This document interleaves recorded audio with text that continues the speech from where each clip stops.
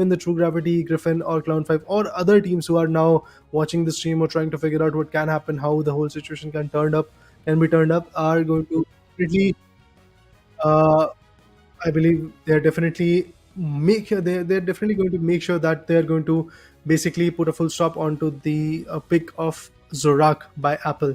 That's exactly what they might actually try to go for. Mm-hmm. So that being said, we also had a big impact from the side of Burzum as well. Being on the Venus, always supporting his teammate has played a very major factor. I mean, it's not always it's not always upon Apple. He did a fantabulous job. There was just no competition to that, but the amount of support which was required from the other players was coming up from side of Burzum every time you need him, especially on the Venusaur, getting the solar beams on point. Even if someone is surviving or countering Zoroark, he was there to get the trades, or he was there to get the counter KOs in that case, and that's how he just played a very major, or I would say the vital role in getting the Yeah. victory in their favor. Definitely, I mean, when you talk about Burzum, he's one of those individuals who was way too on point when it comes to his approach. But let's talk about the standings, guys, because again, that is the leaderboard, which will give us an idea of how and where the teams are standing at. True Gravity, well, they were way too on point against Team FSE Sports, and due to that, True Gravity's standing for now is definitely looking quite good. They have the first standing, and eventually the points that they've got is going to be 3. 4G Legacy on the other corner definitely tried to outrun, but it's Revenant who was able to be victorious in it, and due to that, they have now 3 points. Mm-hmm. Now at this point, we can see two teams standing at the very same position, but it seems like True Gravity will have an upper hand because they managed to clear the things with a 2-0 scoreline, and that clean sheet advantage should be there. That does mean there might be a chance that Revenant might be in the second spot. So we have to see what comes next, because at this moment, I really think that clean sheets will also make a huge impact for the teams to gain the position standings for themselves before the second day comes. Definitely have to see if that Uno reverse card or maybe the clean sheets or clean victories are going to come or not. Because again, the standing is something which is going to matter a lot. Remember, guys, the first top 3 position teams are going to have that advantage of seeding themselves in the whole elimination bracket, which will be the day number 3 of this Asia Champions League regional qualifiers, to be honest. So yeah, everything looks quite on point. But for now, I do believe that Burzum is going to be with us from Team Revenant with the interview. So let's have an insight from him as well. Hello, Hello, Burzum. How are guys. you doing, man? How are you doing? All good, all good. Some nail biter series right there. Yeah, exactly. I Actually, mean, the first match I would like to have what happened in the final stretch. I mean, it was seeming like it was a very cutthroat competition, but in the end, you decided to go for the scores rather than staying with the Rayquaza melting fight. So Inteleon was our only secure, and if I'm playing sniper, and it's very easy to block it. We thought we would score and get back on time. We knew we just needed to stop one score, and if you remember, the Umbreon Mm-hmm. had like point blank shield, and he scored actually after the timer went out. So actually, we were supposed to jump on one side of the map, but we got confused and we jumped top and bottom both. So it was a little bit of oh, not little bit. It's a major misplay over there. Also, my sniper got blocked by Clefable. He's just a huge hero. I don't know how it happened. So I mean, it's chill. I mean, I think it's good if the team is like losing and knows how to come back from a 0-1 deficit and stuff like that in a series, right? So good experience Mm-hmm. for the new boys, I guess. No, I want to ask one more question. That what was the call for Apple for the next 2 games? Like basically, Apple was going bonkers in the next 2 games. I mean, he was going bonkers in the first game also, but their draft, I think their draft was pretty good. Like, Clefable is top tier support right now, and there are Yeah, very few ways around it. Not top tier, I mean, for our region, it's top tier. In general, it's not, but so playing speedster into a Clefable is usually hard, and we never win the first game. of the day. So I think no stress. I mean, Okay. if you we were just laughing it off. We were like little blaming after like for 30 seconds, and after that we were chill. I'm like, Yeah. just go next. What can we do now? Even after all those mistakes, it No, was like very close, right? So I'm like, happens. Go next. uh, every time, like, I have been seeing you from a long time, Crowley, and now it's like, just last question. I'm gonna end it. Why did you change the name from Crowley to Burzum? I mean, I was just playing rank for fun, and people stream snipe and stuff. So I just had it changed, and then I found out you had to keep the same name you kept in India Open. So Oh. Uh, I got cucked by the rules over there.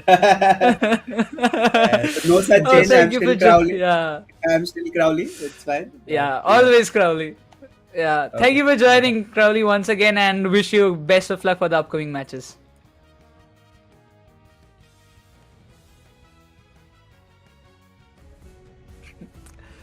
Once a Crowley, always Crowley, and that's a kind of statement you would like to hear Yeah. from the players, right? And basically, he got like, oh man, I was just playing for fun. I changed my name, and it had to be the name for the next all the tournaments. It was like, if I was there, it would have been like, oh man, why did I change my name? But that being said, all the for now the first two matches are done.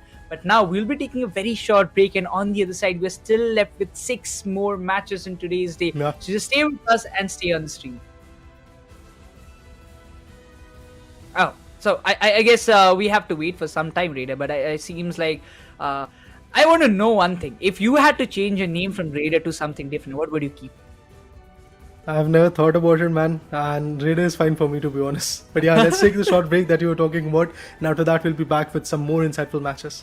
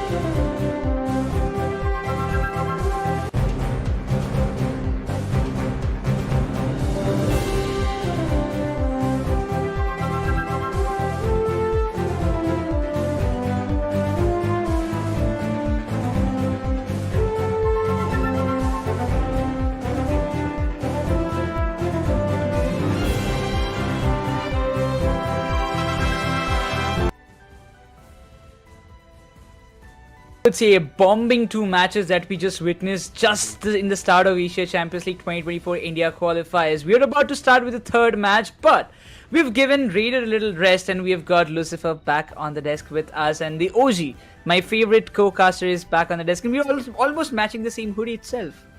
I mean, color seems to be different, but you guys A were little going with that different. hoodie vibe, so I thought I would get back on the hoodie vibe itself rather than changing something different. But yeah, I've been super excited for the Asia Champions League because our Indian teams will look forward to fighting on that global stage again in for another year. We had just incredible two matches that we witnessed right now, Nekroz, and I do want to see what's up for the third game because here are two incredible teams who are going to fight amongst each other. Yeah, exactly. And what we witnessed just in the first match, it was a 2-0. The previous, I would say, the champions of India Open 2023, they are here. They have just started with a complete banger with a 2-0 scoreline. Then the second match came in where Revenant, who were outplayed in the very first match, came up with a certain comeback that completely diminished Forger legacy with a 2-1 scoreline where Apple went berserk on the Zoroark, and it was just a big game. But we'll have a look on what is up for our next screens. Hello, my in-game name is Joy, and I'm from Team Clownfire. And my favorite Pokemon is Slowbro because it has a very good game-changing art, and it can change the flow of the game very well. Myself, it's okay, Babu. I'm from Team Clown5. My favorite Pokemon in Pokemon Unite is Hoopa. I appreciate its versatility and ability to change the gaming momentum instantly in team's favor, providing crucial support and damage when needed. Its move aligns well with my playstyle and making it essential part of our team in-game strategy. My game name is Stars Index. My favorite in Clan 5, my favorite Pokemon is Zoro. Hey Skyesports, thank you for having me. Yash this side from Clown 5. I play support for Clown 5. My favorite Pokemon is Hoopa. Hoopa is so good, it will help in team fight. The strength of our team lie in our exceptional teamwork and communication. We have a deep understanding of each other's playstyle, allowing us to coordinate strategically seamlessly. Additionally, our adaptability and quick decision making during matches give us a strategy edge over opponents. We believe in playing fearlessly. We believe in if we have so many plans but our team play in fierce, then all of those plans and grinds have no sense. The first thing we have in our mind is to play fearlessly and patiently. The Pokemon Unite Asia Championship is a fantastic opportunity to witness the best team in the region compete at the highest level. We are honored to be part of this prestigious tournament and eager to showcase our skills. The diversity and strategies, the high level of competition make it an exciting event for both players and fans alike. We are prepared and determined to make our mark in the tournament. Okay, so my team relies mostly on our micro skills. So each of my team member is very good at micro. So most of the time we win all the lanes. We have advantage before the objective. So I would say the strength is micro. People are really talented in my team and they are gifted in micro. Basically, we play solo to improve our Pokemons and grind our Pokemons to improve our micro. And then evening we play as a team and do streams to improve our synergy, like that only. So basically 2 times in morning we play solo and evening we play as a team. There's timing like 4 p.m. to 10 p.m. something like that. That's it. Yeah, I guess Japan as a region stands out to us because they always don't follow the norm of meta, which is they don't follow the meta as per other regions. So it's like all the other regions one side and Japan has their own way of doing things. So they are always fun to see. There is no boring minute during that 10-minute game. They are always doing something and bringing out the new synergies and stuff like that. So that is one of the region that we enjoy watching. I would guess my teammates will also agree that it has to be Illusion. He is very flexible with his mons, with his lanes. He was playing jungle for this team before I joined in. Then I had to play jungle, so he shifted to top. He's owning people in top lane as well. So yeah, I guess he's the more standoutish player of the team.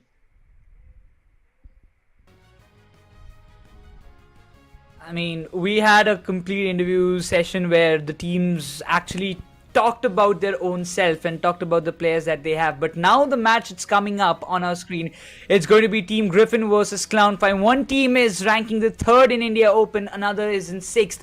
But Clown5 were the one of those teams who actually portrayed such a brilliant performance in the India Open, but they could not qualify for the playoff itself. But this time, I really believe, Lucifer, they are here to dominate and prove their own worth. Griffin with Noah, Snowy, Illusion, Ghoul, and Mikey. On the other end, Clown5 having Legion, Star Sings, Joy, Obito, and Mewtwo. Now, both these teams have been exceptional. One team in India Open we thought should be the India Open champions was Griffin. Clown5, if they could have been the champions, we would have called them the undergods or the underdogs. They were those dark horses like we were talking about Skyesports in the previous year, right? So I want to see what happens right as now, because Clown5, after a fantastic show of domination that they showed in the lower bracket journey that they were having, unfortunately, yes, they got pushed out. That's okay, I'm going to be okay with it, because it was Griffin itself who pushed them out and made them be at the 6th spot in India Open. Now this is going to be kind of a revenge match here, Nekroz, against Griffin. Clown5, are they going to beat Griffin this time, take away their points, and look forward to gaining their position in the overall standing so that their position becomes better later down in the playoffs? We'll have to see what lies ahead, because there has always been a lot of things that I really want to witness. Specifically in the previous match, it got justified that even the teams who got eliminated earlier in the India Open, they are still here with a new confidence, with a new kind of strategy, as what Revenant did start off with against Forger Legacy. So I'm still expecting, with some kind of changes in strategy and kind of changes in the meta as well in the recent patches, Clown5 will be looking forward to get a revenge over Team Griffin. But there is still one X factor that I believe they need to fear about, is going to be TG Illusion. That one player can literally wreck things apart. He was the MVP of India Open, and now he's here to play his first match in the Asia Champions League 2024 India qualifiers. And I'm pretty sure Snowy with his squad, they were not happy with the result that happened in India Open. They thought they will be the ones moving ahead, looking forward to that finals and maybe even winning it out on land. But it didn't happen, got pushed to the lower bracket in their upper bracket finals, and then they eventually got pushed out in its entirety in the India Open by Forger Legacy. Now Forger Legacy is here. Griffin will look forward to taking a revenge, but right as now Griffin have to take up another victory against Clown5, and I'm pretty sure Clown5 are not going to let it go easy. We just saw their interview, right? They said they wanted to put up a best performance, they wanted to give it their all, and I think Clown5 are ready. Last time they were not having much experience, I would say, in terms of what they could do to these big teams, and therefore falling a little bit short either in those final stretches or of a team fight. They used to kind of end up losing a battle, and that gives the momentum to somebody else. And here in Pokemon Unite, it is just about that one small minute, whether you use the Unite over there or whether you made sure to dodge the battle and peel away from it. Those decisions is where it matters, whether you win or lose the game in its entirety. Right as of now, all these teams that are fighting here in the Asia Champions League India qualifiers do not have to worry about things, Nekroz. It's about the position they qualify in, meaning which position they'll be playing in the playoffs. So for a better placement is something that they have to look forward to. But if they have a completely different strategy, right, they can make things work even better. But one thing for sure they have to kind of keep in mind is the next set, the next stage from group stage is going to be playoffs, which is a single elimination, and that's where trouble brews in. You do not have a safety net here. At least you have those buffers of maybe fumbling in a match or two and then gaining it back and bringing back the points, staying in the top and trying to go ahead in your journey, rather than kind of looking of what new Griffin has cooked up over a month. I am looking forward to what Clown5 have rectified, because going down on 6th and Griffin on 3rd, it is still Griffin having the favor, Nekroz. Yeah, exactly. They have the experience, and more specifically the players who have played a lot all together in the previous time as well have made a team again. Team Griffin has been one of the strongest teams itself. But talking about the ban phase, expecting the bans of Hoopa as well as Umbreon should be their better decision, and it seems Clown5, they are going with the Umbreon ban, while Griffin, they will be sticking with the Hoopa ban, not to allow the Hoopa to fall into anybody's hand. Whether it's nerfed or not, Hoopa is still valuable. We saw player from Clown5 mentioning that Hoopa is something that they would want to use in its entirety, and Griffin, good decision coming through. They do not want to give such a strong Pokemon, which helps a lot in team fights. We've talked about rotation, we've talked about quick team jump-ins for a fight with the Unite move coming through, so all of them being denied. Therefore, Griffin themselves wanted to pick up that first support character here, and they pick up none other than Clefable to start things off. But Clown5 say we want to make our front line strong, and they immediately lock in none other than a Lapras as well as a Slowbro. On the counter, it seems Ghoul will be going with the Inteleon. It has proven that, yes, the liquidation is not finding a lot more value, but the snipe shot is still into the play, and it's finding a very, very good amount of values for its team. Illusion sticks with the Buzzwole itself. After a long time, I'm seeing Buzzwole coming into the play, but on the other hand, Clown5, what do they have in their pocket? Now, I think this is them making sure that they have a healer and a frontline damage dealer, and then having that backline ranged attacker.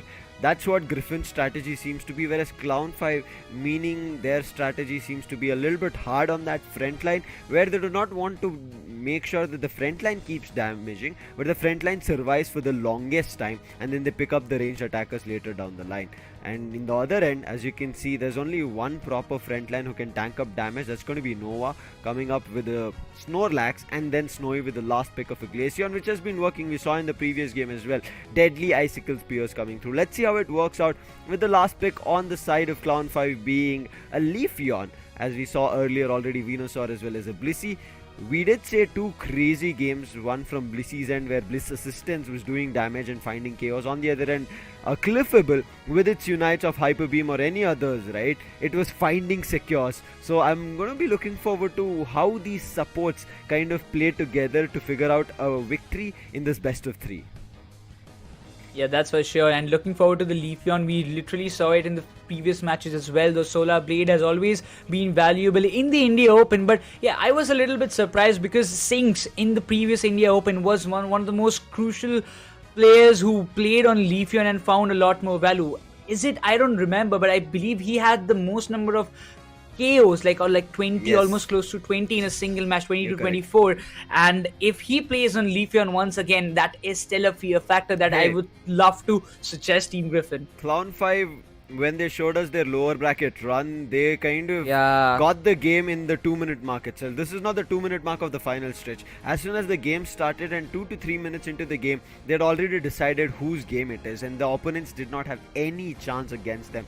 That's how great Clown5 were, and that's the reason we are kind of still looking forward to what Clown5 can do in front of Griffin, because previously it was Griffin, and that's the reason we are giving Clown5 the benefit of the doubt as of now. But Griffin, once they start off, they're not gonna stop. We just saw a previous game where a Snorlax was being used along with Yawn. That was just wonderful for me to watch. Let's see right as now what moveset that Snorlax comes up, because it's the only defender coming in from the side of Griffin.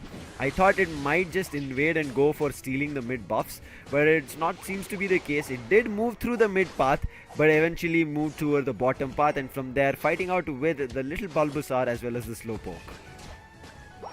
The early stacks have already started from both the teams' side. On the one hand, we see the Buzzwole, on the other, we see the Lapras, but being contested, it seems that the Leafeon wants to go a little bit up front. The Solar Blade is active right now, so he might be going with those early approaches, but Lapras, he's being drained out a lot. And alongside Clefable, the Buzzwole, that too on Illusion, can be a very, very much fearful factor coming up from the side of Team Griffin, as they would like to find as much value as possible. For now, the early game seems to be a little bit, slow-paced, as all the players are looking forward to farm and level up themselves as fast as possible, while Illusion is there on level 4, but the Glaceon is on level 5. Along on the other side, the Leafeon is on level 5. The Solar Blade comes in and probably was able to steal that Swablu's in Altaria. Mid-path players from both the ends have moved to the top path after getting their buffs and reaching level 5, but Obito, big damage that he takes. Ice Shots, Water Pulse, keeping Illusion in check. In the meantime, they go for the mid Ball Toys. It just gets taken away from Griffin, nothing much to be worried about, but Nova right now moving in, maybe just to cause a little bit of an annoyance, and then immediately jumps back.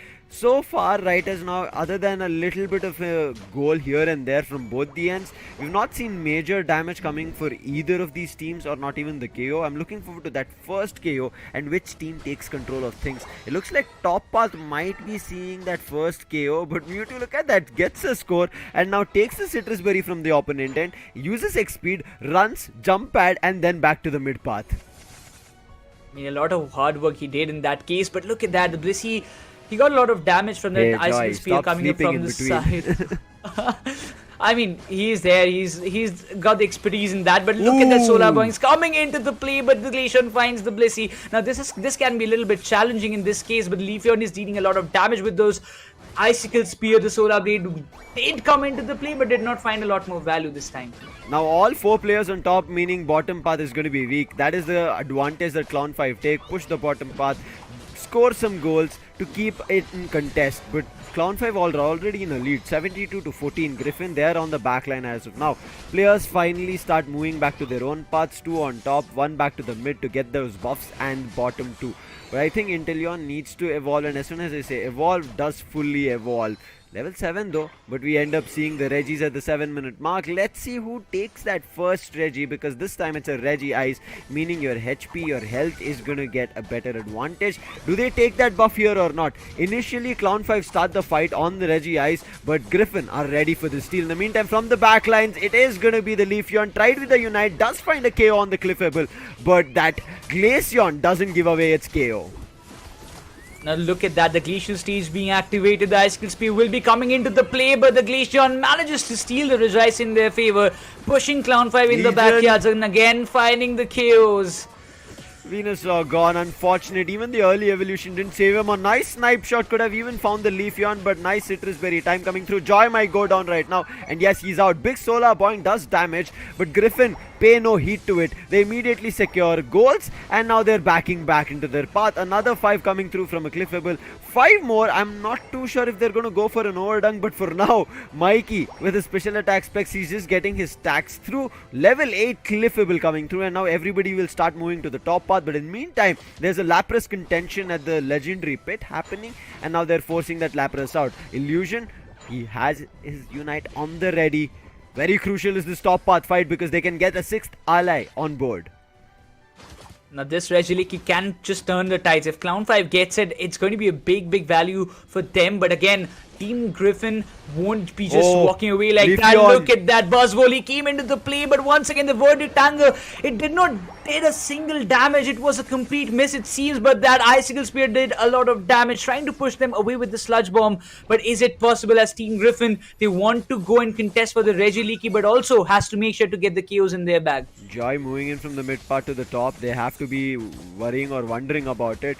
Joy as well as the Lapras, both of them play together, Slowbro and Lapras, then trouble can start brewing in. For now, Illusion keeping players in check, and it is none other than Glaceon who was trying to take the Regieleki, but the Venusaur takes that steal away. Unite being used, but it gets missed. It does not connect to the Leafeon, but immediately chasing Illusion. 2-step Emerald coming through, and now Illusion barely surviving, trying to gain some health as he smacks the players with superpower. And yes, he does, puts the Slowbro down. However, they can still score, and look at how low of a health the Lapras was, but gets the Bliss assistance and survives. But in the meantime, an overdunk of a 40 comes, and Clown 5 destroyed Tier 1 of Griffin on the top path.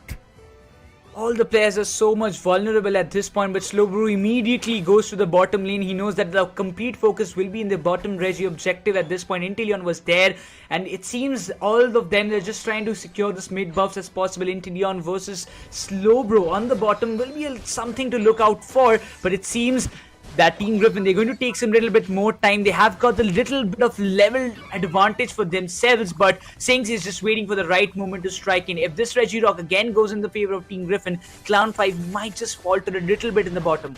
Verdant Anger coming out to secure the Regirock, and it didn't come through. It was the Glaceon this time making a secure. Snowy gets it through, but right as now, damage being done with the poison. Let's see if it does a lot more. Beam as well as Poison being played as of now. Illusion ready, but a big beamer coming through. Make sure that they had to invest their Unite, and after that even comes the Spy Vision. Now they want to take revenge against the players of Clown 5. Maybe even find Chaos. Maybe even destroy the goal zone. But do they find? Yes, Joy goes down. There's a slow bro out. Do they find one more? Leafeon is super low. Look at that Icicle Spear also bringing Blissey down, and this forces the players off. And there could have been an overdunk of a 50, but they didn't want to risk the chance. They push it to 39. Griffin still further apart from the goals, 131 to 185. Clown 5 have the lead, but immediately look at what Illusion does. Goes in for a 40 on the top, but the Lapras comes, tries to put a stop, and it is not working, as they do get a dunk of a 25 and a 50. This time the Unite connects, and a KO as well. And Griffin with the top path control, they even take control in the goals, but a bottom 40 might change those plans. And yes, Clown 5 immediately swing things back under their way. This time the Regiliki will be compromised from Clown 5, it seems, because there was nobody to even just try to contest it. And now the 6th ally being added to the side of Team Griffin, it will be pushing down to the tier 2. But it seems Lapras and Slowbro will be there alongside the Leafeon to stop it from happening, because there is 20 more seconds on the clock for the Rayquaza to spawn in the legendary pit. And this is the time where Team Griffin, I really want to see what are their strategies right now. Are they going to melt the Rayquaza because they have to, because there is a little bit of score difference happening from Clown 5, but in the means of the kind of level difference, Team Griffin, they're a little bit step ahead. Yeah, because of those last two objectives that they got, the bottom Regirock and the top Regieleki, that's given them the advantage. Rayquaza is here, it's time for the final stretch. Majority control in Griffin. All the other players from Clown 5 are on the top end of things. Illusion just right now indulging or trying to grasp a battle between the players of Clown 5. Sludge Bomb coming across in various directions. Noah tried to move in. Yawn did hit. Then the Icicle Spear as well. People are trying to protect the Lapras, and they finally do. But still hefty damage being done. Sludge Bomb keeping players in check. Leafeon hiding in the tall grasses. Went for a heavy slam, but Leafeon ran away from that direction. Snipe shot also being used in the meantime. You can see how much Griffin have things under control. They're not letting the players of Clown 5 come closer. They're hiding in the tall grasses. Again, the Icicle Spear pushing Obito back. Legion might get stuck, but a big Unite of a sleep coming through from none other than the Snorlax, but it's not going to be enough to find value out of it. It again keeps the players in checks and forces them back to the top path. Leafeon was there close to that tier 2 goal zone. It seemed to me that he might be just going for the score, but a lot of Unites being dumped. Rayquaza still not being melted, but 3 of the players have been taken down from Team Griffin. It's all up to the Cliffable and the Snorlax at this point, while the Snorlax will be going with an 80 score for himself on the tier 2. The Cliffable is here. Will he be able to get the steal possible? But it's not. It's the Leafeon who gets the Rayquaza in their favor, and they will be all going for the scores. Team Griffin, they just crumble down in the end moment, and there will be an overdunk at this point. Much more needed scores from Clown 5 as they start off the series with a 1-0. It was a very small and a simple mistake that Griffin did here, is not paying attention that there was Verdant Agar still there as a Unite on the Venusaur. If they had paid attention to that, that damage would not have inflicted on them. I think around 3 to 4 players from the side of Griffin got hit with that Verdant Anger, and now their efforts of trying to turn the battle is not going to work. There's not enough time on the clock. With 3 seconds, another 82 being dunked pushes the dreams of Griffin in this best of 3's first game away. Clown 5 take it from Griffin. Oh, that was something that a comeback was needed from Clown 5, and they did it so brilliantly. The one, as you mentioned, Lucifer, just before the match, a small margin of error can cost you an entire match, and that actually happened. After having such a control in the final stretch fight from the side of Team Griffin, even they were like not allowing a single player to come up close to the Rayquaza. They just couldn't make it up to the mark. Look Griffin, at Sinks. 222 goals. I mean, we saw him doing damage. When did he also secure goals like this? Insane stuff coming in from Sinks. He was also part of a total of 5 knockouts, but itself Legion coming up from the back in support. We saw Illusion getting 5 KOs for himself as well. Trying to put a lot of efforts, but Nova, in spite of having 9 assists, trying to pull off so many good moves with that Snorlax, he just couldn't keep his team on the winning side. I think one major downfall that we ended up seeing from Griffin, even though there was enough damage coming through, is not bringing the players of Clown 5 together, or kind of keeping their players closer to them or chasing them for a KO.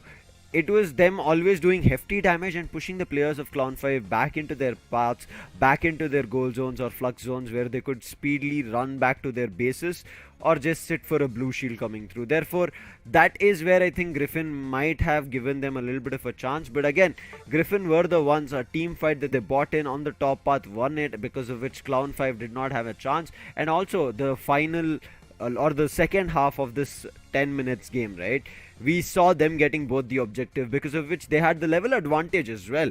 I think that's something that Clown 5 kept a check on, made sure that that level advantage doesn't hit them. You could see Snorlax always trying to go for a heavy slam, yawn, but it did not connect with any of them, and that's what worked really, really well. But I think Griffin, the start was not that great. It was Clown 5 who started well, even found those initial knockouts, and they kept that in check. Even though towards the second half, things kind of went wary, but you could see how well Clown 5 kept themselves in check, and as soon as their Unite started dumped up to the players of Griffin, they all charged up, and I think that's where everything worked out in favor of Clown 5.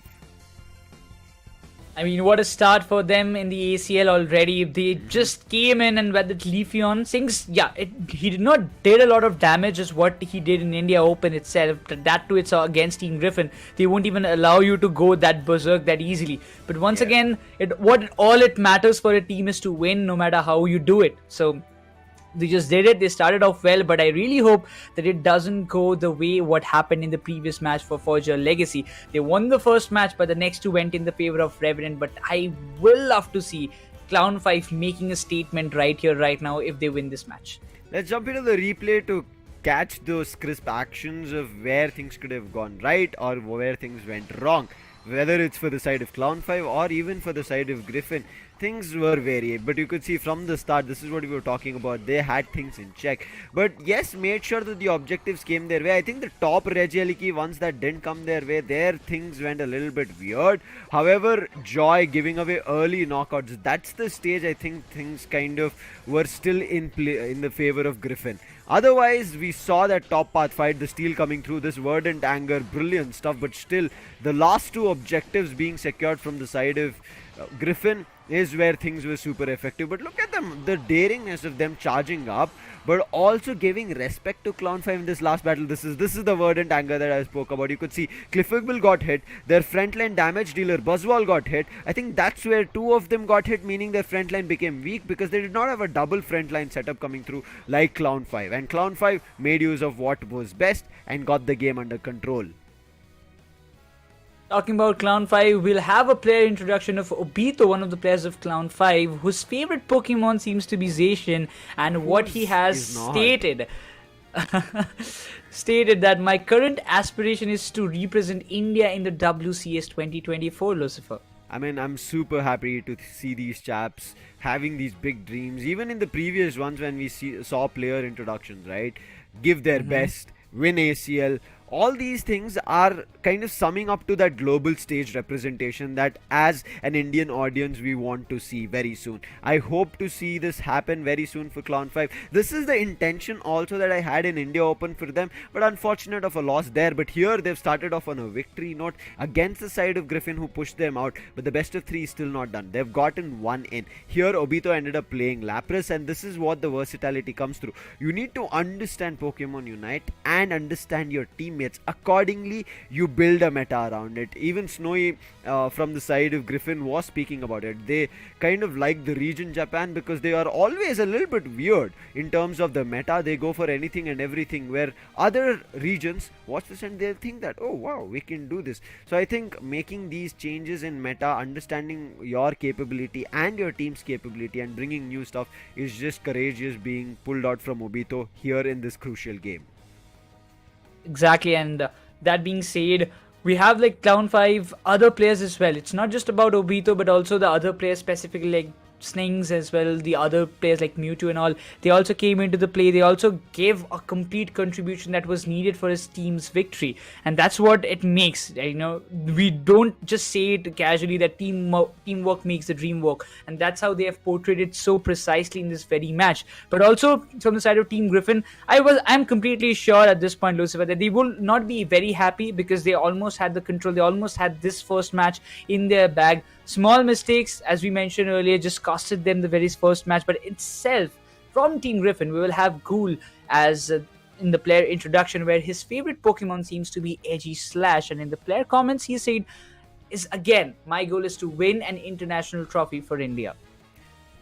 I want to see this happening, and I think there is a lot of chance, especially with the WCS that we saw earlier this year itself, where SHL were representing us. It was so close, and to imagine that they'd already taken them down in a best of three, and if they had taken them down in its entirety, the team that are our champions of 2023 wouldn't have been them. Maybe it could have been SATUL. So I think interesting decisions, and also Ghoul was an ex-SATUL player. So all these changes in rosters are also kind of made me kind of get to those goosebump situation, or even have that thought of, yes, India is getting to that global representation and global trophy. Representation has been done over the years, and every time international team sees India, right, they're worried. Because every time it's very different of how India functions. They fear them. They're out of the norms. But right as now, out of the norms was Clon5 pulling off their first victory. Griffin would want to bring things back, but it seems like nobody is going back to that Hoopa ban. We are seeing the Umbreon ban, but this time there is also a Clefable ban. First pick still for Griffin, so I think Griffin might be the ones who are thinking we want Hoopa this time. And if it goes like this, if the Hoopa falls in the hands of Mikey, I'm looking forward to see what Team Griffin can do, because if I'm not wrong, Lucifer, Mikey has always been the one to dominate on Hoopa most precisely. But as they have the first pick preference, Team Griffin, yes, now they have locked the Hoopa, and that's Mikey. Side eye with a Sableye, I didn't think that was the case. They got back on the Hoopa. Let's look forward to the other two choices. I think might be Lapras and Slowbro again. Good and wise choices. The front line was strong, but seems like they want to show Griffin how to play on the Buzzwall. Take that Buzzwall away from them. Slowbro, however, still going to be picked up. Noah sees that, oh what? They gave away Lapras. They thought maybe the Buzzwall is going to be better. That's okay. I'll pick up the Lapras. Ghoul coming in. He's going to be taking up the Espeon. I really like this. Espeon's psychic damage coming through in terms of stunning Pokemons, and giving wide array of choices is good. Griffin might just need that. On the other end, Legion taking away the Inteleon. This time still keeping the Blissey is Sings. I think Mewtwo will get that Leafeon back for Sings, and then in the stage of preparation we will see the change of Pokemons coming through. But Snowy, he gets back to those punching Urshifu. Not too sure if he's going to be going for liquidation or single strike or rapid strike Urshifu, but at the last second he changes. It's Illusion comes in and the Blaziken, and now things have gotten off to an interesting position. Two ranged attackers, and seems to be, for a second I thought two all-rounders on the opponent end, but it's double range attacker on both the ends, and composition seems to be same. Like in terms of role, both the sides have the even number of roles of whatever the opponent is. But double ranged attacker, single all-rounder, one defender and one supporter. Now this is turning out to be a little bit interesting. We have seen today that the Venusaur, even on the Petal Dance, Giga Drain has been valuable. On the Solar Beam, it has always proven his worth, giving a lot of damage. But Legion, probably this time, when you have Inteleon with that snipe shot, probably Sinks will be playing on the Petal Dance and the Giga Drain. But on the other side, Illusion picking up the Blaziken. He did a lot of damage being on the Buzzwole in the previous match. But will he be able to do the very same on the Blaziken? Because it has proven to be worth it in the India Open. But after the recent patches, I am still thinking whether he can just do it or not. Preparation done. Teams are ready to fight out right now. Sings is not going to be on the Speedster. As we did speak about it, he might have liked to play on the Leafeon, but looking at the opponent's composition, they thought, I think we have to start draining their health. So let's look forward to seeing whether it's a Venusaur, it's going to be a Petal Dance, Giga Drain coming through. Buzzwole is something that I want to see of how it functions. We did already see Obito like Zacian, meaning he plays all-rounder. That is a role that he's picked up with his Buzzwole. How that works out here in Game 2 is something that we are prepared for. This is the third match here in India qualifiers. Round robin stage. Let's see how this group stage works out. Which teams are going to get on top? Clon5 have the chance here, Nekroz, that they can close things off in their favor, because they already have a point. But if they even things off, Griffin might do the same thing that they did last time, because the India Open score was also 2-1. Exactly. For Clown5, it's a big time for them to take the revenge itself. But once again, trying to go for those early stacks. Lapras will be there in this bottom lane for sure. But Inteleon and everybody, they're just trying to push them away, not to go and let them just complete the stacks for themselves. Legion alongside, we see Joy around the corners. Obito this time picking up the Buzzwole, has taken a big responsibility on his shoulder, but this time look at him. He's dealing a lot of damage, but Chansey will be there to heal himself up. He's playing an attack weight stack. I'm not too sure why he's not going in for stacks. He's just taking these wild Pokemons. And right as now, finally we end up seeing scores being dunked from the side of Griffin. They have started off pretty well, but instantly, oh, look at the train that is happening. Joy barely survives. The Icicle Spear also came into the play, but again, if we just talk about this, Altarian Swabruce will fall in the hands of Team Griffin, as it seems, because it's Clown5, they were not even close to do and contend for it, and the scores on the top just starts to continue. While Buzzwole, he will be diverting them, and eventually the scores might be coming, but look at Mewtwo, he barely survives on a pixel HP. Yeah, great damage coming in on that Combusking, making use of those fighting moves, charging in, might find the K on Mewtwo, and yes, he does. In the meantime, Obito went to find the wild Pokemon, does get that Aeos energy, but he loses his teammate. In the meantime, Obito makes sure that they do not take away the wild bunnies. He gets it to himself, pushing his overall Aeos energy to 9, but he still needs to keep that stack ongoing. The mid lane contention, lot of players there. Ivysaur will be there, but this kind of situation helps Legion to go for this 30 score in the bottom and starts it off. Well, Ivysaur has to make a fallback because there are a lot of things that does not go in your way all the time. Buzzwole also retarded back to the tier 1 goal zone for himself. Snowy, he's trying to pull off a lot more damage. He has been very, very much valuable previously when the Glaceon was in meta, and now as it is back again, he wants to prove that who is the best Glaceon user in the lobby. Very crucial is this game depending on the all-rounders, because both of them have same items. There's no difference. They have eject, they have weakness policy, they have attack weight, they have focus span. So let's see how it works out. It all depends on how well they stack. Combuskin again moving in, trying to charge up. He finds the Glaceon, not the Combuskin. There's going to be Mikey coming in on the Hoopa, but the Combuskin fully evolved to a Blaziken. Obito, this is his time to move down, but he finds an opportunity to pick that Hoopa with the superpower and throw it away, but thankfully the Phantom Force saves the Hoopa. At this point, they want to focus on the Reggie objectives as well. Buzzwole decides to stay on the top alongside the Blissey, while Blaziken is still also there, might be trying to steal it off. But again, Clown5, they are looking forward to get this bottom Reggie steal in their favor. Inteleon finds this Peon. It's going to be a crucial pick for themselves, but they also have to be very, very much patient with all the decision making. It's a 3 Pokemon stack for coming up from the side of Team Griffin as well.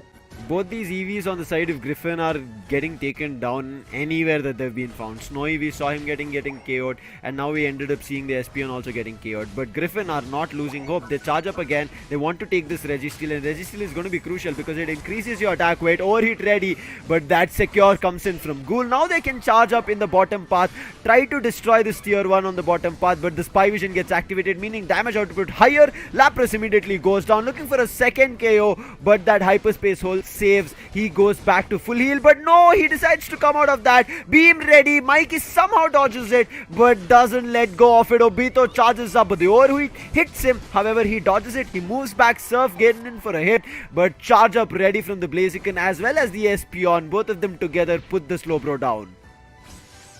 The snipe shot is dealing a lot of damage, and that too again Obito, I guess he's completed his stack on the top lane, giving that opportunity when everybody was focused on the bottom tier 1 goal zone.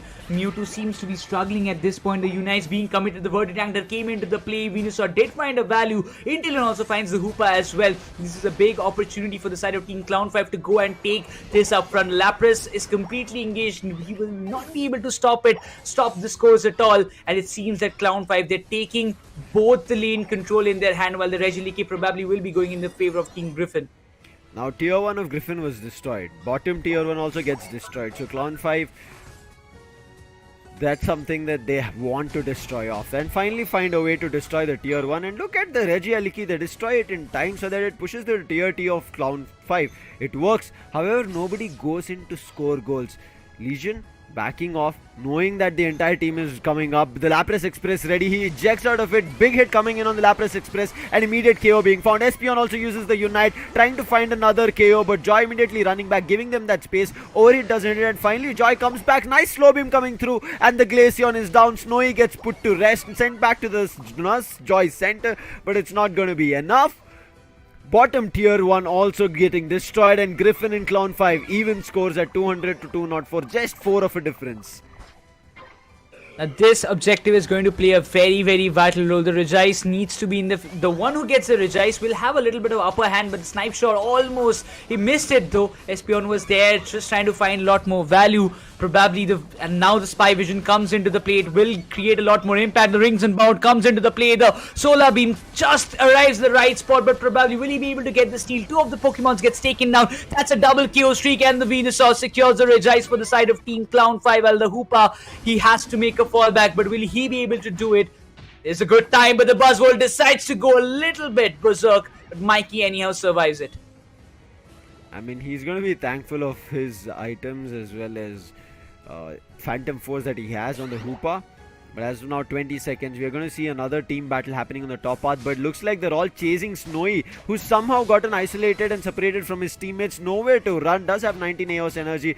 But look at that Buzzwole chasing him. Finally, there is going to be Mikey trying to help him out. But the Joy comes down. Can he take down Snowy? It feels like Joy himself gets taken down because there's Peon with the Psyshock. Puts a stun, puts him to a little bit of a daze. And therefore, Joy sent back to the Nurse Joy Center as of now. He will get back, but in the meantime, Regieleki is already here. They're trying to take this Regieleki in charge. Griffin, if they get it, now they stand a chance to do much more damage. Blissey was trying to save things and doesn't work out. Regieleki becomes the 6th ally with 40 seconds left for the final stretch. Now this is going to play a very vital role. We see the Buzzwole, Slowbro and the Venusaur there to stop the Regieleki, but it will give a lot good, I would say, time for the other players of Team Griffin to level up before the Rayquaza fight happens, and that's a bad timing for Obito. He just misses the Solar Beam this time, but that doesn't matter. He's going to take it care by all himself. But Clown 5, they're focusing on to defend the bottom goal zone as much as possible. Yes, both of the sides have lost their tier 1s, but now 16 more seconds on the clock. This Rayquaza fight, this time Griffin, they won't be, looking forward to cause any kind of mistakes. Actually, do any kind of mistakes in the final stretch to just lose this match. One thing to kind of worry about Griffin again having the level advantage. 3 of their Pokemons on level 13, whereas only 1 Pokemon on the side of Clown 5 is on 13. That's the Inteleon. Ranged attacker 2 and 1 all-rounder on the side of Griffin. But look at this chase coming in from Obito. Might have been a little bit of an overextension. His health not that great, but the Blissey is going to be in close counters. But Clown 5, they're looking forward to directly attacking this Rayquaza. Want to drain it and take it in their favor, but the Hoopa is ready. Will call his teammates, give them the idea of what's happening. Snowy also in the mid path, but a big slow beam coming through, making sure that Mikey doesn't get any chance. Snowy uses his glacial stage, but it seems like it might not work. However, finds Inteleon. Espeon using its Unite, puts the Buzzwole down, and now things are turning around, but the Buzzwole's damage initially works out in favor of none other than your Venusaur. Verdant Anger finds a 3 KO streak, but their Blissey, their healer, gets put to rest. However, Illusion barely surviving. Snowy cannot fight alone against that Beamosaur and Sludge Bomb coming through, so decides to back off. And every player from Clown 5 also decide to back off, but in the meantime, Griffin players went to secure goals, and they did. 372 is where we are sitting at. That got missed in the fight that we had here in the mid path. Now Clown 5, it's time for them to charge things in their favor. If they don't, with 40 seconds on the clock, it's going to be tough. And again, the Venusaur starts. Snowy is out. Do they find another one? It's going to be an exchange. Inteleon goes down because of the Blaziken. Obito trying to get closer to that Hoopa, but unable to do. And Hoopa hitting in all fronts. And now Obito might just be put to rest. Yes, the Lapras puts him down. Now Joy might also go down, and the chase is coming in. And yes, those punches and kicks coming in from the Blaziken works. Joy might also be put to rest, but the overheat misses, and now Illusion trying to chase Sings here, goes again with the Focus Blast, gets the hit. Sings barely surviving. Illusion might just get the last hit. Sludge Bomb gonna be there, but he's not getting Sings. How is he surviving? And he gets another KO, but unfortunately Clown 5 will not be able to get themselves to victory because Griffin even the score to 1-1. Now that was some hell of a fight in the final stretch. In spite of finding so many values, the Venusaur did a tremendous job by Team Griffin. That last minute score did a fantabulous job. Look at Singhs. He's got 6 KOs, 8 assists alongside Legion. He was completely stopped. The Inteleon did not even had a single chance to function properly in the final stretch fight, and King Griffin made sure that he doesn't even come in between the way of any of the players. And that's how they just won it and came up with an equalizer in this very second round. And it seems to me that Team Griffin, they are quite angry right now. They want to settle the score, they want to win the series, and they don't want to let Clown5 walk away with a win that easily. Yeah, it's not a great difference like we saw in the first game where Clown5 just had 700 and Griffin was sitting at just around 200. Here it was an even Stevens battle. Again, this was a little bit of an itchy mistake. Obito decided that we have to put down Mikey, otherwise he's going to bring his teammates from anywhere around with the rings unbound and charge upon them. A little bit of an overextension happened, and therefore Obito got closer to where Snowy was, Blaziken was, and eventually got himself KO'd. Whereas Singhs on the top edge of the legendary pit, got 3 KO streak. Somebody should have joined hands with him, but on the other end, Illusion, great stuff being done from him. 84,000 damage. You saw him chasing that Venusaur, focus blast, spinning flaming kick, fist, everything, whatever he could. He was hitting that Unite moves. He was hitting his move sets which were changing constantly, finding his way through, found those KOs, made sure that Clown5 players get put to rest, and especially I think finding Legion's KO in that last fight made all the change that Griffin needed. Now once Legion went down, Singhs was already in a different direction, meaning that there was Singhs who was trying to find control of things, whereas Legion was there for secures, I feel like, along with, yes, Singhs on that Venusaur, but still, after losing a player as a ranged attacker, their kind of backline was weak, their damage dealer was not there, and Obito couldn't do much as he also gotten taken down. The entire graph sums up what actually happened. The control was there on a 50-50 ratio, but after the 6th minute, everything was still the same for both the teams. Almost for 2 minutes, they had the similar scores. Yes, the objectives went like back and forth, one for the side of Team Griffin, one for the side of Team Clown5, but eventually the final stretch determined everything for either of the sides. Singhs tried his level best with the Venusaur, getting 3 KO streak, 2 KO streak for his side and trying to find the values, but still the amount of time he needed for the others to melt down the Rayquaza, he did not get that kind of support where it was needed, because even after finding so many KOs, they all went to the cooldown. They again came back after the cooldown was over, and they did find the value that was needed. And that one big score that happened in all between these fights that we missed it in the top tier 2 goal zone changed the entire momentum and created so much pressure in the heads of Clown5 that I believe they fumbled down that what to do next.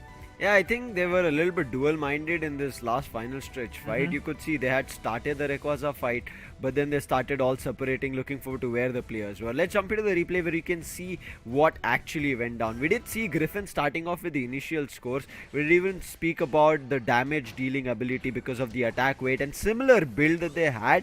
But eventually it looked like both Obito as well as Illusion were a little bit in even terms of how they were doing damage. Illusion had a little bit of a better step up compared to Obito, because I feel like Obito had very fewer stacks compared to Blaziken.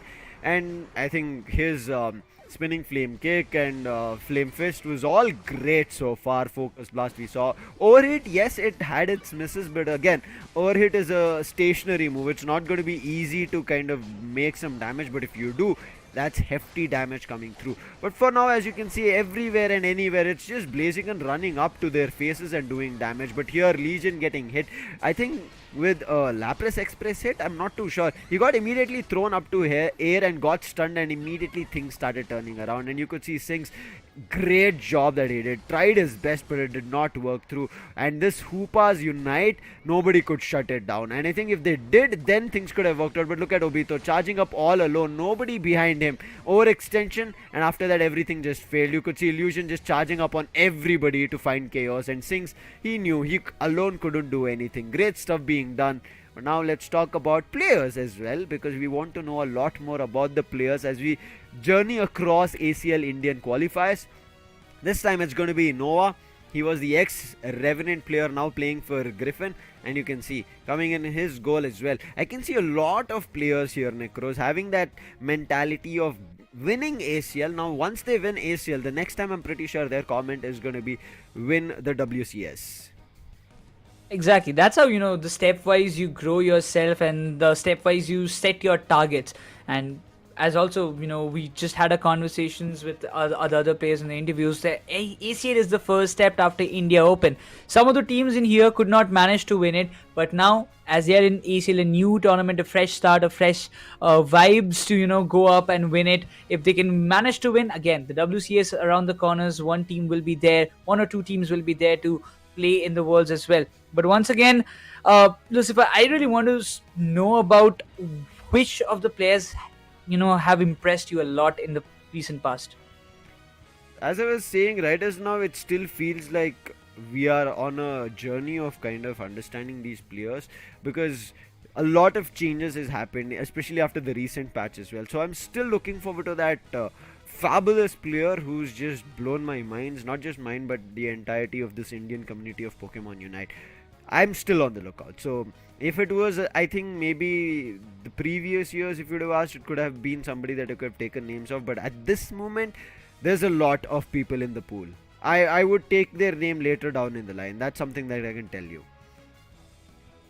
That's for sure. But even if we talk about the other, like Joy, he also was there playing on the Slowbro itself. He has his favorite Pokemon, that is Slowbro, and again, he played it, he got the pick for himself, and eventually, playing on your favorite Pokemon does give you a little bit more confidence. But it seemed to me that Joy was the majority of the time he was completely overpowered by the other players from the opponent's side. I side. feel like that was the role here, Nekroz. He acted kind of a little bit of a bait, tactical bait, as we kind of talk about it, right? That again, Slowbro is one that can take up a lot of damage, recover the health, but also buy time. I think that was the role here from Joy, and which worked out. You could see, right, most of the times people never indulge in a fight with Joy. They either indulge in a fight when Joy was very low in health. If he had even more than half of the health, they're like, okay, let him go. If you see him, just put down a moveset on him. He'll move back, you also move back. Do not chase him for a fight. That was the intention. But yes, during team fights, they were kind of isolating Joy, something that I feel like they have to look forward to it. But Joy's surf was also kind of enough for the side of Clown 5 to do effective damage. But I feel like Clown 5, they have a lot of wavered mindset for themselves. I think they have to kind of come to a single conclusion. Let's do this, and maybe they close the game. But giving a chance for Griffin, giving Snowy a chance to get back on his foot, right? That's trouble. And this time he played Icy Wind. Previously Icicle Spear, it was still doing damage. This time Icy Wind still did damage. So that's something that you have to be worried about. Griffin have experience. They can change things up. They can bring in new rosters. But Clown 5, because of the loss, this time they got a chance of the first pick. Not the Hoopa ban still, because they might want to bring the Hoopa for themselves. We were talking about it in an interview, they mentioned, but looks like the Hoopa ban is going to come in from the Griffins, and they do not want to give them that chance. Slowbro ban coming in from Clown 5. Talking about that, the first pick preference will be there for the side of Clown 5 this time. So we might be seeing an Umbreon popping off from their end as the first pick, or maybe something different. But Team Griffin, they have got the momentum. Joy will be going for Umbreon this time, but that will give the privileged Griffin a Lapras or an all-rounder, or maybe a Venusaur this time. You can just decide. But Mikey goes for a Clefable as well as a Lapras or Nova. Now Umbreon was being banned in the first two games, and we end up seeing the Umbreon pick. From Clown 5, the Venusaur is still kept. Legion thinking a little bit whether a Venusaur or an Inteleon. Finally an Inteleon. Obito wants to get back to his winning strides with this Buzzwole. Wants to prove. Previous game it did not work out. It was a better game coming in from Illusion on the Blaziken. Still keeping that Ghoul as well. The stunning capability on Psyshock is just amazing. And especially because Psyshock converges and then diverts in 4 different directions. Like, I'm not like exact 4 different directions, not 90 degrees, around 10-20 degree variations coming through, but it's multiple players. The chances of hitting multiple players in a cluster is high. So stunning capability also coming through. But in the meantime, wait, am I seeing a Tyranitar? This was seen once in India Open. It did do effective damage, but because it was not in the meta, they couldn't pull off the win. is it a big gamble coming up from the side of Clown5 to just go with the Tita? But Snowy, he has been dominant on Gardevoir previously, if you just remember it, recollect it from the past. And again, this time not a Glaceon, but a Gardevoir again in the meta, or maybe in this kind of composition, can be fruitful for them again. Illusion, as we mentioned earlier, he was dominant on the Blaziken, but this time the surprising factor that we will be looking forward is the double all-rounder composition coming up from the side of Clown5. There are two Pokemons I fear in general in Pokemon Unite. One is the Gardevoir, another one is the Dragapult. Whenever a team makes a pick of either of these two, because these are not seen in meta in general. And now Snowy making a pick, and especially Snowy as a player, we know him. He does a lot of damage. Now with the capability of Psyshock having 3 hits is something that Clown5 have to be worried about. And their game as of now with these double all-rounder setup coming through is a late game, because even Legion has to evolve to the fully evolved Inteleon from Sobble. So it seems to be a late game strategy coming in. Gardevoir also a little bit of a late game Pokemon, however early game can be controlled with Blaziken as well as Espeon. So I feel like right as now to start things off, Griffin might have it in their favor with also Lapras being there, but let's see. Clown5, they also have an EV at their end. It's going to be an Umbreon versus an Espeon as well, but yes, roles are going to be different. Defender versus a ranged attacker. The decider map goes underway. This is the second decider match we're witnessing for this ACL India Qualifiers 2024 as of now. Clown5 versus Team Griffin. The first match was won by Clown5, the second was for Team Griffin, and now the decider will be the one to decide which team will have an upper hand in the overall standings, because it's all about the positioning, as we mentioned earlier, before the day 3 comes in the qualifiers, because that's how the seed will be decided. And for the early farming of the wild Pokemon, it seems that Team Griffin wants to take the upper hand, not allowing Joy to go for the early stacks as well. Early stack already happening from both the all-rounders on the top path. As you can see, the little Torchic as well as the Buzzwole getting 1-2, 1-6 stack. In the meantime, Joy wants to evolve to the Umbreon, but thankful to the X-Speed, he's able to run a little further, but Nova is not letting him run. Ice Shots coming through. Everything to find a KO, but Joy somehow still managing to survive, because early you are not effective in damage. You are just doing chip damage for now. But Obito also about to get KO'd. Mikey being there with Illusion, make sure that Mikey will not get KO'd. But Snowy is here. The Psyshock is out, trying to do damage, but misses 2 of its hit, and therefore not effective damage being done. Clown5 will not get into a fight over there. They get fully evolved, but the Pupitar is also on top from the Larvitar. Illusion, big hit coming in. Sings moves up as well, but the Psyshock keeps players from Clown5 in check. Still, it seems like Team Griffin, they have a good control in the bottom lane, not allowing a lot for Clown5 to have a free movement over that place. But Umbreon evolves. He has still not got the early stacks, but yes, the evolution of that EV was very, very much important. But it seems Team Griffin, look at the top lane control that they're having. For Obito to single-handedly hold them off was definitely not that easy. He needs his support, and for that we see the Blissey and the Umbreon coming into this picture, and now it seems Illusion with the mean look stops him down, and that's the KO that they wanted desperately for a longer period of time. Will allow the players of Clown5 to even complete their stacks. Yeah, there was a stack that they had pushed for, but now they have to give away a stack because they had overcommitted. But in the meantime, Espeon finds one on Umbreon. The EV battle continues as we spoke about it, but now the Umbreon is back after the cooldown. But look at the chase coming in from Nova. He wants to take this Drizzly down. It's not going to be an easy job. Drizzly might also do effective damage, but 3 of their players are at the mid path. Umbreon, Joy finally moving out, but the Ice Shards again take a hit on him. Psyshock coming through to do a lot of damage on Joy, but he dodged all of it, but he's isolated from his teammates.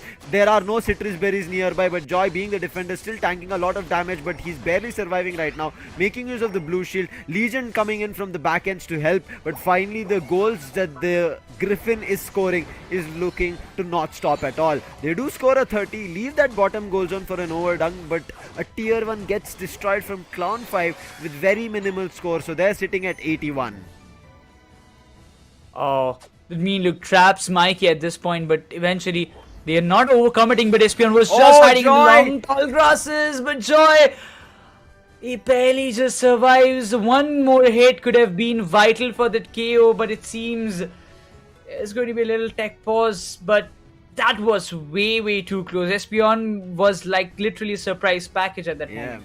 At that moment, if that Espion had maybe the blue buff or something like that, could have gone in for a second hit and find a KO. But right as now, we've hit a small technical pause. We will be checking with our admins of what's going on and then get back into the game, because this is the decider here between these two teams. We spoke about it. This is like a revenge matchup that happened all the way back in India Open 2023, again recently, which was last month. And now we are going to be seeing what is going to take away here in the Asia Champions League India qualifiers, because all these teams are trying to fight out on the Asia Champions League, which is going to happen in 2024, where they want to go from India and represent on a global stage. Previously, we had seen 3 teams go down. This time, who are those teams is something that I'm still wondering about. Finally, we have resumed. The game is back on. Griffin still having charge, sitting at 99 compared to 81 on Clown 5. Registeel is again the first bottom Pokemon coming through, and it gets secured from Griffin. Attack damage is going to be higher or better coming in for Griffin. They try to involve in a bottom path fight, but none of the players from Clown 5 interact. But look at this charge up coming through. A little bit of an overextension from Noah, can get KO'd, but his teammates are trying to help. Ghoul with that side shock puts a little bit of a stun. In the meantime, Illusion gets a stack for himself, maybe even a little more if there are any wild Pokemons around. But nice Moonblast coming through will keep players in check, not let them do much. Oh, wait, it's not a Moonblast, it's going to be Psychic, I guess. Exactly, but even if you just talk about Team Griffin, they're literally playing all together, not allowing anybody to, even if one player is getting in low, there's nothing to worry, because his teammates are ready to back him up. But the Regieleki will be stopped. The 6th ally is going to give a privilege for Illusion to make a fallback from that situation, because everybody came in here to stop that from happening and hitting the tier 1 goal zone, allowing Illusion to go back and again level up himself and farm himself as much as possible. But again, Gardevoir also we see getting the burst for himself. In the bottom, there are a lot of contentions. All Mikey is just holding himself up in the tall grasses. Alongside there is Espion, not letting Clown 5 take the bottom lane control. Majority of the Pokemons have come to the final fight that we kind of expect, the late game, and Clown 5, they are the ones who have to step up. We spoke about it. Griffin have better chances here. Obito hiding in the tall grasses, leading from by charge is Joy. Puts a mean look, wants to trap the Espion. Espion might be caught right as of now, but not enough to kind of find a KO. Gardevoir charges in from the back lines. Clefable, however, goes down from the Tyranitar. An exchange of KO. Inteleon also finds the Espion finally, but there is still Noah surviving. Noah is not giving them much to do. Gardevoir goes down. This is the late game that you were talking about, but the Blaziken is here. Blaziken, can he find anything? The overhit does give a big damage coming through, but not a KO. Now they've surrounded the Tyranitar, and Tyranitar, too much of an overextension. Thankful that the Blissey is there, but it's not going to be enough. The hit from the Psyshock finds the KO, and the Blaziken finds Obito. That's the Buzz Wall down, and now Griffin are charging and changing things and taking charge of Clown 5's bottom path. Oh, they will be planning to get an overdunk, but it seems they will be just settling with just a small score. They left the tier 1 to go for an overdunk. Exactly. But even the Registeel will be going in the favor of Team Griffin, and the entirety of the control seems to be in the hands of them. Oh no, why did Blissey overextend over there? I have no idea, but I think this is a win fight. Even though they destroyed with just 6 AOS energy, I'm okay, because they got the Registeel as well as they got a KO from the opponent's Pokemon, and now they might have a little bit of a level advantage. As you can see, Blaziken sitting at 12, Espion and Gardevoir, and as I say Gardevoir also reaches 12. But look at this, 3 players stacking in the tall grass at the bottom path, all of them moving in, ready to jump from the jump pad. The Umbreon does, but the Umbreon might get KO'd. Umbreon uses a Unite to commit and try and survive, buy time for his teammates, but I don't think that's going to work out. In the meantime, a 6th ally gets added from Clown 5 on the top path. The intentions of scoring has been done, but the Lapras Express, it gets charged up. It is going to the top part to find some damage, but does it do anything is something that I have in my mind. It seems like it doesn't. Lapras Express does just get cancelled towards the bottom path and does nothing. While Team Griffin are busy just stopping the Regieleki, Espion will be taking this responsibility all on his shoulder, but the scores, will it be coming up? It doesn't seem like the score is happening that easily. The Moonlight being activated from the side of Clefable, he will be pushed back again, but the scores are completely inevitable as Clown 5, they will be equalizing the numbers with Team Griffin, but if you talk about the level diff, it has also been covered by Clown 5 at this point. I have no idea what the strategy of 3 players sitting in the bottom tall grasses to goals. I mean, at this point, we all know there'll be somebody or the other person trying to guard, and maybe they thought all the 5 players will run up for the Regieleki. Unfortunately was not the case, could not secure good goals, and now Mikey just keeping things in check. 30 seconds on the clock. There can be chances of a fight for the Regi at the bottom. I'm not too sure if somebody will take a check. But as you can see, right, Tynata right now is wondering that people can be hiding in the tall grasses. Keeps a check. Mikey gets a bomb of an egg thrown across to him, and their mean look gets him stuck. They might find a KO on Mikey, and yes, they are surrounding him, throwing him across, and they find that KO on Mikey. The Cliffable is down, the healer, just before the final stretch. Lucky for him, he will be back in the meantime when the Rayquaza spawns up. But now, again, it needs to be a controlled manner. Clown 5, they have to meld the Rayquaza no matter what it takes. But Team Griffin, they won't just come up with any kind of mistakes. For now, both the teams, they have contested so nicely against each other. No, not such big mistakes coming up from both the ends. But yeah, slowly, small silly mistakes might just happen in the final stretch, which might just cost them this match and this entirety of the points. But it looks like Clown 5, they just don't want to overextend. They are waiting for them to come near close, but Obito, that kind of damage with the Psychic might just be pushing him back to make a fallback. But at this point, Team Griffin, Moonlight, 2 of them getting used. It's going to be Lapras Singularity being used, but it doesn't do enough damage. Therefore, no KO being found from the side of Griffin. It's counter KOs for Clown 5. They've found 2 of their players. Now they're running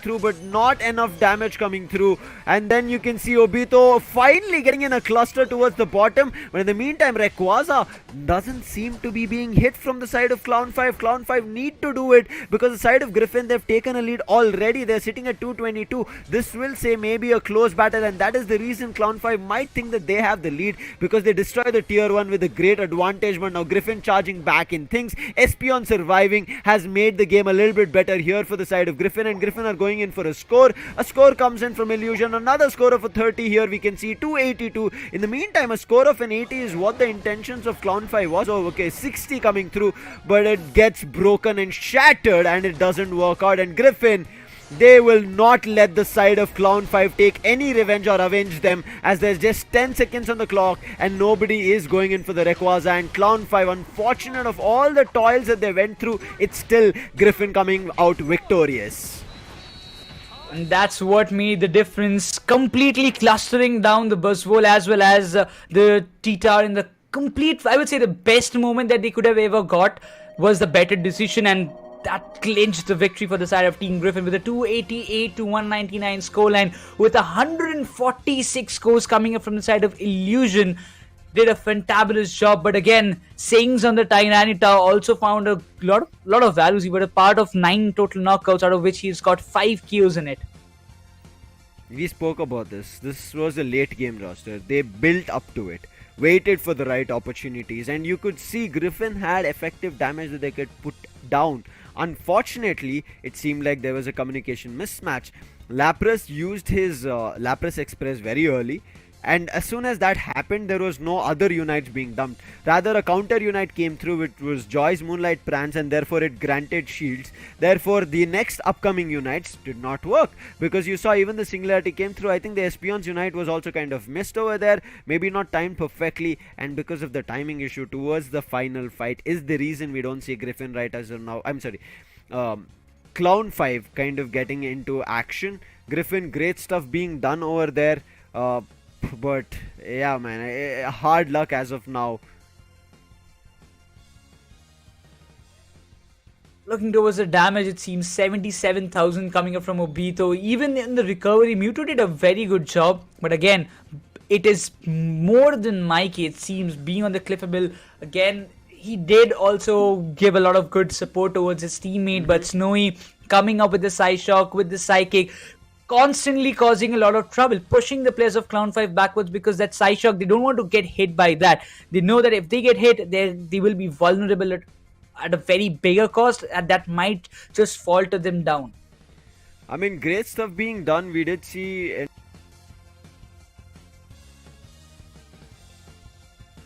to start taking down Rayquaza, rather decided to take up a fight with the players, and we will see how it kind of works out. As of now, there's something that teams are kind of still figuring out in between themselves, but Griffin, what a play coming in from there, and made sure that they knew what they had to do, and they kept at it, got themselves this victory, and they're going to be more than happy about this game again. And I felt like that the late game could have worked out. Players had found the chaos, but I think somewhere once they found the chaos, they were unable to figure out the next part through here, Nekroz. Whatever has happened, it was yet the first game here for these two teams. Therefore, there's a lot more that they'll be playing in the group stage, and they'll get a chance. However, it's still the single round robin. That's something that they have to think about. Now that Clown5 have lost against Griffin, they do not have a chance to fight with them again here until the playoff stage. Now in playoff stage, do they fight or not is something yet to be watched out, because that is a single elimination. But so far it is Griffin still keeping a charge of things and still saying that why we are the India Open top 3. Yeah, that being said, we'll have a quick watch over the replay that happened in this very last match, because it was something, I would say, a nail biting match it was between both the teams. Nobody just walk away with it's a one-sided domination. They're just dominating at its peak, but both the teams made a comeback. First it was in the start it was Team Griffin, then Team Clown5 made a comeback, and they still fight it through the very end to just decide who is the winner. Something of like that last fight did go wrong, but still Griffin came out on top. Look at this. It is players from Griffin going down, but then a little bit of an overextension happens from the side of Clown5. Why? That bottom path cluster that happened, because of which first Obito went down, and then you saw Legion going down on the Inteleon. Once that happened, that gave back the game for the side of Griffin, and that's where they took charge, pushed to both the top and the bottom path, and scored simultaneously to push their score even further, where there was no chance for a comeback because there was no time. Even though they've countered in chaos, but the scores were already dunked. Something that Clown5 need to keep a check of things. But again, Clown5, great fight that they did. The late game that they had planned with their Pokemon choices was almost about to be effective, but it's a part and parcel of the game. If you don't know the next move after making that initial advantage, the other team recovers, and the recovery happened really well. Ghoul especially stepped up along with the help of Snowy. Exactly, and again, one after another, the Blaziken played a very important factor. Illusion, even, yes, he was not able to find a lot more value on being on the Buzzwole in the very first match, but after that, when he just decided to came up with that Blaziken, he was just obliterating, and he did a fantabulous job. We have to comment about it. And that actually, depicts us that even all the players, when you don't have a speedster, yes, it might be like you are better on Leafeon, you might be better on the speedsters, or maybe on the Zorak as well, but if your team demands you to play on an all-rounder as well, you need to be capable of that. And an Illusion as an MVP in the just recently happened India Open just justifies that why he was the MVP, why did he had the most number of KOs in the entirety of the tournament. Now Griffin are also having that anger, having those intentions that they want something in terms of a victory. They want to get to the top 1 spot, but we'll try to break down of what went right and what went wrong in this analysis segment. As you can see, start things off, it was a little bit of a control that Clown5 had, but the objective secures, they were the ones which were better, Nekroz. I think that's something that Clown5 had to pay attention to.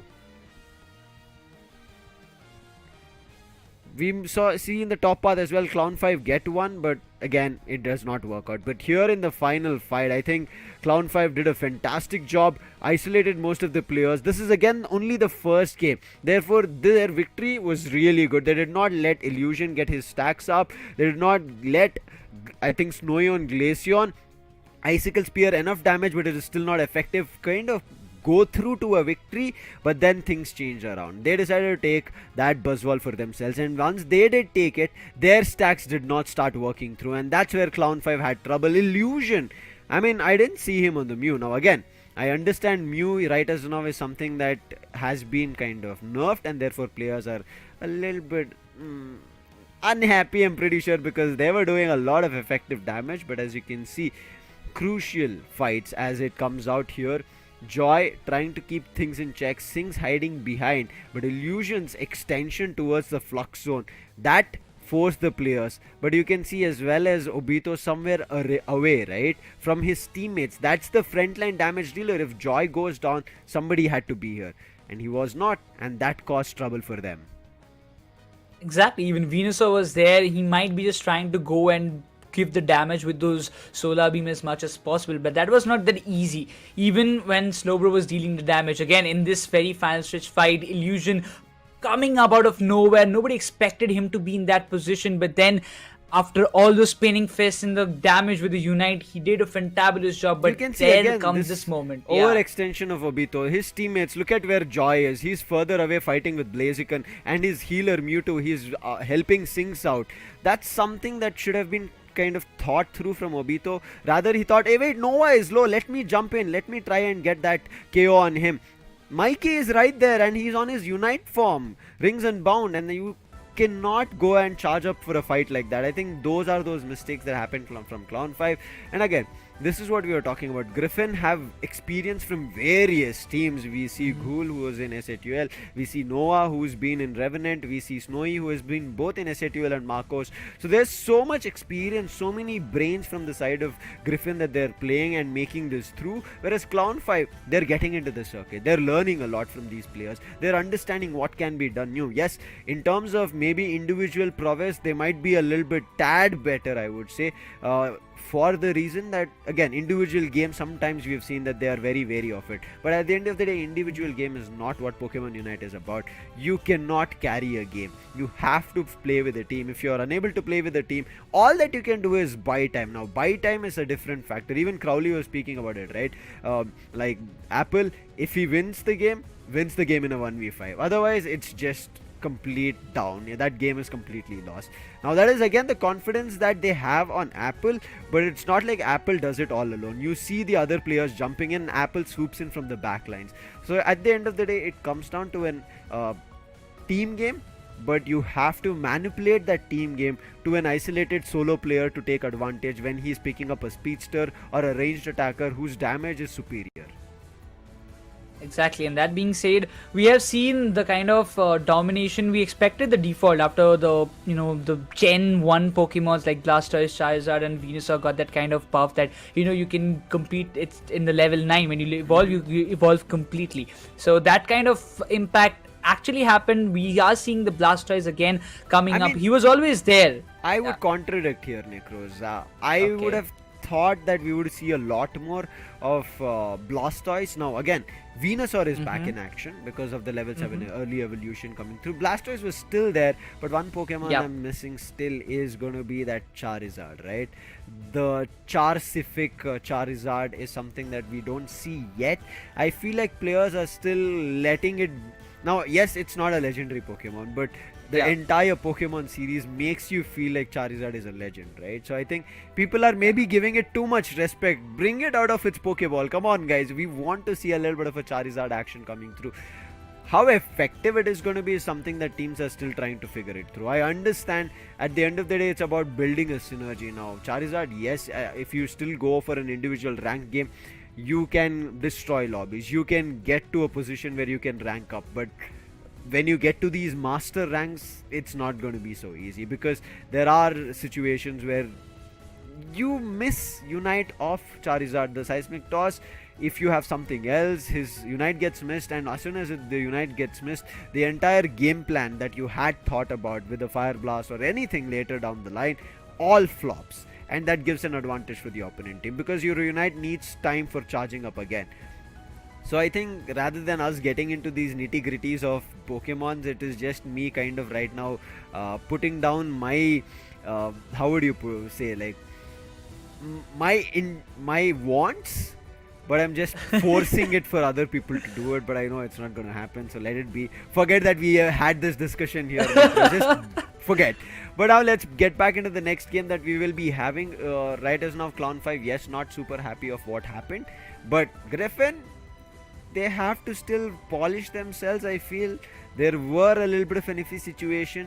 If not for the other team to fumble, maybe Griffin would have lost in a 2-0 fashion as well. Exactly. I mean, Both the matches, if we just sum it up, how Griffin won, it was always not the Rayquaza situation, but they went for those sneaky scores that nobody expected would be coming in their way.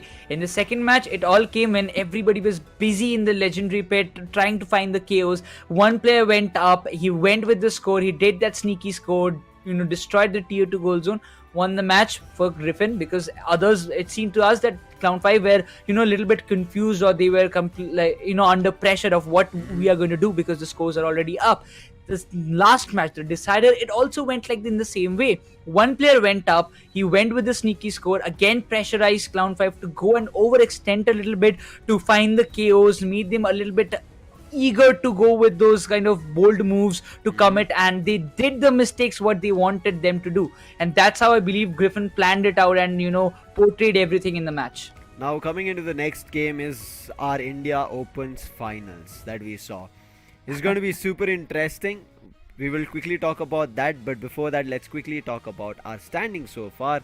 True Gravity, they stand on the first position with 3 points, but close to them is also Revenant with 3 points and Griffin with 3 points. On the other end, it is Forge Your Legacy as well as Clown 5 who lost their games, but yes, both of them got themselves at least one game in that best of 3. Therefore, they do have 1 point for themselves. On the other end, FSE Sports lost to a 2-0. That's something that they have to kind of look out to, because that's not how you would want to lose on, right? And FSE Sports are our top contenders is what we thought. I was talking about that as well in terms of FSE Sports. They came to the top, but unfortunately could not win that title. Even when we saw the WCS India qualifiers, they were fighting with SATL, but they came in for a reverse sweep and they lost. And here as well, I thought this is going to be a title where SATL are not here. FSE Sports will finally pick up the India Open Champions title. FSE Sports lost. There was some communication issue. Right as of now, it looked like FSE Sports had good communication. They were ready for a fight. But I think True Gravity proving why they were the India Open champions, they've done justice to it. But it's time for the side of True Gravity to step up again. And as I said, it is going to be the India Open finals that we are going to be seeing here in the ACL India qualifiers. And True Gravity have already defeated Forge Your Legacy once, but can they defeat them again is the question. Last time it was a 2-0 Lucifer in the India Open finals. Nobody Yes. expected India Open finals to be a 2-0. Hey. I mean, it's a final, right? Nekroz, Merriam over there itself, he was like, wait, Yeah. we won? That was his expression. He was like, wait, done is the game? They were so much into the game that they're like, okay, there's another match, we have to just Yeah. keep winning. They've forgotten that they were on a LAN, which was a best of 3 of finals. They're like, oh wait, there's still more games. That's the amount of concentration that they had. And once the admin had to tell them, guys, match is done. You have won. You are the champions of India Open. They're like, they threw their headsets and I was like, whoa, we won, guys. And I think True Gravity, after that, they've been an exceptional team. And as we said, right, it was like the TG battle happening, and right as now they've proved who's the better TG so far. Just saying it, there can be still the revenge around the corner. This is something I'm trying to brew up, but Forge Your Legacy, I'm pretty sure they're not going to You're keep giving links, silent. right? Right? Forge Your Legacy want to get that victory back. Put True Gravity in check. Now, can they do it? Let's see if it happens here in this India qualifiers ACL game. The previous time when we had a conversation, Lucifer, you were also there. We had a chance to talk with Volk as well. He mentioned that before India Open, it was a new team for him. It was not even one of his players couldn't make it up to the LAN. But once again, we'll have a little bit of chat with the players of True Gravity, and let's see what he has to tell us. So, hey guys, my name is Asui Suyu, and my favorite Pokemon is Lapras because of Lapras game-changing ults, which can literally knock down 5 Pokemons in a good team fight. Hi guys, my IGN is Melon and my favorite Pokemon is Snorlax. And I like him because he look cute. Hi, my name is Akul, aka Vixion. My favorite Pokemon is Lucario. As Lucario as I won the most games on Lucario in my Pokemon UNITE career, it's my favorite. Hi guys, my gen is Vulcan. I love Sableye because I love invading stuff and I also have highest win rate with Sableye. So Hi guys, my IGN is Esol. I'm from Team True Gravity. and my favorite Pokemon is Mew because it's really fun to play and you can just beam around 4 people after Unite. So when I was playing India Open, after our match, there was a little kid about 10 to 12 years old. He came near me and said that you played well and all. So I felt good that a 10, 12-year-old child is saying that I am playing good in match. Mm, yeah, we usually practice at evening for exactly like 2 hours, and then after we will watch whatever we play, what are the mistakes we done, and everything. Uh, and about the individual plays, right? We used to do 1v1 mostly. The case mostly me and Melon will do 1v1. Melon will try to cancel Hoopa bottles or something. We do like funny stuffs, and apart from that, yeah, everyone will have a deep knowledge of the game. So it's I don't know what wait.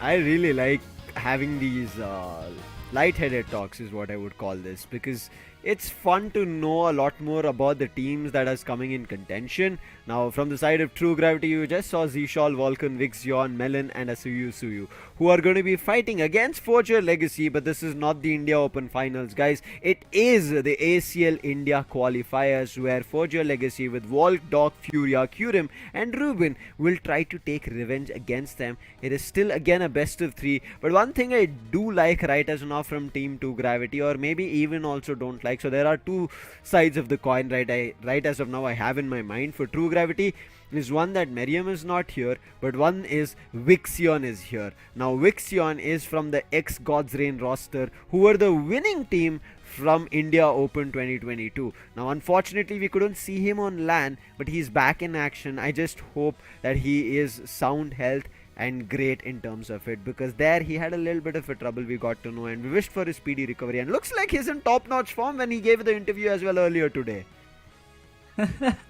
Yeah, it seemed to me like that as well. But if you talk about the team introduction of Forge Your Legacy, we can see the frequently used Pokemon. We see the Inteleon as well as the Leafeon picked most of the times, followed by Umbreon as well as Venusaur.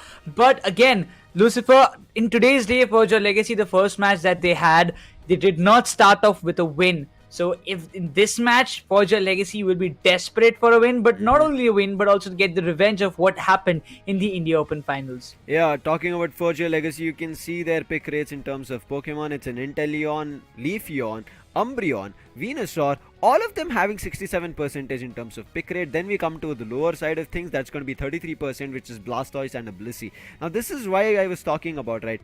Blastoise is still seen. It seems like Blastoise, after getting that early evolution at level 7, is getting picked lesser number of times compared to when it was evolving at 9 and getting its Unite together. So as of now, I'm not too sure how it functions, but yeah, my complaints of Gen 1 still will keep going on. But one thing I do like is Zishal bringing Pikachu out, right? Pikachu is one Pokemon we thought was lost in the meta somewhere, and is going to be just picked somewhere to troll, but seems like Zishal is like, this is how you play a Pikachu, this is how you make it effective with its shocks coming through as it sends chills down your spine. And I do want to see what happens in this game. Does he bring down another Pikachu again? And especially his role shift that has happened from him being a mime player that he had to be support and defend, and now playing the ranged attacker to do so much damage, is just showing us that his true potential is slowly getting unlocked. I mean, I would really love to see that what is his true potential on 100% rate.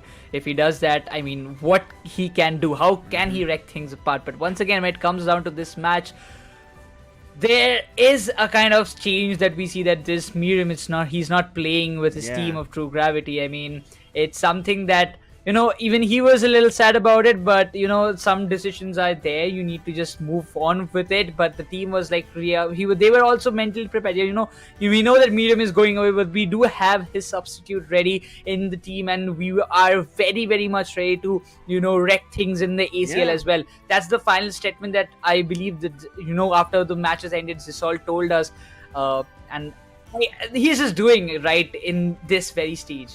I think the way they've kind of bought in a Suyu even for the LAN finals that we had in India Open, never looked like he was like a new puzzle piece, right? They had to kind of synergize with him. That's the thing that we kind of worried about. There was a new player that we did see from the side of 4G Legacy as well, so they also needed time to build that synergy. Initially did lose their game, but eventually started picking up and understood how they could play. And I think all of this coming through kind of gave us an idea of how well True Gravity have kind of played with their teammates. Even though there is a 6-man roster that we end up seeing, they played really well. I mean, in terms of having that synergy, knowing their roles, right? Let's jump into the game and see if that continues here in the Asia Champions League India qualifiers. 4G Legacy will have a chance of the first pick. Let's see what they ban out, making sure that the True Gravity side of things do not get it. It's going to be a Hoopa ban. And on the other end, a surprising Venusaur ban coming through. I think this is not giving a chance for Volk or Ruben to pick up a Venusaur. And on the other end, yes, Vixion is like, if I get a chance, I might pick that Venusaur. But let's just leave it to not giving a chance for 4G Legacy. Now, 4G Legacy, I want to see, is it going to be a defender pick coming through after the Hoopa as well as Venusaur ban? Important pick for the side of Forge or Legacy. I really want to see what are the composition that they are planning out. Cliffable is the first pick. They want to secure the support in their end that allows True Gravity to get the Umbreon or the Lapras for their end as well. First pick done. I want to see what choices True Gravity have. Are they going to come out with range attackers or the defenders first? Feels like maybe the defenders. Yes, as you see, Suyu along with Vulcan, Umbreon and a Lapras. And he said even in the interview that we just watched, he likes to play Lapras. Let's see how much he can do in terms of damage. Even the new items coming out from the side of Vulcan. Exactly. We have seen it being used today for a lot of times, but on the counter, Ruben, is he going with a Desi? Yes, it is. A Desi Duai coming into play after a longer period of time, it seems. And Doc sticking with the Slowbro on his side, giving a chance for the next pick of True Gravities. So looking forward to be on Inteleon. Well, Vixion, that's an important pick that we would really love to see, because previously he was playing on the Venusaur, but now they have banned it. So it's Melon who picks the Blissey on their side as a support. There is another new item, not so new as we see the Resonant Guard coming through. It's going to be the Cursed Incense. On the other end, Furia comes in as Blastoise as well as long last pick on Glaceon from Volk. I want to see what Vixion's choices is going to be. Is it a ranged attacker, or is it going to be a speedster or an all-rounder? This man is capable of all. That's the reason he is, I feel like, the Wonder Man so far. And he does come in as the speedster, seems to be the case, and it's going to be a Zoroark. We did see Blair on that Zoroark, right? But it was not enough. Then that Zoroark did change, it was Apple. He did do a lot, therefore Revenant got themselves the point. But now it's time for True Gravity to keep their points in their favor. They've been winning the first game in a clean sweep. Can they win another game in a clean sweep is what we are going to be looking forward to. But 4G Legacy is not going to let that happen so easily. Vulcan will take up the healer, he takes up support, gives Melon back the Umbreon. Zishal and Vixion stick on to their own choices. Same seems to be the case for 4G Legacy, no changes at all. Vixion as well as Ruben, they have decided to go with the new held item that has come recently. Yeah. But no, Vixion probably changes it. The Charging Charm is there, sticking with Ruben. I would love to see what kind of impact it does on Desi Duai, because I've played it on the Dragapult, I've played it on other few Pokemons, but You not played Desi. it on So I would, Dragapult? yeah, I don't know. I wanted to try it. I just wanted to try it, man. I think we have to do a 1v1 Dragapult later afterwards. But yeah, as you said, after these new two items, right, there's not much of experiment that even I got a chance to do. One is based on attack and speed, another one is for HP. So initially we did see the defender having it, meaning we could have seen maybe an Umbreon with Swift, but as of now we will see what happens later down the line. Not Swift, but the heal coming through. Wish. In the meantime, we'll quickly talk about the mid path. True Gravity sending their Zoroark, Zoroa, which was thought about. Volk will be with the Glaceon, so Eve on one end trying to evolve, but it's going to be Eve on the other end as well, as we see the Umbreon. Let's see which EV is going to be effective. Previously it was the Espeon against the Umbreon being effective. This time the case might be different, but Suyu will get another stack in for his attacks, special attack specs, and Kyurem could do nothing about it. Therefore, his Clefable will still remain as a Clefairy. In the meantime, a little bit of an overextension, and the first KO is found. Vixion already on level 5. Now this Zoroark, we have seen it last on the Apple on Revenant's side, and now he did a very, very fantabulous job on Zoroark. And Vixion, he's also specialized in going and invading the backline specifically. But on level 5, this Zoroark can cause a lot of trouble if they find those early KOs on a constant basis. Specifically, he's hiding in the tall grasses. He might be a surprise package that nobody would have expected. He went for the Altaria and Swablu. We wanted the wild Eos energy and experience to level up. But he's still at level 5. On the other end, level 5 is also the Glaceon. Volk. Desi also reached to level 5, the Dartrix. In the meantime, Meanlook puts a hold on that Clefable, finally evolved, but it's not going to find any KO because both of them are level 4. One is a support, one is a defender. As long as he can do is just basic damage after the Meanlook, but Doc is also going to be there. But getting that special attack spec stacks is a Suyu on the top path. There's nobody literally to even stop him out. Others all are focusing on the experience and the leveling up themselves, specifically Glacier and the Wartortle. But it seems an open ground for the side of Team True Gravity, and they're going to utilize it completely. And Zoroark completing his stack will now be able to do it. I don't think so. It's a 2 or 3 stack that he did over there, but it's just Tier 1 being destroyed by 6 Eos energy. Not a great sight to see. However, True Gravity still are sitting at a big advantage of double the numbers, 106 to 52. But this Rapid Spin puts a stop to Vixion's chances of this feint attack KO, but finally he does find a double over there, and he's running for a triple. Furia, unfortunately it doesn't work, but Vixion still keeping his stacks ahead. I think that's his 3rd or 4th stack. He's very close to getting all his 6 stacks, but the Rapid Spin again trying to chase Vixion out, or maybe even find a KO, but they find a KO on that fully evolved Desi, not on Furia as of now, as Furia still survives with Water Spout and Rapid Spin. Oh, Lapras finds the KO of Blastoise this time. Again, True Gravity taking the top path control himself. Zoroark, he was stunned at that point. The gravity being used, but once again, the Glacial Stage Unite being committed by the Zoroark manages and helps him to just dash out from that situation. Just barely surviving. Zoroark was completely pushed back by the players of Forge Your Legacy, but both the objectives have already spawned. Now this is going to be interesting. Forge Your Legacy, they're desperate for this 6th ally, while Umbreon and Lapras, Hobson probably will be trying to get this steal possible, and this is the snipe shot coming into the play from Inteleon, securing the Regidraki for True Gravity.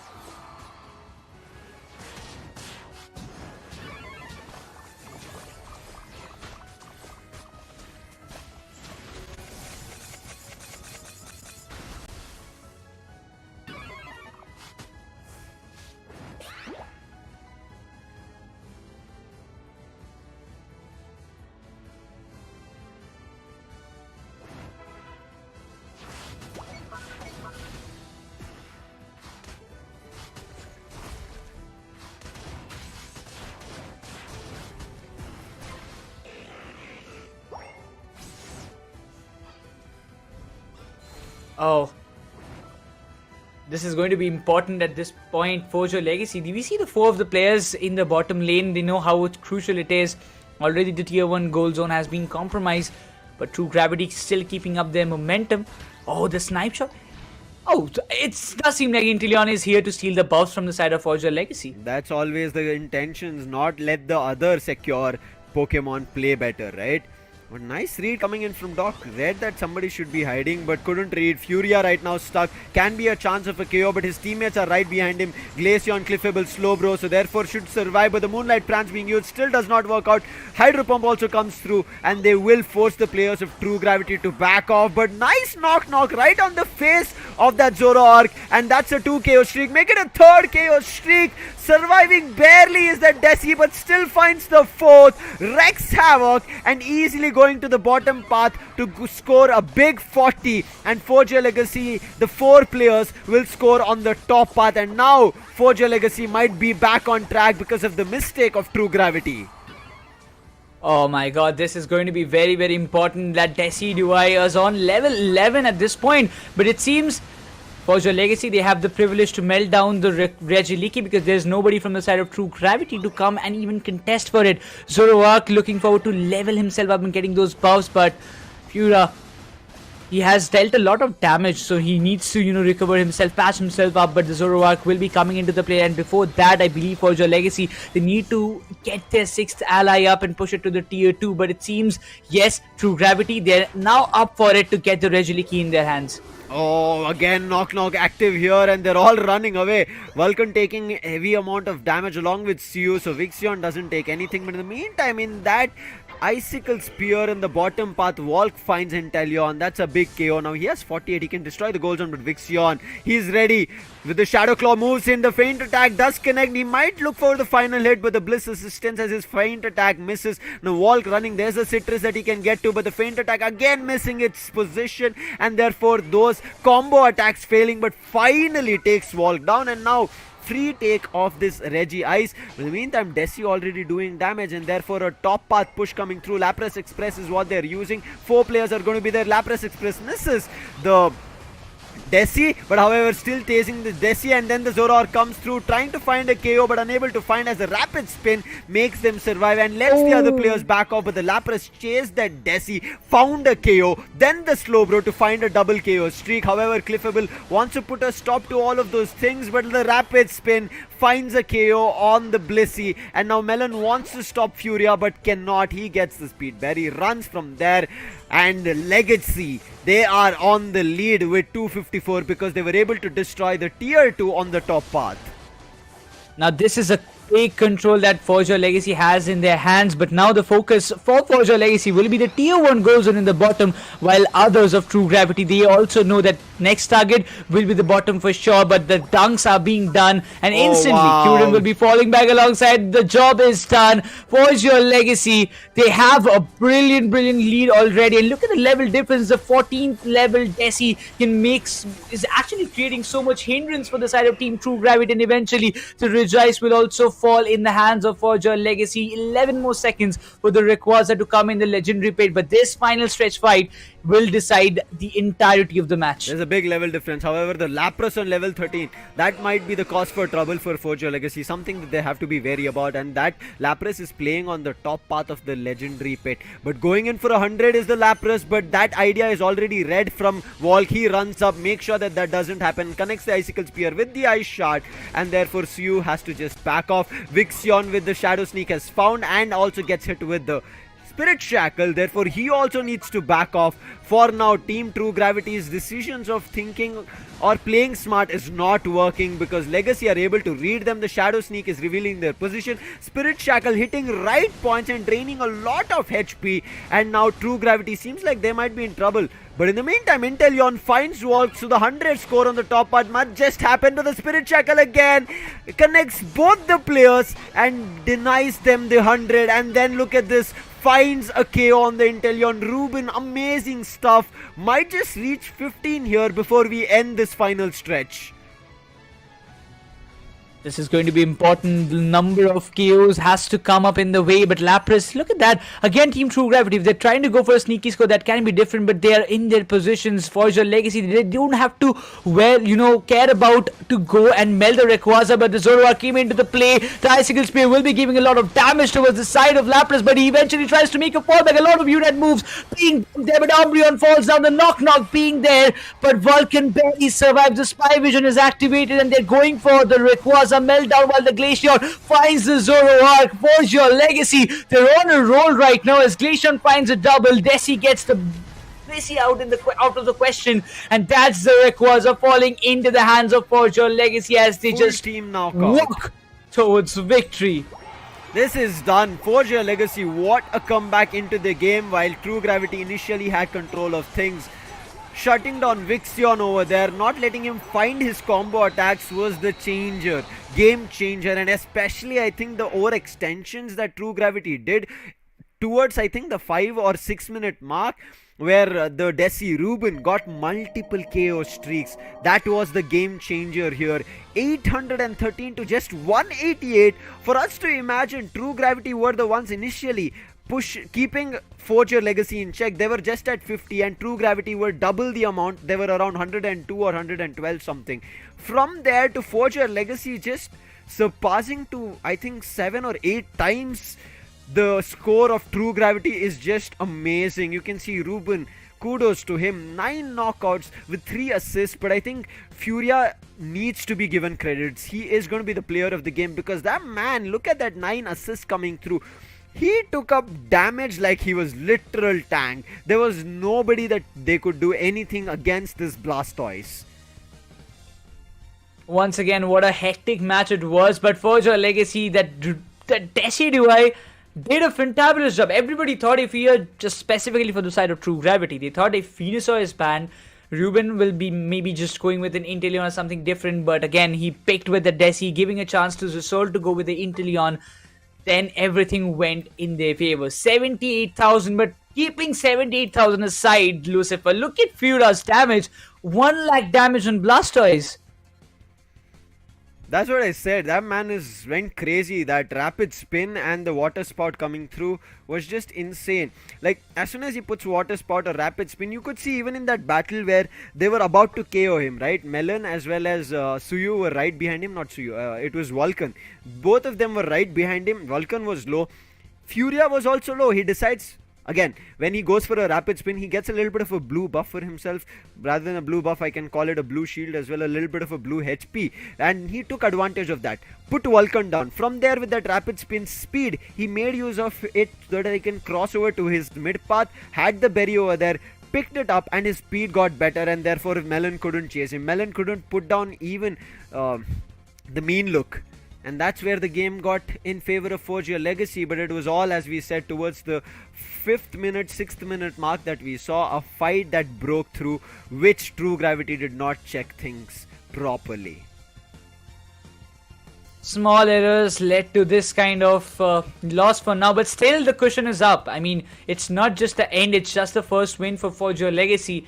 Team True Gravity, they do have a chance to bounce back, but if you talk about the graph again, the scores that True Gravity had was from the 2 minute to the 4th minute marker. After that, did not even had a great chance to make a comeback itself, because all the objectives, all the crucial picks went in the favor of Forge Your Legacy from the very 5th to 6th time, from the 5th to 6th minute, and after that it was all the game for Forge Your Legacy to continue.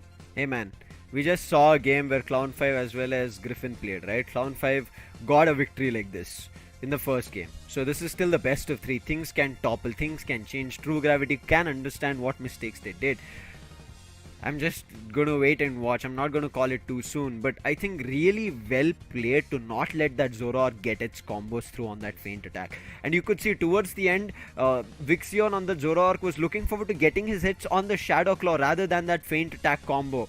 And I think that's what didn't work out. Even on that Blastoise, earlier that feint attack combo did do detrimental damage, but he was unable to find a KO on that Blastoise. When he was a War Turtle, couldn't find a KO. When he was a Blastoise, couldn't find a KO. Only damage. And I don't know whether it was properly pre-planned to get that blue HP as soon as he goes in for the rapid spin, but it worked out as picture perfect timing for the side of Forge Your Legacy. But for now, it is just game 1 of match 4. We still might have 2 more games depending on how the second game plays out here of match 4.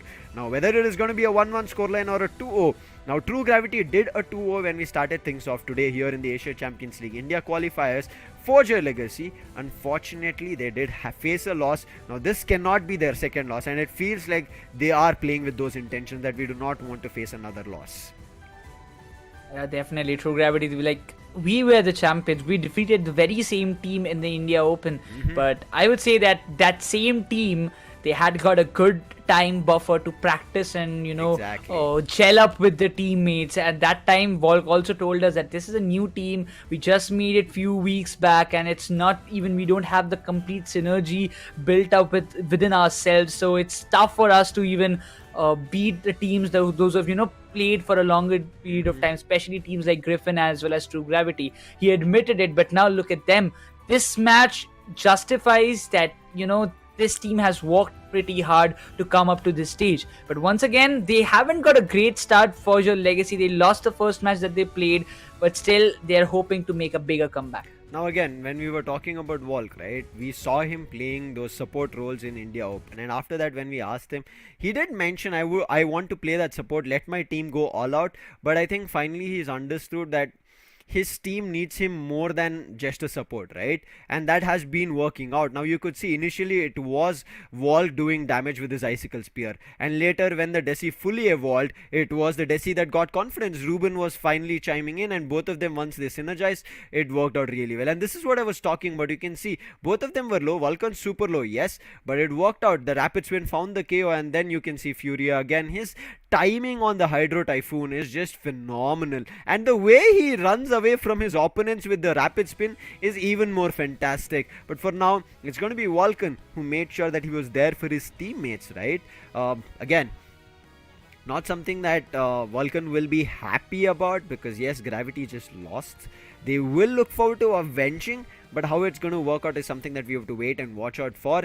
Hoopa is something that he likes to play. We did also see in the interview, but I can see one thing that they've mentioned here, right? Rather than like everybody says, I want to win ACL, I want to represent India on the global stage, I want to win a global title for India.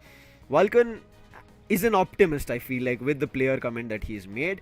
I want to give our best shot in ACL. And I think this is also a crucial mindset here, Nekroz, that teams need to have. That give your best. The results are not always in your hand. If you give your best shot, at least you will be a little bit self-satisfied. Otherwise, you will have that thought in your mind that I made the mistake, but never an I in a team, right? That's how it goes. You individually cannot make or break things. If you maybe fumbled, your teammates are going to be your backup. Meaning if they didn't provide the backup, as a whole team, things failed. But as of now, we'll see what backup failed for True Gravity to lose this first game in match 4. But there's still chances of making a comeback. On the other end, Furia, he's already done damage as we just saw in Blastoise. But now that we know his favorite Pokemon is Greninja, are you those mind and gut wrenching Greninja who come in our ranked lobbies? Again, I mean, he surpassed towards somewhere Masters, where we just barely reached Master level. So, but still, why Furia? Why Greninja? I mean, he even, in the player comments, he mentioned that he wants to travel to Thailand. That's his kind of a motive at this point in the ACL. I mean, if you qualify, you are going to go in that Thailand, your wish will be coming true, and that's why he wanted to make a spicy statement, and he did it. But again, the Greninja factor, not much love from the caster desk. See, Nekroz, it's not much love from the caster desk. It's you also make us feel like that. Okay, even though you don't. Hey, I don't play Greninja. That's bro. what I'm saying. You don't play Greninja, but you still make sure that our minds and guts get wrenched. So you cannot comment on this. You don't face this as much as we do. I am just a defender trying to. Exactly. So you don't face it as much as we do. But we'll come back into Melon's introduction. Enough of us bantering between ourselves. As you can see, Melon, great defender, plays Lapras, Slowbro. We did even see an Umbreon right as now coming in from his end. In terms of average damage dealt, is an expected value around 50,000 of a defender.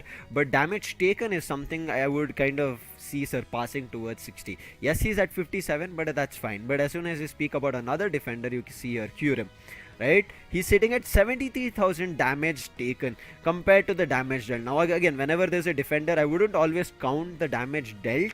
It will be the damage taken, because he literally needs to act like a tank. But we did even see right now Furia, right, having 1 lakh damage on the Blastoise. So that's just phenomenal stuff. That's out of the box. That's more than what we expect from a player on a defender role. Exactly. And when you just talk about, the perfect example lies in the previous match itself. On the Blastoise, that 1 lakh damage, not getting a lot more kills, but that Rapid Spin, Water Sprout did a brilliant job. Again, coming on to Kyurem, he's also playing on that defender role on Umbreon, either the Slowbro, having 25,000 852 of damage, 11% of the average damage dealt. That's also kind of huge. He has that kind of tanking ability on the Umbreon mode. That's why we see on an average he's dealing like a 73,000 damage. So that also sums it up pretty precisely. Now, Kurim, coming in from the SATL, as we did speak about it, I want to see what changes. Now, again, Kurim as well as Volk have played together previously. They were in a lineup of Marcos, right? And they were also in lineup of Griffin. Now, Griffin also was part of. There was players from Gravity right now that we see. So it feels like there's a big branched extension that we are seeing, literally like a pedigree chart sorts. But yeah, a lot more detailed into biology as we will step back into Pokemon Unite. That there are a lot of deep-rooted players, right? They either are comrades or they've battled against each other. So I think this does help players to kind of build something new. And I think Volk finally finding that crucial support player in a team with Kurim coming through, whether a defender or a support, has been working really well. Now, there is still games that they need to win. The first game didn't go their way, right? This is the second game that they're playing here, or rather, the first match didn't go their way. This is the second match in the day that they're playing. Looking forward to finding a way to get back on points. Now, as soon as they find their points, they'll be back in that first chart. But however, the number of matches that they've played will be more compared to the other teams who are sitting in the top 1 position. But first win is always the best win. Exactly. I mean, it gives you that momentum. It boosts up your morale to a very big extent, and that too when it's a team like True Gravity, who were the champions of India Open, a team who defeated my team. If I was like on the side of Forge Your Legacy, I was like, they defeated us in the finals. This is the chance to get the revenge done, not to let them walk away so easily towards the first seed. Let's just make their path a little bit difficult, and when we win it, it's like, yes, we have got the momentum, we have managed up till this point, we will be winning this in the further matches as well. So we need to keep this up in the future matches, and that's what I believe that Forge Your Legacy is planning up back in their mind, and it should be the mindset. When you have a leader like Volk who always is there to motivate you to its best, that's all what we expect. Let's jump into this game 2 and see if Forge Your Legacy are going to be finally sealing their legacy against the side of Team True Gravity, or is it going to be True Gravity making a comeback? True Gravity have a victory under their belt, Forge Your Legacy don't. Seems like True Gravity, even after the loss, didn't want to go for the first choice pick. So Forge Your Legacy will still have it. The cliffable ban coming in from one end, and True Gravity sticking on to a Hoopa ban. Now this is going to be interesting. First pick, definitely Forge Your Legacy, or I might say that Team True Gravity will be having that first preference to get that Umbreon if they want to be, because that's the first and the most desired pick of any team who has that first pick preference. First pick, Melon again coming in on none other than the Umbreon, but on the other end, Ruben, my man seems like he wants to play these long-ranged attackers. We just saw a Desi, and now he's going in for the Venusaur along with Doc this time, picking up the Lapras. So Suyu, he doesn't have Lapras, so I wonder what he's going to choose. He might go in for maybe the Blastoise, maybe a Snorlax, but seems like they want to get the range attackers first and then look forward to picking up the defenders. So not picking up a defender here has given Furia a chance again to pick up Blastoise. Kurim, is he going with the Comfy? Is it so? I mean, okay, we will be seeing Comfy back again in the match after probably a very long period of time. Okay, it's something it's hard to digest, Lapras but once and again, Comfy, Blastoise and Comfy, Fura and Kurim, or Doc or Kurim. This is going to be interesting, as you said. It's been a long time. There is the the Buzzwall coming through. I'm still a little bit dazed of the True Gravity end of things of Forge Your Legacy end of things of making these decisions of the Pokemon choices. The side switches has to be changed, the purple and the orange, nothing to be worried about. That'll be corrected as we get into the game. But on the other end, Volk picking up there's just so many things that right now Forge Your Legacy are picking up. I was like, I'm losing my brain. In the meantime, keeping it simple and steady as so far we have seen. The Buzzwall is there. We end up seeing an Espeon as well in the mix. But seems like the front line is just going to be held from Melon, not the other end of things. That being said, I'm really looking forward to see. I mean, Volk is there with that Absol. Does he play the Absol though? I want to see if he gives to Ruben or somebody else, but it feels like he will. With 15 seconds on the clock, he will. And now with the claw being there, scope lens and a focus band, crit hits are going to be out of the bounds. They are going to be out of graph. So if Volk keeps evolving and leveling up, rather than evolving, is going to be leveling up, gaining experience, having a better level, he can wreck this lobby and commend all of them. So right now it's time for True Gravity to step up here, Nekroz. If they don't, Legacy will close a 2-0. I don't know. I feel a little bit tense at this point. I just don't know, because Absol is there. We see a Comfy coming back. Sticking with the Lapras should be the accurate combination that we might be seeing.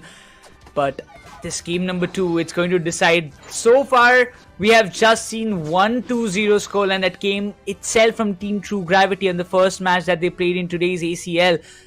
For your Legacy, this is their time to bounce back. They have lost their first match, so it's time. If they win it, they will be equalizing with True Gravity as well. Starting it off, True Gravity, initial scores, but missed this chance of getting another stack for Suyu. In the meantime, Vulcan does get his stacks through. Nothing much for him to be worried about. But right now, finally, Suyu does get the 5 on the bunny. So he'll get his second stack as well. In the meantime, Fura is also no less. He's also getting his stacks. Comfy sits with Fura and then will immediately try to back off. But the Slow Smoke also here. Now, Slow Smoke's speed has been reduced in terms of cooldown. So there are chances of Slow Smoke being used a lot more. Suyu. I mean, this guy was playing on Lapras previously. He has been pretty good on that. But now on the Buzzwole, looking forward to see what he can do with Zisol. Coming out of nowhere, he was trying to surprise the Bulbasaur. But it seems that this is going to be tough. The Lapras being dragged away. That Icicle Spear giving a lot of damage. He's tanking it, but he needs the support. One Citrus Berry being left by the Bulbasaur. But the scores is completely inevitable coming up from the side of Team True Gravity. And they are up for this front stacks, but with Comfy sticking with the Absol can be a little bit troubling. But the Glaceon finds the Lapras as Volk. He's also barely surviving in a very low HP, and the KO will be coming in the favor of 4-man stack push coming up from the side of True Gravity in the bottom lane. 90-19. Fura getting another 19 dunked. Suyu also doing the same thing. Both the sides right as of now concentrating heavily on stacking Nekroz. I want to see how the final battle is going to be.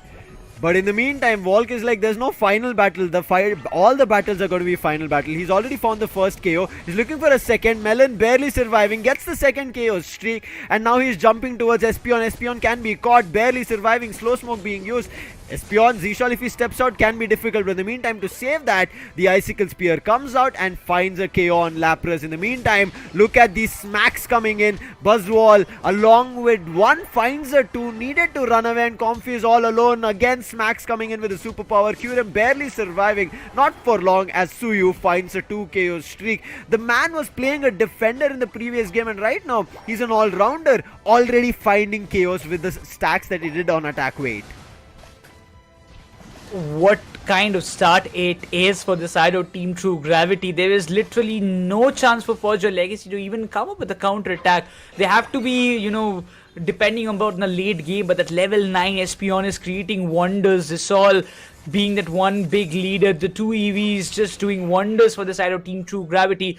The tier 1 gold zone has been taken down, but it's still Absol. Volk, he was completely trapped out. Nothing more to do, and the Regiliki contention will be coming up. The Solar Beam will give a little bit of damage, but won't be able to just get to find any KOs. But again, the Water Sprouts and the Rapid Spin coming into the question, trying to deal a lot of damage, but no way.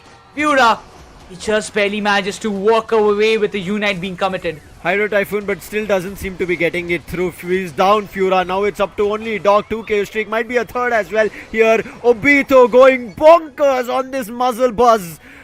Oh my god. and Forge Your Legacy seem to be in trouble. The only way to bring this game back is going to be on Fura or Volk leveling up to way better than the players of True Gravity. He is at only 9, whereas that Buzzwall is at level 10, so the chances of getting back into the game seems even more tougher.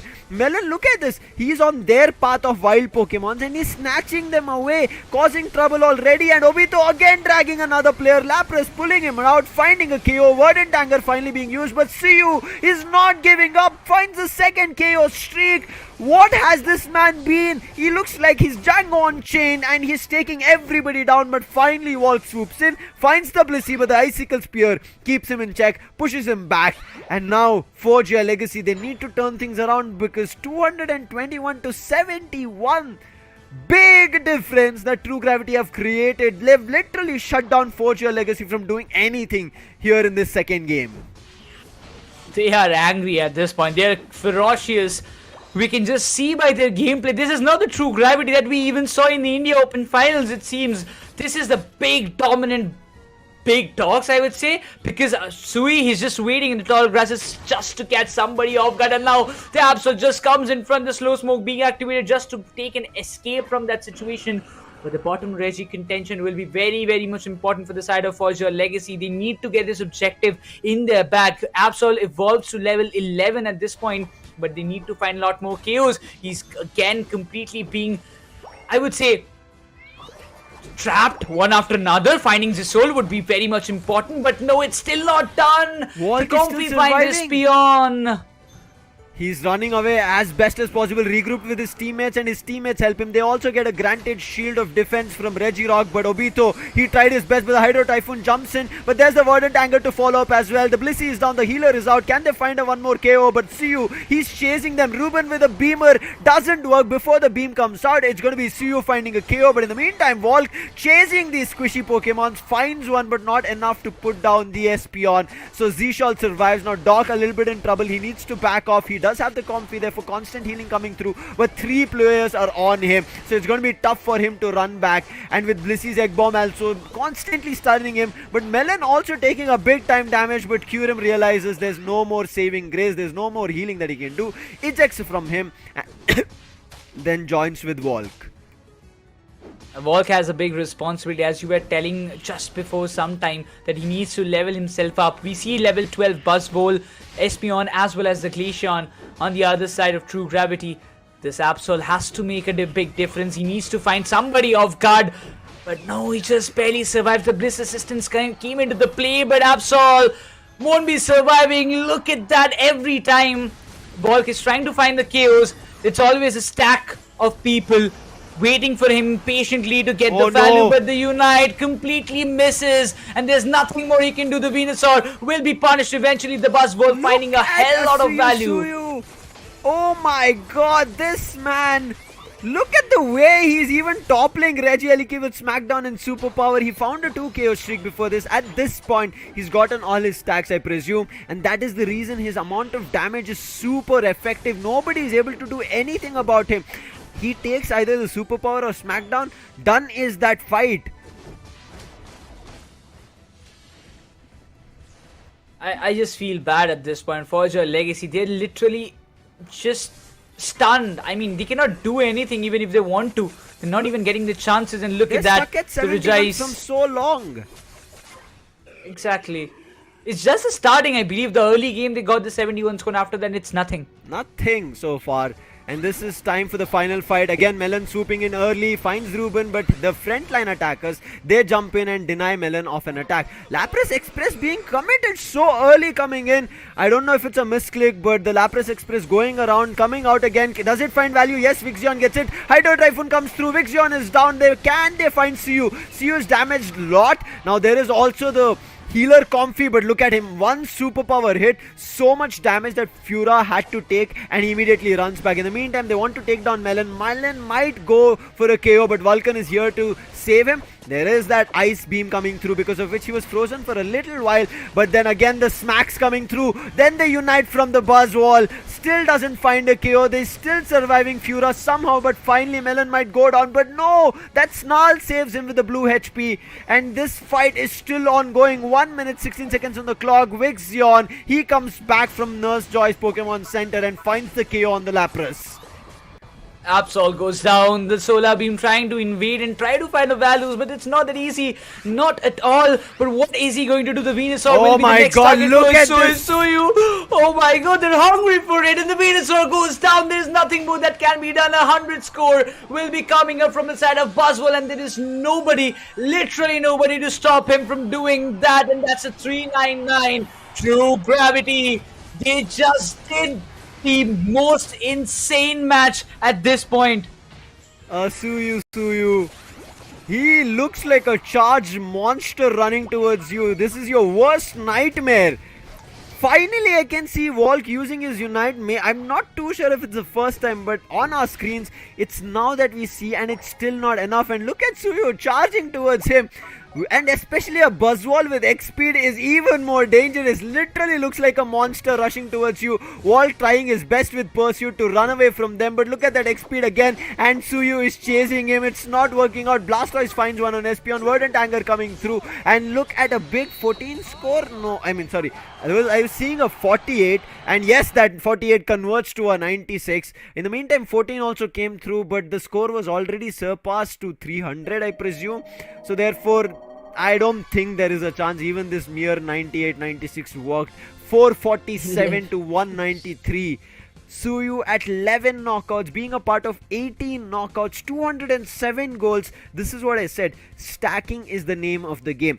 Fura also got his stack, but his was special attack specs. Suyu on the other end was the attack weight, and that attack weight stacking came down early in the game. Around 3 minute or 4 minute he had finished it. That was the cause for trouble. That was the cause for the reason of Forge Your Legacy to fall apart. Zishal along with him 14 assists. Melon with 15 assists. What game was this, True Gravity? What gods did you channel? I think Ho-Ho came down with a wing, gave them the blessing, and now True Gravity have taken and toppled Forge Your Legacy. Oh my god, 93,000 coming up, 93,948 damage coming from Ruben. But if you talk about this soul, he has got a 108,000 damage on his side. He also got almost like 9 KOs for himself, so that justifies it very precisely. But Asui coming up with 72,000, Vixion 62. What a tremendous kind of performance that came up all together from the side of True Gravity, and they just showed their true colors. As of now, I'm still a little bit dazed of how this game played out. Again, look at this 3 Pokemon from the side of True Gravity had X speed. I was wondering, oh, look at this, Slow Smoke has been buffed. This is the advantage that Forge Your Legacy can take. They had an Absol, they had Fura back again, there was Ruben with a Beamer. I thought so many good Pokemons. Doc as well with Lapras, and a Comfey is also another tank Pokemon which is very tough to defeat. I thought so many things can work out really well, but it didn't. As you can see, this is what I spoke about it. In the early 4 minutes of the game, he already got his 5 stacks done, and after that he didn't have to get his 6th stack because he was already good in dealing damage. His Superpower and Smackdown were almost draining 1/4 percentage of their HP bar, and that's where it worked out really well. And you could see it was only Fura who was constantly going in for the stacks. As you can see, he got the 4 stacks in the early 4 minutes, whereas the Buzzwall got 5. But it was not enough for Fura to do something better. At this point, I'm in a kind of situation. I want to process the match, what just happened. I mean, we were about to see, even in the India Open, it was Asui playing on Lapras, being the defender, tanking damage, handling the front line of his team. If you just imagine the face of Sui in front of you and just imagine that Buzzwole, it just doesn't go in the way. It's just a parallel thing. I mean, his alternate name is also Psyduck, okay? Yeah. You Still know what doesn't Psyduck match. is. Exactly. of what he just did. Suyu is out of the world stuff that he did. Let's jump back into the replay because this is a much needed replay that we need to watch because everything went wrong for the side of Griffith. I'm sorry, Forge Legacy and True Gravity. Everything went right. Look at him, Smackdown, Superpower, everything on point. He's not letting anybody. He is reaching into depths and despair and finding them. But I think there was a lot of overcommitment from Volk's end as well, because of which it was easier for the players of Gravity to tread in their own flux zone. But Suyu, another level of a performance. Look at him. The Verdant Anger was used on him and he's like, no, I'll still fight. He still finds a KO on Fura and then he backs off. I gotta say one thing, that even after so much try, True Gravity's determination from the very start was way too clear. Look at him. Like time and water. The beam was being sent out. Solar beam takes time to charge and he's like, let him take time to charge. I'm going to charge upon him and smack him into the ground. KO found. I mean, it's definitely a biggest nightmare of what actually Forge Legacy faced right now. Even you can see every time they went for a counter attack, there was nothing that they could do. Even after the counter attack, even after damaging the oppositions, it was still True Gravity who were on the top. But you saw the Hydro Typhoon. It found one KO and it also did enough damage to Suyu. I think that's where other players from the side of Legacy should have charged upon him. But they didn't. I think that's where it went wrong. It was only Fura who was trying to run behind Suyu and there broke the opening. That was the floodgates which gave the chance, and Suyu, as soon as he knew he could smack more and do damage, he's like, I'm ready. And therefore Fura, because there was no assistance, he ran back. Now quickly talking about the player assistance and introduction from in front of his screens, it's going to be Kurim. He's the new addition here for Forge Legacy because one of their players, unfortunate, had a little bit of health issues. Again guys, please take care of your health. It has been a little bit of a common thing that a lot of people are facing this. We did see a couple of players who couldn't make it to the India Open because of health issues. So make sure, because there's a big tournament coming ahead. That's going to be the ACL Asia Champions League, and you can see here, qualify for ACL and compete in Thailand. Every player here in the Indian circuit wants to do this. Previously they got eliminated super early. This time they want to make sure they top it, maybe even win it. And on the other hand, we see Vixion. Yes, he was also the one who couldn't make it to the land of India Open. But once again, he's also having that same kind of goal to win the ACL and meet my team so we can have fun together. I mean, he hasn't met his teammates yet, So that's a kind of thing. But again, his favorite Pokemon seems to be Lucario. He also justified that he has won a lot of matches playing on Lucario. That's why he's always trying and opting for a Lucario pick. But when it comes to the compy matches, you have to play for the team. So you have to play on the role that is much more desired. Yeah, I mean, see, we've seen a lot of crazy Lucario players in the circuit, right? There is even All Might. He is also one of an exceptional Lucario player. So yeah, I would want to see Vixion in Lucario one or the other day here in maybe ACL India qualifiers or even in ACL, because I think you have to pull out a lot of your trump cards. But as of now, everybody's goal and vision is clear. Get qualified to ACL and from there have fun. And I think have fun, saying this out loud, a lot of people don't realize that if you don't have fun, you put yourself under pressure, and once you're in pressure, your performance takes a little bit of an effect on it. Your performance might go up or can go down, depends on how you kind of take it in your mind. But player introduction, continuing it even further, Ruben is going to be the ranged attacker. We used to see him a lot on Mew in our India Open, but now because Mew has taken a little bit of a nerf, we have moved into Inteleon as well as a Venusaur. And even on that, he's just being so much precise. Ruben, even let the Inteleon be on the other side, let the Venusaur be on the other side.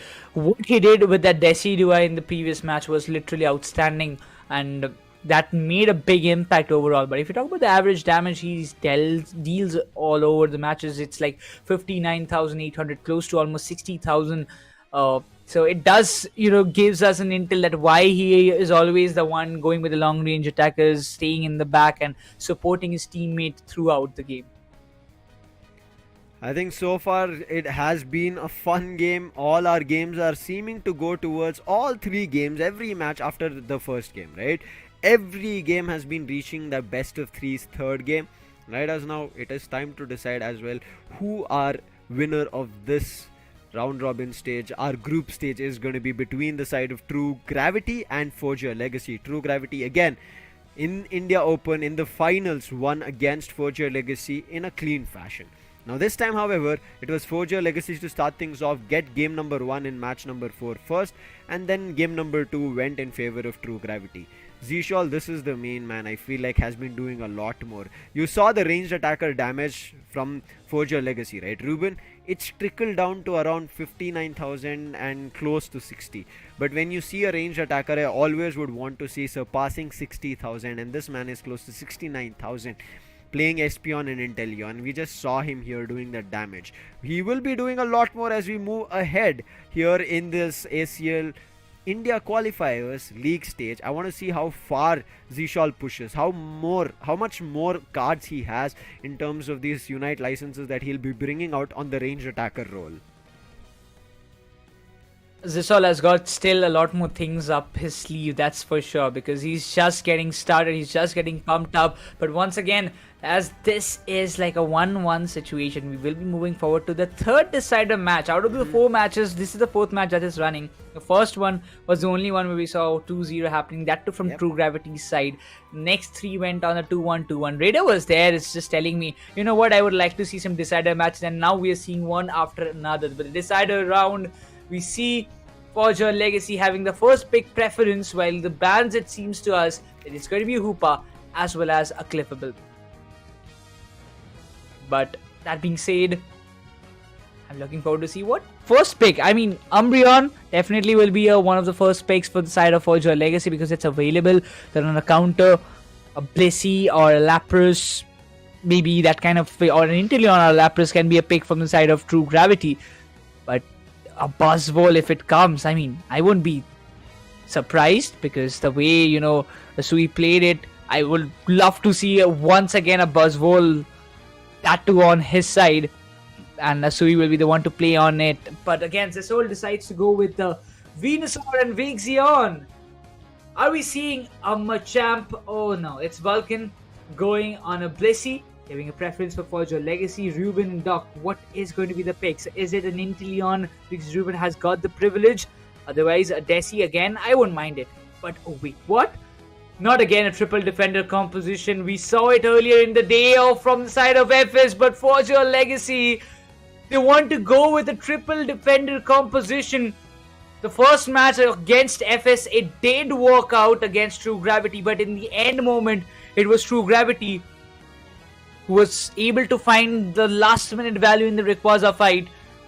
So it has to be a big gamble move coming up from the side of Forge Your Legacy, while Ruben, he will be there with the Decidueye alongside Volk, picking up that Chandelier.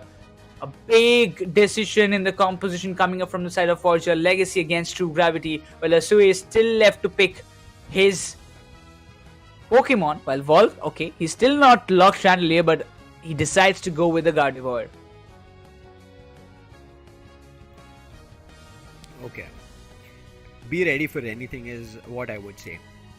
Interesting story, right? As you know, that Suyu is figuring out whether he wants to go for a Mimikyu. Recently buffed and nerfed Pokemon. This is like, it's received best of both worlds and kind of has gotten to a position where I feel like it is a little powered right now, but also can be broken down. Final preparation phase coming through, and on the other contrary, right, I would tell you a story here. The first time I saw Walk was him playing Gardevoir. And whenever he brings out Gardevoir, and I spoke about this Gardevoir in the previous game as well when Snowy was playing, right? 2 Pokemons when I see it in a competitive game being picked out, meaning that game might be pulling their last straw or might be putting out everything that they have gotten to take down their opponent. So Forge Your Legacy bringing this Gardevoir is going to be interesting. There is the new items as well, as we see on Kyurem and we see on Ruben. Previously again did the same thing. Melon also has it, And Suyu is going to be playing on stacks. I want to see how his stacks are going to work out. Previously, he made that 5 stack super early. If he's able to push through to stacks again, Nekroz, get ready for one hell of a showdown coming in between Forge Your Legacy and True Gravity. I'm already mentally prepared of what's gonna come up next, but you can't mentally prepare for this game. That is for sure. But just be ready to take up anything that is coming your way. That being said, the decider just kicks off the game number 3 of this BO3 series. A team who has won the India Open and the team who was the runners-up, who were beaten with a 2-0 scoreline in India Open, is here to maybe take the revenge, or Team True Gravity is here to just settle the scores with a victory line in the ACL as well. They don't want to be defeated at least for even one single time. But Zasol trying on the Venusaur this time. Will be looking forward to see what kind of value he will be able to pull off. While Melon, he's trying to steal those wild Pokemons and he will be successful in it as well. Early stacks, Sui does it. Again, he gets another chance. He should get this 5 in. And look at Kyurem. He was the one who received damage. Therefore, he was unable to counter or even find a KO. Sui, can he find another one? No. This gets stolen from Kyurem.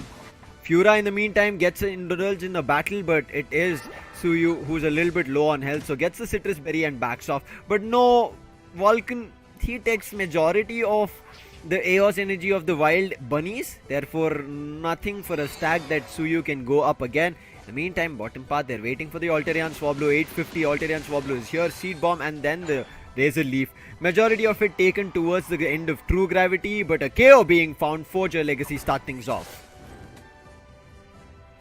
True Gravity also looking forward to just hold their grounds, not to let Kyurem, complete his stack in the early stages, while we see the Gardevoir try to find the values with the Psych Shock. It has been causing trouble in the previous time. We saw it on Snowy. But once again, Kyurem has to make a fallback. But look at that, almost barely survives Kyurem from the hands of Mimikyu. Player off is one hell of a crazy move. It does a lot of damage. Once a player gets on, once the Mimikyu gets on you, you will receive a lot of damage. And if you're squishy, gone is the case. Right as now, Fura again dodges it and survives, unable to get his stack through. Mean Look punishes him.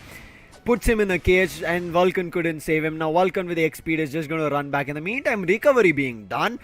True Gravity do get a KO with the Glaceon that they had. But look at Wall coming in from the backline. Melon help and Vulcan gone down. In the meantime, Volk, he also gets KO'd from the backlines itself. Just like how he made his through.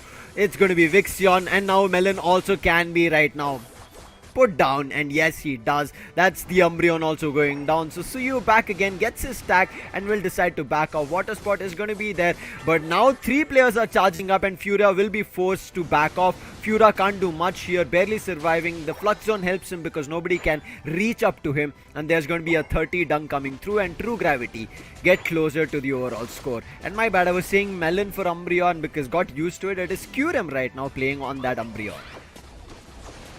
Even nice again, Big Spirit it's Shackle. almost, it was almost the time we were about to see that Vulcan would have been gone down, but the Solar Beam came into the play. The Snarl will be giving them a kind of momentum, but the Glacial Stage being activated, the unit being committed. The Desi has been found out by the Glaceon at this point, while the Venusaur will be also getting the Umbreon down, and True Gravity again getting back their control in the bottom lane, and a lot of view scores will be coming from their side as they move up to 145. As soon as the Reggie spawn, in another 10 seconds, True Gravity decided they all push bottom path, and the timing was so perfect because Forge Your Legacy had also a little bit extended to get scores dunked, and because of the bottom path, entire control is lost. Tier 1 of bottom path is also destroyed. Along with that, Reggie also has been taken. Regirock is gone. Now they'll be fighting for the Regieleki on top. Let's see if they do get a chance. It is Forge Your Legacy who have started it, but Suyu is ready. I don't think he can go for a steal. Therefore, the ally gets added to the side of Forge Your Legacy. Not True Gravity, but Vixion is here. Psyshock along with the Psychic. They're trying to do damage, but nice Hydro Pump coming through, which will find the KO not just on 1, but 2, and will get the ally pushed, and an overdunk of 40 comes through. But after that, the Beamasaur finds 2 for itself, putting the players of Forge Your Legacy back in the Pokemon Center. Oh, Lapras. His 30 score was completely stopped, and Zisol playing a vital role at this point. He's already on level 10, will be evolving to level 11 as well. Meanwhile, Ruben, he has to play that very same role what he did in the very first match with that Desi. He has to find a lot more value. Leveling himself up is going to be a very, very crucial role that he has to, fulfill. But again, for your legacy, Team True Gravity, they don't have much of a difference in the matter of scores. But yes, a level diff factor can actually happen if anyhow, for your legacy or either Team True Gravity can get both the objectives in their favor. Level advantage here for Forger Legacy for now. But Forger Legacy have done one good thing, that they've destroyed Tier 1 and Tier 2 both of True Gravity. However, score difference is not that big. So if an overdunk comes of 40, immediately True Gravity can reach 400, and Melon wants to make that happen. 40, Suyu has it. Does he go for the score? Yes, they're using the goal scoring speed and they make that 40 happen. 208, but with the Lapras Express, they're charging in. They find Suyu, but do they take him down? The player off immediately charges Ruben. Ruben trying to run away with a Shadow Sneak, doesn't work. He gets KO'd. The Rapid Spinner also doesn't protect him. Doc also couldn't do much, but now Doc in trouble. The 2 KO streak with the player off coming through, and mistake being done here. Forge Your Legacy, the control that they just had, lost all of it. But however, Volk, along with his teammate Hurim, they are deciding to take objectives. They get the Regirock. However, look at that. With the Shadow Sneak, tried to get a hit on one of the players. However, did not. And the Mean Look being used. Suyu might go down. Singularity also being committed. And the Unite make sure that the Mimikyu is down and sent back packing. Maybe even another, but the Slow Beam being used. And the Bliss Assistance coming through. Moonlight Prance being used. First the Blissey goes down. Then might be the Slowbro, but the Slowbro is still protected because of the Bliss Assistant. Verdant Anger also came through. Therefore, the players of Forge Legacy were forced back, and Vixion swoops in and puts the Lapras to the Pokemon Center. Giving a chance, Blastoise is there, melting down the Regieleki, and it will fall in the hands of Forge Legacy. While the Mimikyu, he will be there in the range of the Hydro Typhoon and eventually deals a lot of damage, but still surviving. The Regieleki has been pushed to the Tier 2 as of now. Kyurem is eagerly waiting for the right moment to maybe strike in because they want to push this Regieleki. It seems the Icicle Spear giving a lot of damage. The Mean Look will be trapping the Slowbro this time. The Glacial Stage being activated gives a big opportunity, but Lapras goes down. The Knock still has a good amount of damage, but not enough to find a KO itself, and the Regieleki will be stopped. It was a little too further away from where the Knock was started, but okay, no complaints as of now. It did keep the players of True Gravity in check, but True Gravity, you can see, still they are in lead, even though the objectives are going the way of Forge Your Legacy. Now it's time. In 40 seconds we are going to be seeing the last and final battle. Ruben on level 13, and it is going to be the Gardevoir also on level 13. Same goes for the True Gravity. Both the ranged attackers, the Glaceon as well as the Venusaur, are on level 13. Let's see where this goes. Vixion says, I'm not 13, I'm 14 right as of now. And now the game has gotten even more interesting. This final battle, the final stretch to decide match number 4's victors, is going to come close.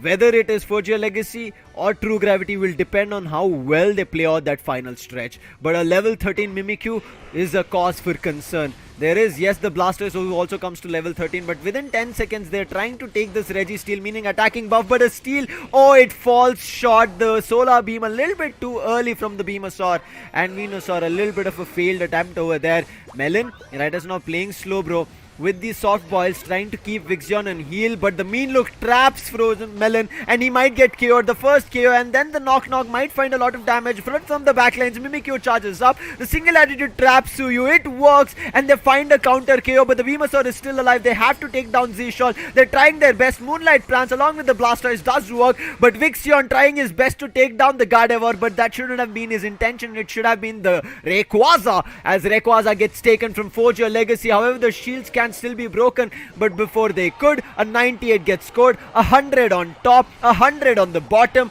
and this is 490 for Forge Your Legacy. Maybe even another 100 at the base goal zone of True Gravity, and with 1 minute to go, there can be chances of True Gravity to bring it back. They need 300 scores, but before that, they need to destroy the shields of Forge Your Legacy, and then only they can find success, and they do. Lapras' shield is destroyed. Dog goes down as well. There is also a shield one with Fura. It was saving. He recovers Eos energy. Now he's going, but the players from Forge Your Legacy, one after another, everybody is falling apart. Ruben also gets taken down. Now there is a chance. There is 50 Eos energy on Suyu, 41 on Melon, and I think another 50. So there is close to 250, but with this 100, there is no chance of recovery, Nekroz.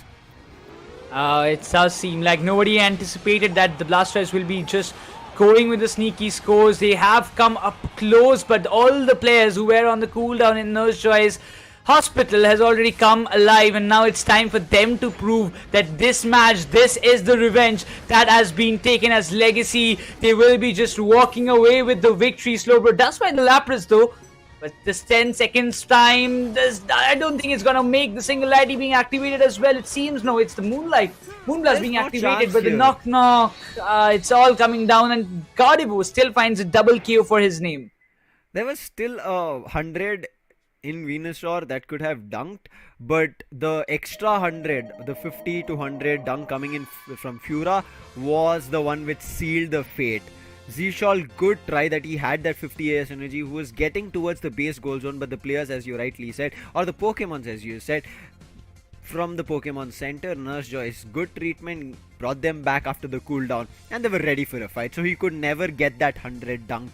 Fura, if he didn't get that 100 dunked at the last with his shield that he got all the AS energy at the center at the legendary pit, there could have been a chance, because that could have brought the score to 490 to 490. That small itty bitty gap could have been a cause for concern, but Forge Your Legacy, they take down True Gravity, proving the odds right this time compared to what happened in the India Open. But this does not give them the champions title, this just gives them a victory for now in the league stage. And now it's like an even Steven with the side of Team True Gravity. Virtual Legacy also lost their first match, won the second against True Gravity. True Gravity won the first match with a 2-0, but now this time they lost to the side of Forger Legacy. But again, this triple defender composition, first time it was a close-up battle against Skyesports. Team True Gravity, they were in a vulnerable spot against FS as well, but that time the Team FS crumbled down in the final stretch, what Forger Legacy didn't do, and that's why they are the victorious team this one. See, I mentioned about this Gardevoir. As you can see, 80,000 damage dealt coming through. But I think Vixion as well as Suyu played phenomenally. Again, coming back to the damage taken, it is like 90,000 being taken up by Vulcan for himself, 62,000 recovery from his side. Doc also dealt a lot of damage. I mean, he also conceded like 80,000 of 145 for himself. Level 13 Lapras, this is always the problem. Like, they become a literal tank and they're very tough to KO. And I think Doc played I don't know, I'm not finding any words other than fantastic and phenomenal. Out of the world, out of bounds, 80,000 damage taken is insane. Dealt is something that you understand, it's in your hands. But taken, meaning you were able to take damage from the Mimikyu, from Vixion's Icicle Spear, from Beamosaur, Z-Shawl coming through. So there's been too much that he's been taking. But I think early game, really good stuff coming in from Suyu along with Vixion and Z-Shawl. But towards the later stages, right, Forge Your Legacy understood it's better to keep distance from the players of True Gravity, especially from Suyu, because on that Mimikyu and the player of that he had, instant KO would have been the Desi and the other Pokemon, right? It is like immediate KO coming through, which is a cause for concern. The Gardevoir as well as the Desi going down immediately means like you lose your heavy damage dealer. So for now, Forge Your Legacy do get themselves a victory after the loss that they had in the starting of the day. But again, nothing much to be worried about for even True Gravity, right? It's one game of a loss. There's many more games here in the league stage. It is only to decide your seeding. Let's see how it goes as we jump into a quick replay to see what went down. This fight was close. It was initially True Gravity, as we said. I want to still see the turning point where things went south. But I think this is just very interesting of how things were kind of going around. There was some overextensions from the side of True Gravity. I think that's what gave confidence for the side of Forge Your Legacy. Forge Your Legacy, they are going to overextend one or the other time. That's our chance. That's our time to swoop in. And I think Walk majority of the times kept his distance away and making use of this battle item of Shedinja Doll worked out sometimes, but I think Vixion was just on another level. Fura again finding this value on the top path and also getting an added ally. All of these things in small nitty-gritty. This was not an entire team or not an entire, I would say, time of where the entire game came in the hands of either True Gravity or the side of Forge Your Legacy. It was this minute instances of a fight where for a couple of minutes it was True Gravity, for the next 2 minutes it was Forge Your Legacy. And again, this time the knock knock did find a lot more value in the final stretch. A beautiful unite coming up from the Desi, finding and providing the support that was required from his team played a major factor. But every time you have to even say that Umbreon's mean look, it came in the right moment, found a lot more value, and whenever it was needed to trap the right Pokemon, he did that job brilliantly. That being said, the final stretch, that was a good try from the side of True Gravity to even bring back the game in their side, but it was not the virtue that it seemed to us, because it was all done and dusted with that last score of Blastoise. Yeah, they kind of couldn't get Suyu back in action, as Suyu did phenomenally in the start, but towards the late game, I think Forge Your Legacy understood how to dodge him, making sure that even if he jumps upon any of their players, right, with the Shadow Sneak, it is their front line. The Lapras, the Umbreon, only these Pokemons, the Blastoise, not your ranged attackers, the Gardevoir as well as Desi. Initially, Gardevoir and Desi were a little bit reachable, but after that, they kept a big distance. Even in that Regieleki push towards the tier 2, right, we saw Desi kept his distance, right, making sure that they do not jump on Ruben, and from there activated Knock Knock. But then also came the Lapras Express. Once they found a Suyu, the Mimikyu was down. That's when the charge was taken over, and I think that commitment of a unite, Lapras Express hit that stun, and as soon as that Knock Knock was charged, they found one KO to counter it, another one KO, and I think once they found 2 KOs, they knew now it's time to put Zishol to rest on that Venusaur, and they were able to. Moonlight Prance as well as Blastoise jumped in. Done was the game there. They got that confidence that we have it all. Vixion tried his best to kind of take the player down, but unfortunately at the same time they were even draining Rayquaza's health, trying to defeat Rayquaza, so he couldn't find in all directions, and therefore successfully granted the shields of Rayquaza by defeating Rayquaza was Forge Your Legacy. But this is just one victory for Forge Your Legacy and also one loss for True Gravity. This entire league stage has a lot more games for them, so they will think through of what better they can do later down the line. Now, quickly, we'll have a complete analyst discussion of what actually happened over the match. So, if we just started off, it was from the first to the second match, I would say, where the second match, most precisely, where Suyu went berserk with that boss fall. I mean, just everybody who was coming in front of him, he was just picking them up, and the chaos coming into the way. Yeah, I think this just was a crazy game. His early stacks gave him that advantage of what he needed to do. And after that stack, look at him easily picking up a Lapras and tossing it down. KO. Picking up any Pokemon Union, maybe a Blastoise, tossing it, finding a KO. That's how simple it was for Suyu, as we saw in the game. But again, it was also a little bit of an overextension from Forge Your Legacy, which gave Suyu the chance. You can see again, right, where Absol is. A little bit of an overextension to fight with Glaceon. Maybe that shouldn't have been done. Now, yes, Absol did find one KO, I think, either on the Glaceon or someone, but there was still the Espeon. No, he found it on the Espeon and Glaceon was still alive. So, immediately was what they countered. So, there could have been some different strategy which could have been pulled off, but you can see our analyst mentioning that there was also 10 seconds on the clock. If they got the Regieleki on top, it could have gone to the home base goal zone of Forge Your Legacy, and Forge Your Legacy would have been in much more trouble. However, Forge Your Legacy were already in trouble because of how Suyu was playing. Exactly, even the Absol did not find the value of what Volk was trying to do, or trying to find the values the way he wanted to play the game. He was completely denied. Even after having the Desi, it was kind of not possible. Every time the way you want the game to be, it's not always like it will happen the very same way. But Zisol on the Venusaur, and again the Absol coming into the play, was definitely something that we seeked for. But in the final match, or in the final decider match that we had, there was a situation we just saw coming up from the side of Team Forge Your Legacy. They had 24 seconds on the clock. Venusaur was way too back, so they had a chance to get the multiple KOs. What a game coming through, man. You can see this game just turned around in their favor. Players were a little bit further away. And this Knock Knock being used, Lapras Express coming through, Rapid Spin running right across, and then both the Blastoise as well as the Umbreon, Kyurem, they decided to jump on Zishal, and that's where it worked out. And then there was only Vixion left, and as I said, the entire fight broke down in their favor.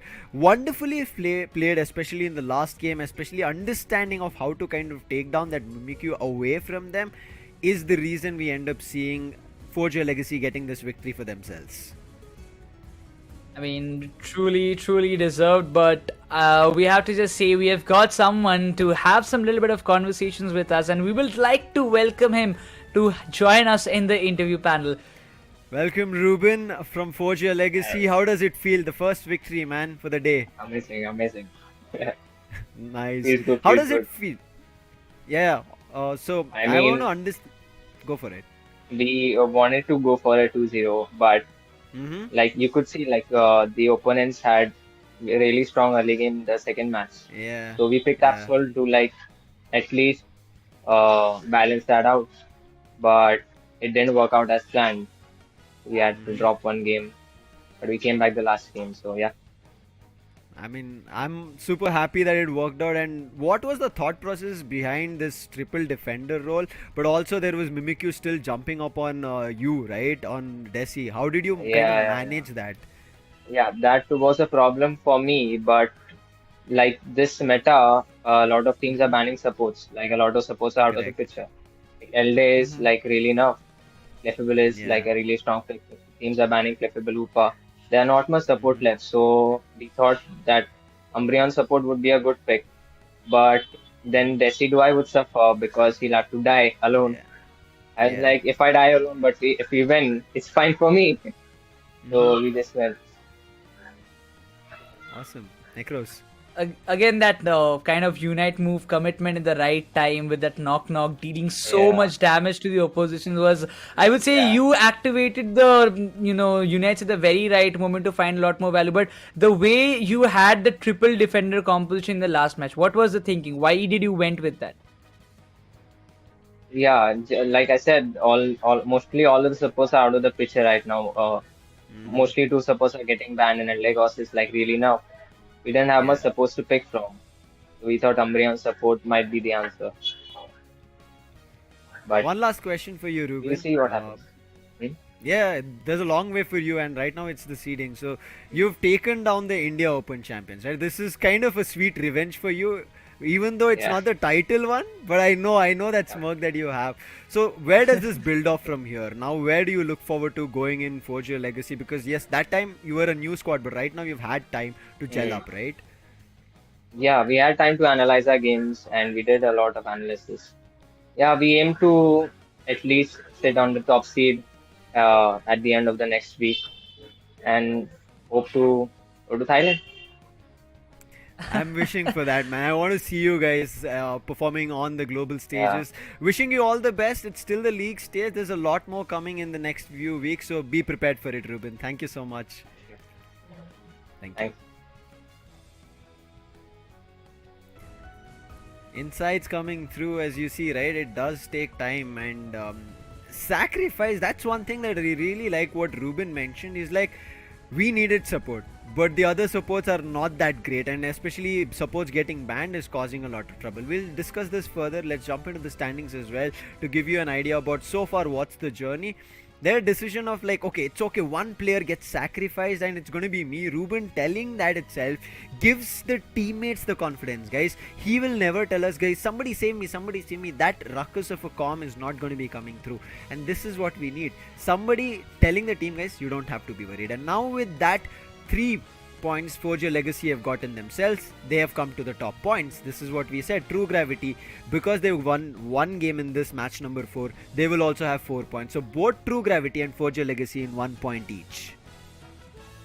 That justifies that first position. First position. It's like both the teams who were in the top of India Open, they are still in the top of ACL as well, competing against each other. But not only that, there are other teams into the question. There is Clown5, we saw them play up against them, but still there are a lot more matches that we are looking forward to witness, because I believe 4 matches are done. We're still left with 4 more matches in today's day. So it's going to be very exciting to see after the end of day 1 of the Indian League who is going to be on the first seed spot, who will be in the second, third, and fourth and fifth accordingly, because it's a big journey. After the day one standings, we will have the day two on 16th, and when we will have the day two, after the day two ends, the total seed that will sum up will have the day three of the finale, I would say. On that basis, it will be a single elimination bracket on the very third day. Till then, it's a single round robin format. I think for now it's going to be a super interesting journey that we are seeing. Teams who lost have picked up the victories. Teams who have picked up the victories, they're going towards losses, and that's the main gist of the league stage.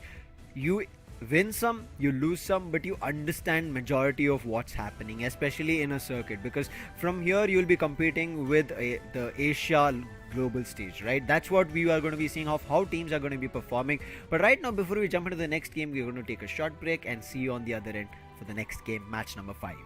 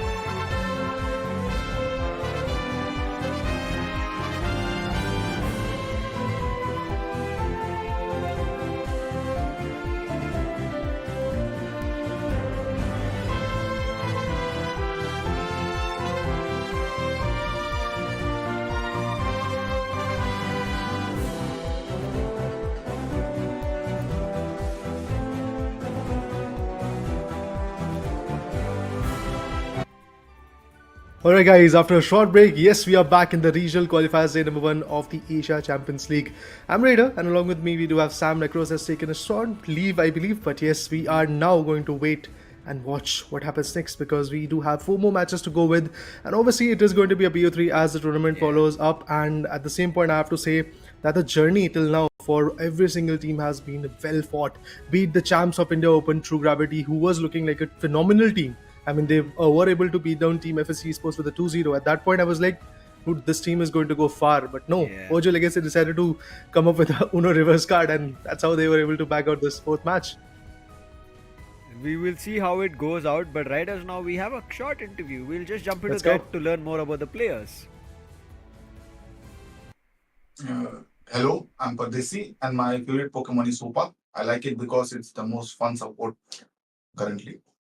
Hello, my name is PYZ. I am the top laner of the FSC Sport. And I like Blastoise because it's good for initiating the fight. Hello guys, my name is Berserk and I'm the bot laner of FSC Sports and my favorite Pokemon is Leafeon. I like it because it can pretty much run around the map. That's all. Hello, I'm Luke. My favorite Pokemon is Slowbro and because I can catch their carry on. I guess the strength of our team is the adaptability and the trust in each other. Like when we are losing in a game, we trust each other. Like we can make a comeback, and we try to adapt according to enemy, and we don't try to play according to them. We always try to play according to our own play style. That's what I would say. I would say the Japan region is very fun to watch. The drafts are very fun, very creative. It's more like they play what they want to play. They're having fun in the game. That's what we like more, like the most. We want to play like that too, I would say. Not restricted to any hero, or like we go for what we want to play for. That's the ideology that I like from Japan region. Well, I have to say one thing, and that is basically FSC Sports is that team who started off today with a different set of mind and eventually different set of traffic as well. They had 3 defenders. That's what we witnessed, if I'm not wrong, against Forge Legacy as well. But yeah, FSC Sports is the one particular team who started it off. So I'm looking forward to see how that is going to pan out. But yes, guys, the India Open 3rd team, or should I say the second runner-up, is going to now face against the India Open 4th team. FSC Sports for now have no wins. But Griffin on the other corner has a different storyline. So they're definitely here to win the second map, second game to be precise for themselves, second match to be precise for themselves. I'm looking forward to see if that is going to be the case. But let's once again reunite with the players. We have Team Griffin, from which we have Nova, Snowy, Illusion, Ghoul, and Mikey 10. On the other corner from FSC Sports, we have Pardesi, Rook, Berserk, Blair, and PYZ. Well, talking about Team FSC Sports, this team definitely loves to play in their own meta, in their own way, but they also enjoy and also they are doing their homeworks. That's exactly what Pardesi was trying to talk about in his team interview, that he is doing his homework while watching the teams coming in from Japan, the Eastern regions or the Southeast Asia region.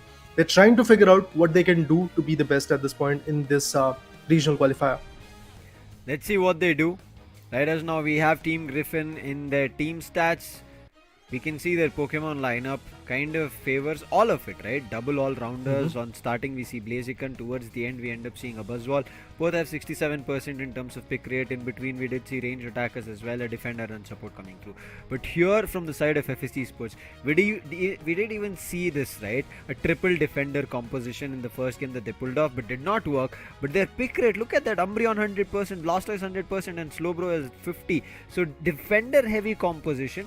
But the FSC Sports that we saw in WCS qualifiers, right? It was not this.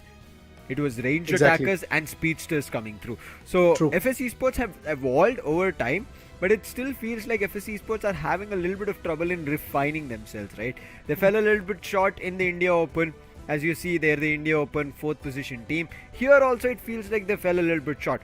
In that game that happened when you and Nekroz were casting, I was watching and I felt like seems like their communication is improved, but towards the end they're unable to keep themselves afloat and therefore they kind of lose that footing. Right as now it's time for this match number 5, game number 1, and it's the draft phase. But before that, it's the ban. It should be all these supporter bans only. We just spoke to Ruben, he mentioned the same thing. So Hoopa, Cliffable, that's what I'm kind of looking forward to. We have very little seen of these what your ranged attackers or all-rounders is a ban coming through, but okay. After a True. long time, we are seeing a Lapras ban as well coming in. Griffin. I They're just cooking overheard up. you like talking about Lapras and how overpowered it can be when it comes to level 13 and Yeah. how big of a tank it can become. I was hearing that, and I do believe that that is one of those things that I believe Team Griffin also is able to capably figure out. But at the same point, yes, the bans are now confirmed. It's going to be the Hoopa, and with that we have Lapras ban as well. But seeking on this opportunity, one of the best supporter has already been logged. It's going to be Yeah. Cliffable for Mikey 10, and it has been logged for Team Griffin. They're not looking forward to give any single opportunity to the opponent, but opponent, what they decided to do is come up with a Blastoise, and Rook is going to go with the Umbreon. Obviously, in the final preparation, players might actually switch up those Pokemons, but yes, these are the two Pokemons which have been right now logged. On the other corner, we have the Inteleon coming in for Ghoul, and Slowbro is going to be there for Nova. Impressive choices indeed. We do see two tanks already for FSE Sports. Is it going to be a third one as well coming in pretty soon? But I feel when the supporter is going to get logged, I don't think that there is going to be a third defender as well, because when you have a supporter, you have to have some heavy hitters as well. Okay, Pikachu, Berserk, that's a bold choice to be honest, but I have to see how that play is going to unfold. And to capitalize on that scenario, Eldegoss is not going to be the favorable one. It's going to be the Blissey from Pardesi's perspective. Instant lock on this Leafeon. If you talk about illusion, he sees a Pikachu, he's like, I can smack it. Easy smack it with my Solar Blade. I think that's what his Solar Bug wants to be done with. Let's see if it works out. But Snowy comes in with also another heavy hitter. That's none other than a Blaziken. Last choice coming in from Blair.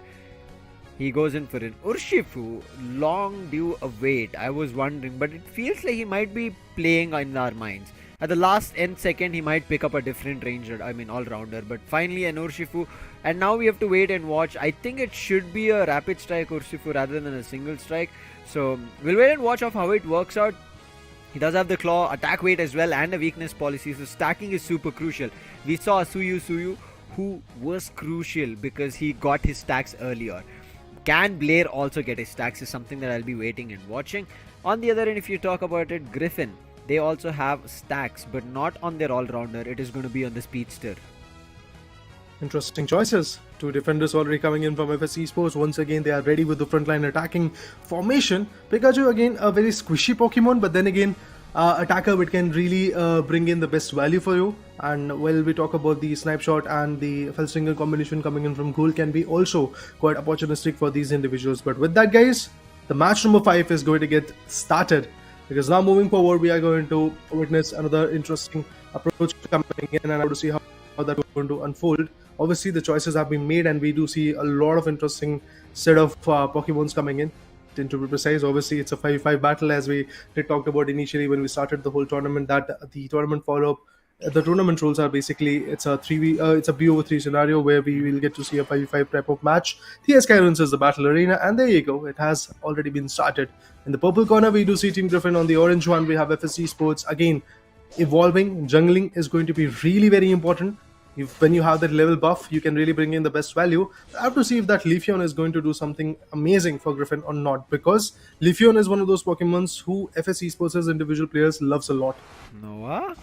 He's charging up his water gun. He's moved into the mid part to try and steal the buff. Does the Kupfu read it though? Seems like it has. And the other teammates also have moved in. But does he steal it away though? One last hit. He couldn't steal it. So Nova right now either gives up a little bit experience to them or tries to back off. I think he might have already used his XP. Nova. Therefore he has to give away a KO here for free for FSE Sports. Griffin on the other end, while Nova was doing all this, they are scoring, they are stacking already, and players from the side of FS are unable to stop that, and FS themselves are unable to get their stacks through. Exactly, I mean, in the top lane, the contestment was quite evident, but now finally the stack up situation is going to come in. It's the Squirtle which is now facing the Wrath at this point. Urshifu is already over there, he's also trying to put up a good fight, but now... Urshifu.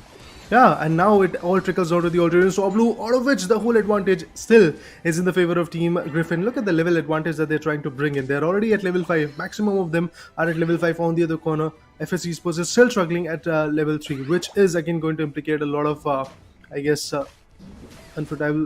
unfruitful positioning for them in the later stages. But I'm looking forward to see if that is going to change or not. Again, leveling up, evolving, getting those Chaos energies and going for some good scores is going to be the base should I say, approach for every single individual. Griffin has already got a lead of 20 good goals, but still, that is nothing because the Rayquaza fight is something which can change a lot of stuff. But even before that, we have to see those other objective Pokemons, the Regieleki and the Registeel, Regirock, Regice, whichever comes in the bottom lane. Also, for now, the Alternate Swablues is what these individuals are waiting for at 8-minute marker. It will be coming in, and look at that, the contestant goes in the Legendary Pit. It's being stolen on all directions. Everybody gets a little of everything. But the Solar Boing, nice shedding at all usage. But I think the Pikachu will go down. There's nothing to say because everybody is surrounded. Even Rook goes down. And there was a chance of Blair also going down. But before Blair survives, however, his teammates, everybody fall apart one after another except for Blair as well as the War Turtle on top. Only 2 survive. It's 3 knockouts one after another while they return from the Legendary Pit to the bottom path. They also lose their tier 1 on bottom.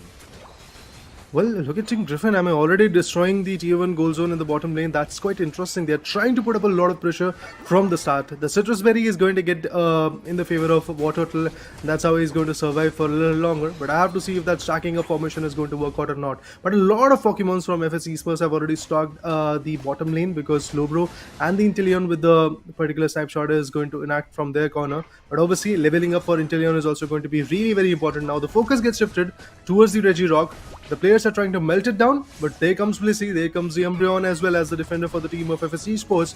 Now they're trying to keep Inteleon and their other Pokemons inches away from that scenario. But let's see, Blaziken could actually come back with a steal, but no, it's the Urshifu who gets the advantage, and Blair is about to come up with a good KO. Let's see if Snowy is going to survive or not. Well, there you go, the KO comes in, Snowy goes down, Urshifu with a good smack, and with that, yes, the advantage for now is now in FS Esports' favor. But all of a sudden, look at this, look at this, Team Griffin is also ready with the fight.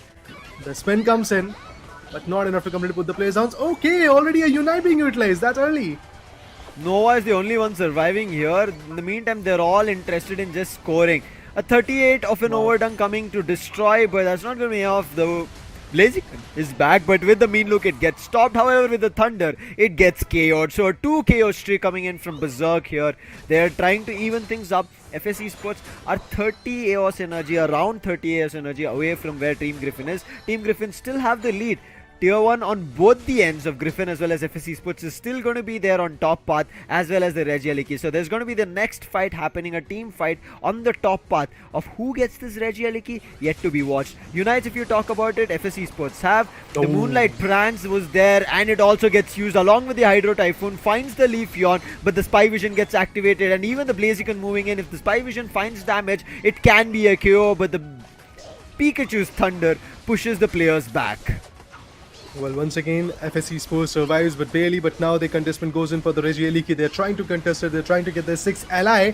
All the other corner are still looking quite affected. But look at that. Once again, a Unite moves comes in, but still it is going to be FS Esports who gets the advantage. But now it all trickles down to the KOs. Look at this. Umbreon goes down. Not just that, another Pokemon is going to get KO'd. And it's Blaziken who is doing the heavy lifting of getting some good KOs. Not just that, even the supporter is out of the equation with 181. Both the tier 1 goal zones from top lane and the bottom lane are already destroyed. That leaves an open opportunity for Team FS Esports to go for the top lane goal zone for Team Griffin. I mean, against Team Griffin, to be honest. The Regieleki is again going to get contested. It's going to get melted away. And the 6th ally is now going to get KO'd, that's for sure. But Registeel is now the main focus for FS Esports. And FS Esports is trying to come up with the stack, but Leafeon all of a sudden steals it away.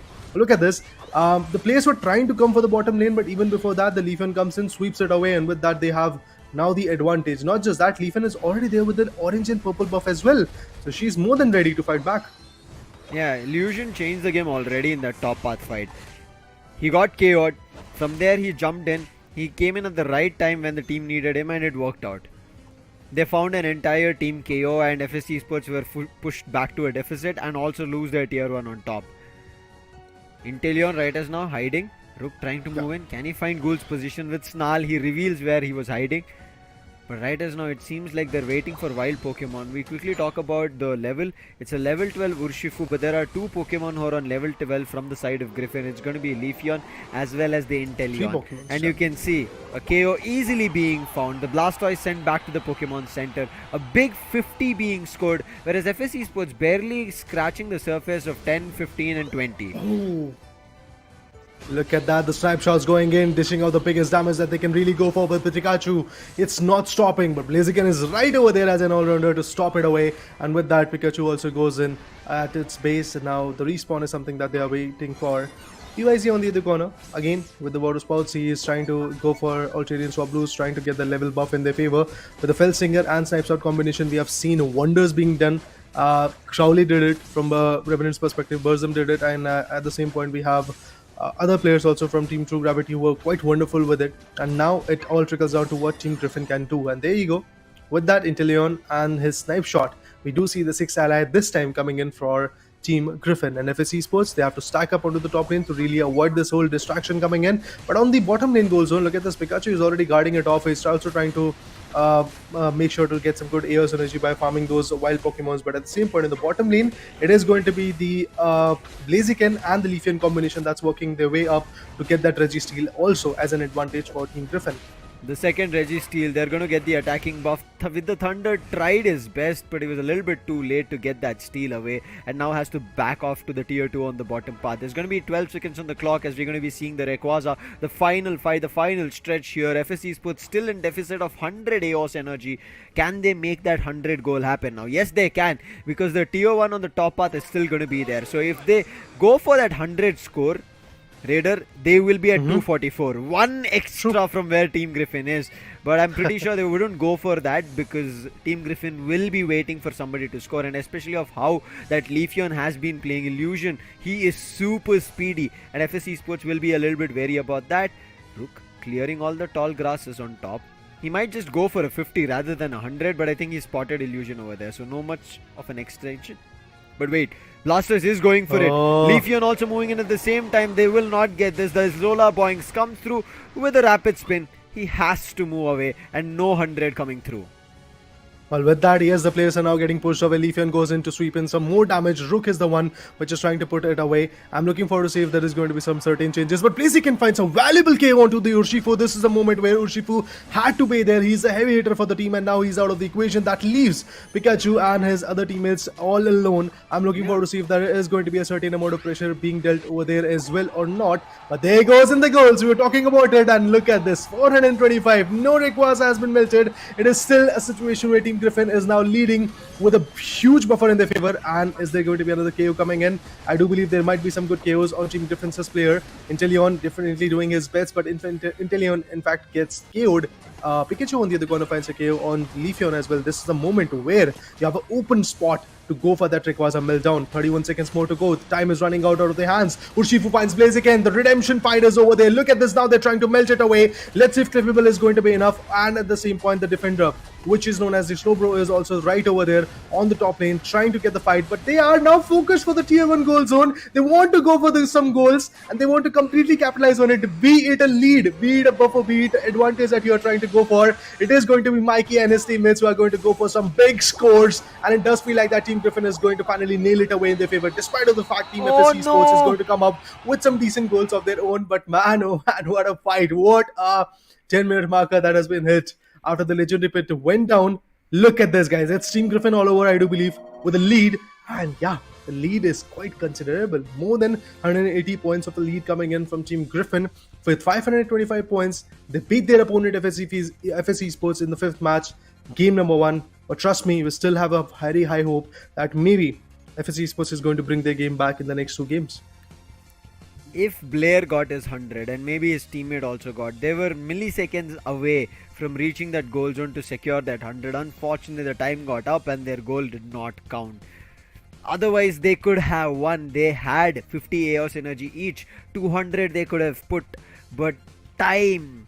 They had taken 3 players down from the side of Griffin. It was only Mikey and Noah standing. Noah also had 50 AOS energy. He couldn't dunk, but I think Mikey did get a chance, and that's the reason they're sitting at 525. Otherwise, this game could have been in favor of FS Esports. Nice try. However, Snowy caused that initial KO, and that is where FS Esports were forced their hand to pick up a fight. And that fight also started proving a little bit fateful. whereas they started losing players, but thankfully it was an early KO coming through, and because of that early KO, their cooldown was less and they respawned fast. They came back into the fight, and FS Esports had their players, whereas Team Griffin had a higher cooldown because of their level advantage and also the KOs that they had found. And that chance for FS Esports just missed out by a tiny window gap. Otherwise, maybe FS Esports could have gotten this first victory. But with Griffin getting this first point, Raider, I'm pretty sure they'll look forward to another 2-0.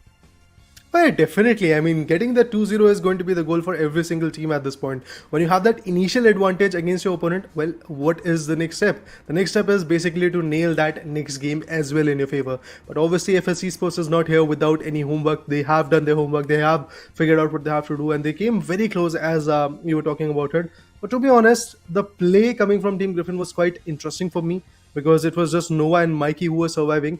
Cliffable and Sober to be precise. They are not a very big heavy hitter. Yes, they can bring in the recovery. They can sustain a lot of damage. Talking about Noah being the slow bro, he could have actually sustained a lot of damage. But what they decided to do is basically 30 more seconds were left. They decided to go for the tier 2 goal zone and the baseline goal zone. Out of which Pikachu was able to TP back to the base from FS Esports, and he denied the goal coming in from Noah. But yes, still Mikey was able to go for a good 100 coming in on the top lane. And these are the small, minute decisions that you make along the way, which is going to either make your path to the victory or break your path to the victory.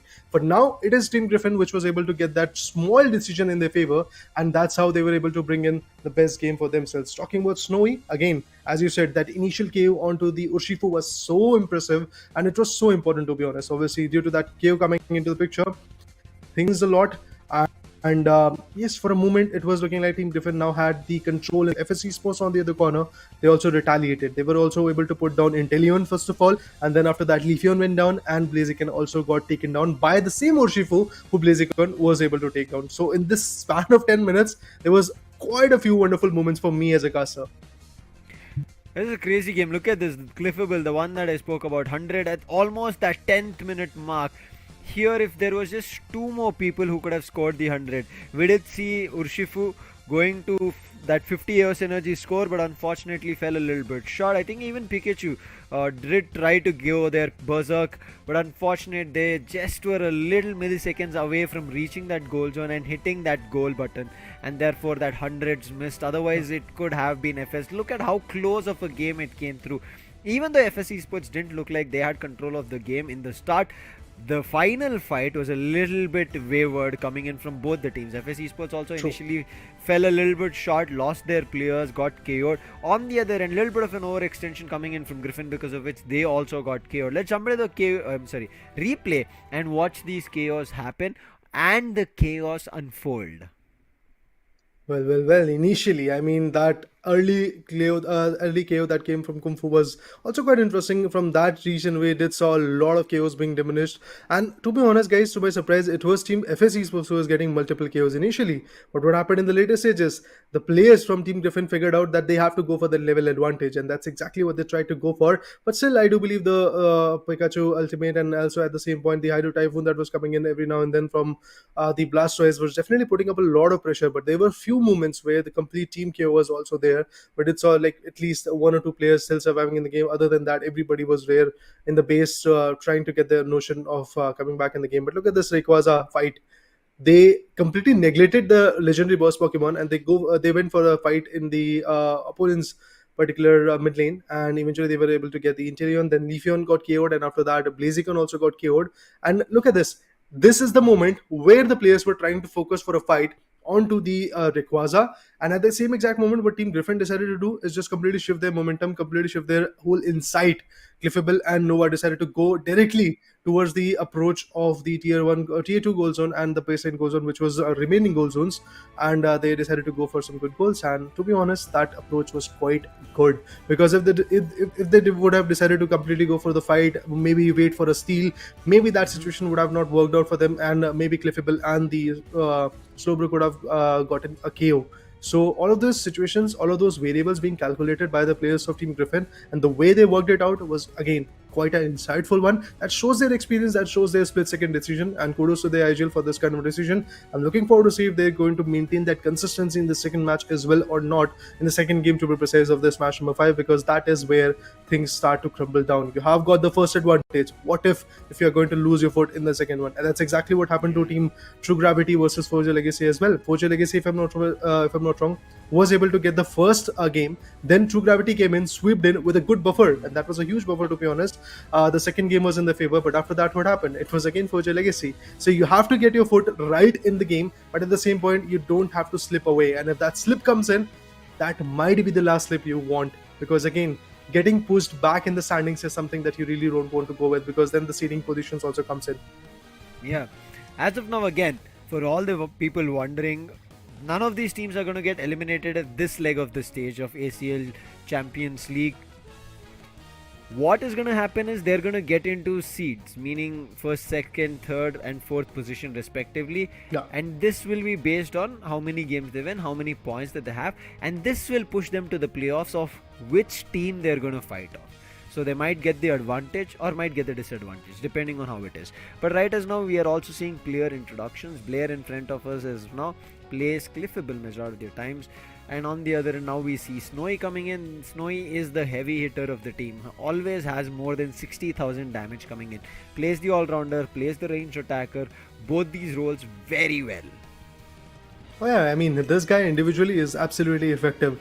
Glacian was not picked this time, but he decided to go for a different route and was able to be effective on that particular note as well. From Skyesports, we have another individual, Rook, whose average damage dealt is also quite interesting, and at the same point, the average damage taken. As a defender, yes, you have to sustain a lot, you have to intake a lot of damage because you're the tank, you're the defender for the team. In terms of that, yes, Rook definitely made a phenomenal play, because either with Umbreon or with Slowbro, which is the 50% pick rate for him, he is quite effective, to be honest. He is sustaining a lot of damage, he is coming up with some lot of interesting recovery, and obviously, well, when you are a frontline attacker, you have to sustain a lot of damage. You have to make sure that your teammates like Inteleon, Pikachu or some other squishy Pokemon survive till the end, because when they have that level buff, when they have that level advantage, things start to change a lot. But let's look into the second game of match number 5 as well to see what kind of change is it going to be there. Team Griffin has a second choice, but the bans, quite evident. It is going to be Hoopa all over.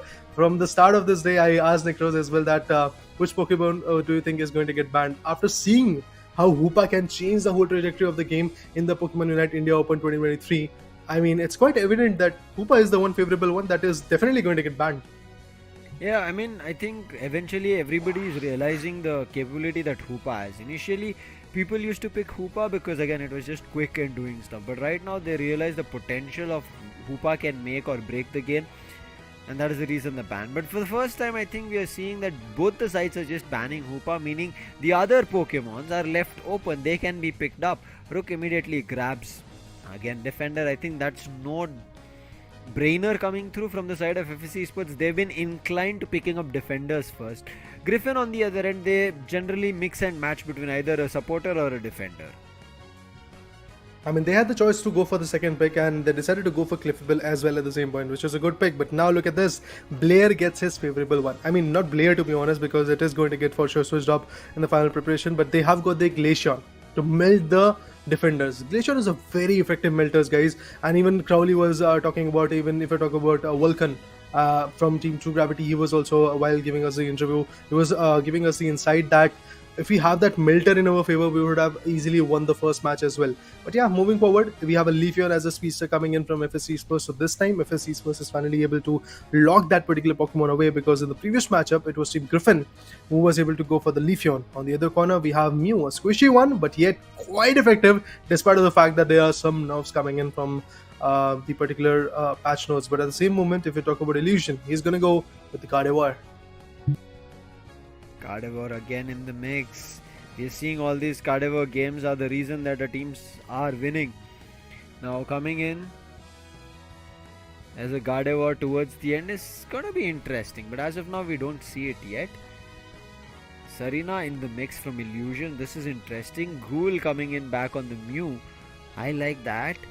but Mew has been nerfed. So let's see how effective it is. With Snowy finally moving into the Venusaur, Blair will be playing a Glaceon, double defender, still keeping it alive. Pardesi as well as Pies is going to be a Blastoise as well as Umbreon, along with Rook playing the third defender. So triple defender is the name of the game here for FS Esports. Previously it failed. Does it fail again? Because right as now feels like Griffin have an experimental lineup as well. One Pokemon nerfed, another Pokemon recently buffed, that is Serena in terms of the stats. Let's see how that plays out right as of now. Well, yeah, I mean, when it comes to their tanking power, it is just the Lapras, and obviously with that combination of Lapras and a Clefable being one of the most effective supporter after the ban of Hoopa is definitely going to be quite advantageous for them. At the same point, when I talk about the supporting situation for FS Esports, I am not at all surprised to see that there is no supporter, because against Team True Gravity in the first match today, similar situation happened. They had three tanks for themselves, they had three defenders, but they had two attackers at that point. Now what they have decided to go with is just one attacker, which is a very good melter, which can be advantageous because there is just one guy to melt down. To be honest, when it comes to defending from Team Griffin, well, we have to really see what happens over there. But yes, the second attacker has now been switched up with the Speedster when we talk about Team FS Esports. So either this will be a very brilliant play, or this can affect very largely onto the players of Team FS Esports. But I have to say that the frontline attackers are definitely someone which can put up a lot of pressure on Team Griffin. Even Team 2 Gravity struggled a lot in the first match. The only reason why they were able to win it was basically due to the Venusaur Solar Beam coming in, and that was able to steal the Rayquaza. That was the only thing that changed the trajectory of FS Esports and was able to bring in a victorious game for Team FS Esports. For Team True Gravity to be precise, FS Esports, well, they got 0 games in that particular first match. But moving forward, FS Esports, from the start, they're trying to dictate their terms, trying to put up a lot of pressure onto the opponent, not even letting them to go for some good goals. At the same moment, they've already secured 14 goals, so it's not a very big lead, to be honest, but yes, they're trying to put up some serious sense of pressure onto the opponent. 14-0 FS Esports this time might have started it, but let's see how far they can push it. I want to see what magic they can work with Serena as well as Mew. Right now, Ghoul playing on the Mew. Right ahead of him is Nova. 8 minutes 50, we end up seeing the Alterian Swablu with the light shield nicely pushed away from the players of FS. In the meantime, in the top path, control being taken over because it's a 3-man push coming in as Griffin give away a KO, as well as FS Esports pushing this lead further. Now, there is something that Griffin need to concentrate is to get back on level and playing together, because their Serena on top was found as a KO. The other player let go of that goal zone, making sure that the free experience should not be given. In the meantime, Berserk keeping his stack on.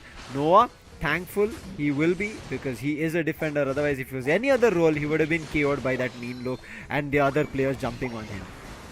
There you go, finally some scores being done from Team Griffin as well, and there comes in the War Turtle. Squirtle has now evolved to the War Turtle, and they are trying to put some effective damage onto the opponents, but it does feel like that the opponents are also focused on a little bit more of a score coming in. Serena, again as a heavy hitter, really wants to bring in the best at this point. I would love to see how that all-rounder is going to play along the way. You have to be effective, guys. That's what the main issue is all about. If you are effective, things might change quite fruitfully for you. But the Petal Dance coming into the picture, what do you have to say about that, Sam? Because again, Petal Dance is very good, but then again in the close quarter fights, being the range attacker, I believe Mew has already got that Solar Beam, but an addition of another Solar Beam could have a little bit more advantages in this game. Again, we've seen double beamers certain times, maybe even triple beamers, like keeping in the Solar Blade. Sometimes it works, sometimes it's just too much because Solar Beam takes time to charge. But right now, Nova a little bit in trouble. A 2 KO streak being found. Telekinesis also being used, meaning Ghoul, he can be easily found. Oh my god, what was that Icicle Spear? A 3 KO streak and then an overdunk coming through to destroy the goal zone. 150 FS Esports against Griffin. And Griffin sitting at only 59. How have the tables turned? And look at Blair, unstoppable. And they secure the Regirock in less than 15-20 seconds when they started it. And now in the meantime, Griffin, they're jumping up to the Regieliki on top. All the players are moving up. They might just make it in time before Griffin get it and might even steal it away. But it is going to be a secure from Snowy. And now the Petal Dance and Giga Drain might just be enough. One on the long range, one on the close range. Verdant Anger coming out, does a lot of damage, but it is not going to be enough because as soon as the Verdant Anger went out, even the Venusaur was KO'd. Well, the Venusaur is out of equation, but at the same point, the Ice Tickles PS, as you said, was absolutely amazing. And now it is again quite amazing. The best part for me from FSC Sports' gameplay is basically the frontline attackers, the way they are soaking up that damage. And then from the back end, it's the Leafeon and the other guy that is going to be the Glaceon trying to melt the opponent's players as well is absolutely impressive. Look at this. He was very happy after securing that 30, but what happened after that? He is now going to sit back, relax, and wait for a few more seconds to be back in the game. So that is the kind of approach which is definitely looking quite amazing for Team FSC Sports. But FSC Sports, I don't know how much more of a momentum they are going to build till the end, because again, they have got a very good speedster, they have got a very good attacker as well, which is not just an attacker, it's a very effective melter of that Lapras as well. But again, Lapras at level 13 could be very effective, so I feel Team Griffin should a little bit more focus onto the evolution part as well. They have to evolve really quickly. But at the same point, look at this, the Petal Dance comes in with the Giga Drain, and now again the pressure falls down a lot. But look at this Umbreon. They are trying to maintain a lot of pressure, but the Slowbro goes down, one defender down, two more to go, and after that the Leafeon and the other Pokemon, Umbreon is also, not Umbreon, Oh the Glaceon my is also going to be God. on Breakers, but Pardesi, can you run far away? Well, not at all. It is going to be a KO coming in, 2 KOs already being delivered. With that, even the Hydro Typhoon is going to come pretty soon, I believe. But yes, FSC Sports, they are more than ready, but there goes the KO. Lapras, the only tank that Team Griffin has got, is now melted away. There's still chance for Griffin here because the goal zones have been brought in closer, only 50. But the objectives constantly that FS are taking is giving them the advantage where they're better on levels, and you can see 2 KOs being found at the bottom path. In the meantime, Griffin said, okay, bottom is gone from our hands. Let's quickly act on the Regieleki on top. FSC Sports are also charging up. Umbreon is going to be here. Might go for a steal, but the Storms are going to be good enough. Oh, wait, the Solar Boink. Leafeon steals it, and now Illusion in trouble. He cannot run away. Nice mean look, traps Illusion, and that is the end of it. There's nothing that he could have done up, and an extra ally added for FSC Sports. When we were just thinking that maybe Griffin are making their comeback, FSC Sports pull up a steal.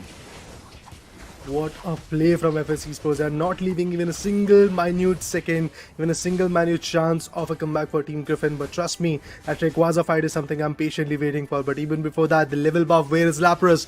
You have to be ready, mates, because again, you're the only individual who is there with the tanking position. And again, you're getting countered a lot. Umbreon on the other corner finds a Clefable. No supports for now, for a few moments, for a few seconds. On the other corner, Berserk wanted to fall back, but eventually that's not going to be the case. Even the Venusaur is going to get KO'd. With that, Cool and other individuals are also trying to put up a lot of pressure. Look at that, the Solar Beam goes in, Serena finds one. It's the Glaceon who goes down way too late, but yet a very effective KO coming in. Not just that, Serena is going to find another one as an all-rounder. Definitely the output is coming in. Slowly but steadily, it is looking like Team Griffin wants to come back in the game. The urge, the hunger is now quite evident. And look at that, they're trying to go for a dump of 40, but again the Leafeon comes in. The pressure is now relieved. Leafeon with the Solar Boinks are definitely pressurizing the opponent. There is no Citrus Berry yet, so there is no healings for them whatsoever. But is it going to be a situation where there will be some goals? Well, not at all. And the Lapras now gets cornered. No fighting back. You are going to get killed, that's for sure. Yeah, at least one Pokemon had to go down to a KO. Otherwise, all 4 would have gone down to a KO. So at least one better than all 4. Regirock has spawned, but in the meantime, Venus are a little bit of an overextension, and the Glaceon is pushing it in the top path, and you can see the Snowy. Can he run away? Big time damage coming in. Thankfully, Altaria and Swablu in between tank up a little, but you can see how much of health he has lost. 1 second, and we're going to see a Regieleki. Bottom Reggie has been taken over from FS. Now top Reggie, is it going to be again taken over from FS? Right as of now, after scoring 180 and Griffin on 130, none of them have had chances to score. Is there a chance to steal? They're trying to swoop in, but Snowy was a little bit tad late from hitting that Giga Drain, and that gets secured. The Regieleki will go towards the Team Griffin. Added 6th alive for the FSC Sports, but now there's not much time on the clock. They have to look forward to the Rayquaza, and they're letting the Regieleki walk for free. Goal zone is vulnerable, meaning 100 can be scored from FSC Sports, and that's what the Blastoise wants to do. In the top path, you can see Blastoise easily collecting Chaos Energy and making its way for the 100, and nobody to watch out for it. And FSC Sports push themselves even further to 300. Right now, Slow Beam used FSC Sports. Can they find the initial KO. They're trying their best. Verdant Anger comes out and Lapras makes a secure in all the KOs. And in that Lapras Express, he's carrying his teammates to go for goal secures. But in the meantime, bottom path, they're destroying the shields. Is this a comeback? Everybody's running up. Somebody needs to destroy the tier 1 and bottom. Illusion is ready. His shield doesn't get broken. And yes, 100 comes through. 333, 430. And with that, now one last 100 from Nova can secure themselves the victory. And there's no way they could break the shield. 532, 632. Another 100 from Ghoul from in between. And this secures it. Chaos Energy, not much for the side of FS Esports to make a comeback. How did the tables turn? FS Esports, they had everything under control, but Team Griffin decide to fight in the Rayquaza pit and they win it. A textbook gameplay coming in, to be honest, from FS Esports. Exactly what they did against Team True Gravity. Exactly this kind of storyline was there. There were 3 defenders. There were 2 good heavy hitters coming in. Although there were 2 attackers, not a speedster coming in as a combination. But from the start, they were dictating their terms. From the start, they were getting all those objectives. But what happened at the end? It was Team True Gravity. It is Team Griffin, which is going to beat their opponent known as FS Esports. They had that control from the start. But at the end, things started to change. The Lapras stole it away. You talked about 100 when 444 was the scoreline. Look at this. You will get a 300 more score coming in from Team Griffin. And with that, there is no time left. Multiple KOs coming in. And Serena wants to go for the final blow as well, even before the whistle goes off. But look at this. Griffin with a 2-0. They nail this match right in their favor. Good struggle from the start. But at the end, the way they closed it out was absolutely impressive. 720, 489. That means there is a buffer of approximately 240 to 250 points. A good buffer coming in between both the individuals, both the teams. Rook definitely made it possible for the team to become the tank. But at the same point, I have to say that PYZ, as a Blastoise, he was able to be effective, was able to bring in a lot of assists. Even look at the number of KOs that were coming in from Team FSC. So from the start, they were putting the players down. A lot of pressure were there, but in the later stages, the numbers that Goal has got, the number that Snowy has got, the number that Illusion has got, these are the numbers that came in exactly in the last 1 minute after having that Rayquaza advantage.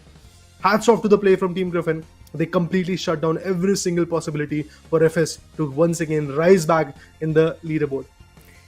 FS Esports as a whole, counting all the knockouts that every Pokemon has, is 22. Griffin, on the other hand, have just 9 knockouts. Wow. And Griffin win it. Imagine for this to happen, for FS Esports having control of the entire game. Pardesi has 13 assists, Blair has 9 knockouts, 7 assists, Pies has 2 knockouts, 6 assists, Rook has 3 knockouts and 7 assists, Berserk has 6 knockouts and 9 assists. Insane stuff that FS Esports had. Look at Berserk, 1,02,000 damage coming in from his end.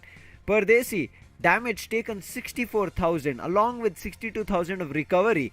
Rook with 51,000 of damage taken.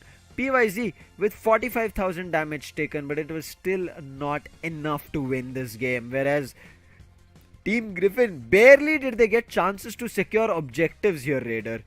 They still made the victory happen. Oh yeah, I mean, what a beautiful victory coming from Team Griffin. They were not able to get the objectives, they were not getting the Alternate Swablues plenty of the time, and they were not getting the advantage in the particular scenario of leveling up. They were getting KO'd a lot, as you said, 22 KOs and versus 9 KOs coming in from the opponent, that is Team Griffin. You can clearly see how from the start it was Team FS Esports dictating their terms, getting some good goals. Although from 4 minute to 8 minute marker, that means that span of 4 minutes, there was nothing fruitful coming in from FS Esports as well, because there were a lot of counters. And to be honest, FS Esports was a little bit more focused on doing what? Doing and getting those KOs, melting down the objective Pokemons and getting those KOs. That's exactly what they were focused upon. Apart from that, remember guys that the tier 1, tier 2 goal zone were broken down way too early by Team FS Esports, and that is one of those reasons why Team FS Esports had to push back a lot, push down a lot onto the opponent tier 2 goal zones, and obviously the counter were coming in a little bit quicker when you try to go for the tier 2 goal zone, because it's a little bit far, a little bit closer to the opponent base lane goal zone, and they can really rotate, they can PP back and once again come back with the fullest of HP and then try to fight back against you. Exactly a similar storyline for even Team Griffin, where they struggled a lot for the 4 minute to 8 minute marker. They were unable to get something fruitful for themselves. They were trying to go for the goals, they were trying to put up a lot of pressure. I do remember a moment where 4 Pokemons decided to stack up onto the bottom lane. They were getting some good KOs, but at the end what happened? Leafeon came back. Leafeon came back, and eventually with the Solar Boink and other ultimates being dished over there, things started to change. They started to crumble down. What happened? That Lapras was kept over there as a bait. That Yeah. you get him, you try to melt him down. That is our tank. You finish him off. We are going to go back to our base lanes. We're going to heal up and then bring back. To be honest, the redemption that Lapras was able to bring in at the end moment after taking that Rayquaza, the irony is here, guys, in this game. You were taking down Lepros every now and then. You were containing that only defender that Team Griffin was able to have. And what happened? That only individual was able to bring in the best output for Team Griffin, from a Soylon of 153 points in their favor to a 720. What a jump, man! What a jump! Yeah. I think I was a little bit worried as well, because when they secure the Rayquaza, players from side of FS Esports were still there, right? The Pokemons were not in the Pokemon Center. They were ready to fight.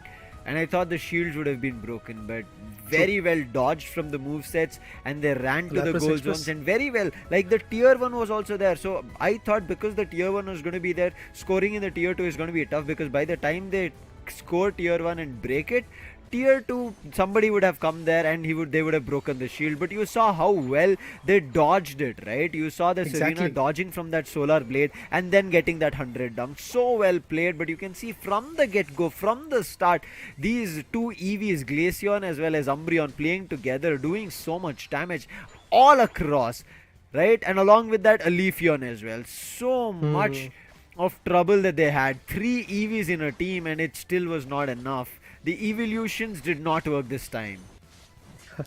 Definitely, I mean, the pressure was way too high, to be honest.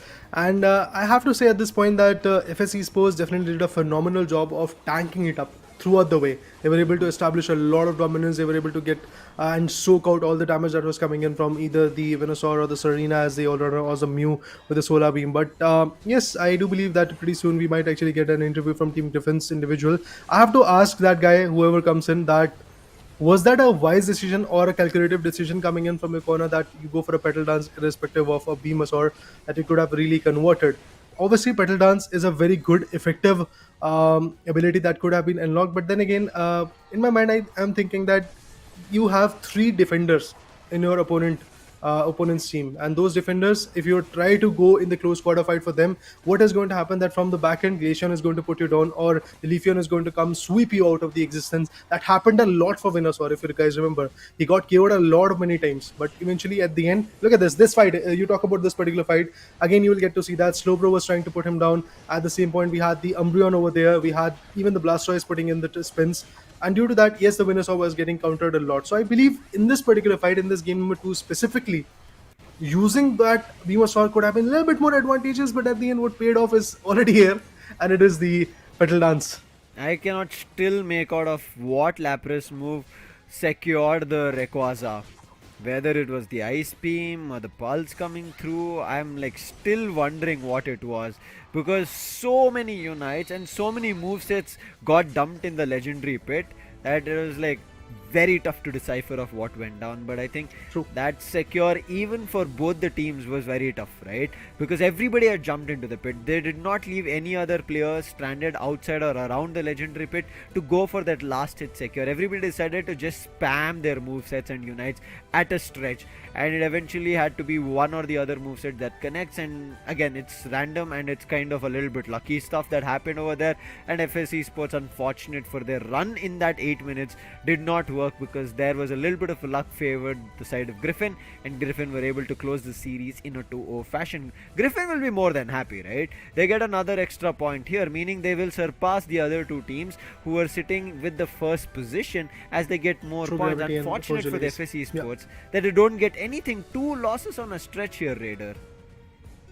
Yeah, I mean, that is something which is definitely going to put up a lot of pressure onto the individuals of FSE Sports, because again, the seeding positions are something that everybody is looking at this point. Yes. The last day, the day number 3 is going to be very crucial in terms of that. And yeah, FSE Sports, you are bringing a very different set of approach by choosing 3 defenders and going for 2 attackers, or attacker and a speedster combination. It's good to see. We are absolutely happy to see that particular situation get covered up. But to be honest, at the Rayquaza pit, I believe at the Legendary pit in the final search time period, you have to have some heavy hitters for yourself. And that is one of those reasons where I feel that in this particular game number 2, situations went out of their hands. I do remember that even the Blastoise, after melting down that Regieleki, he tried to focus on going for a set of 100.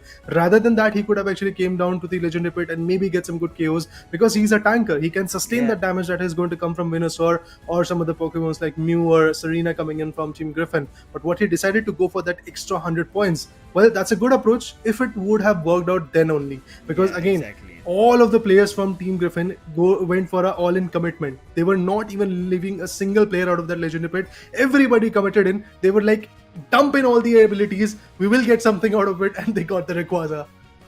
But right now, let's break things down in terms of what could have worked, what did not work.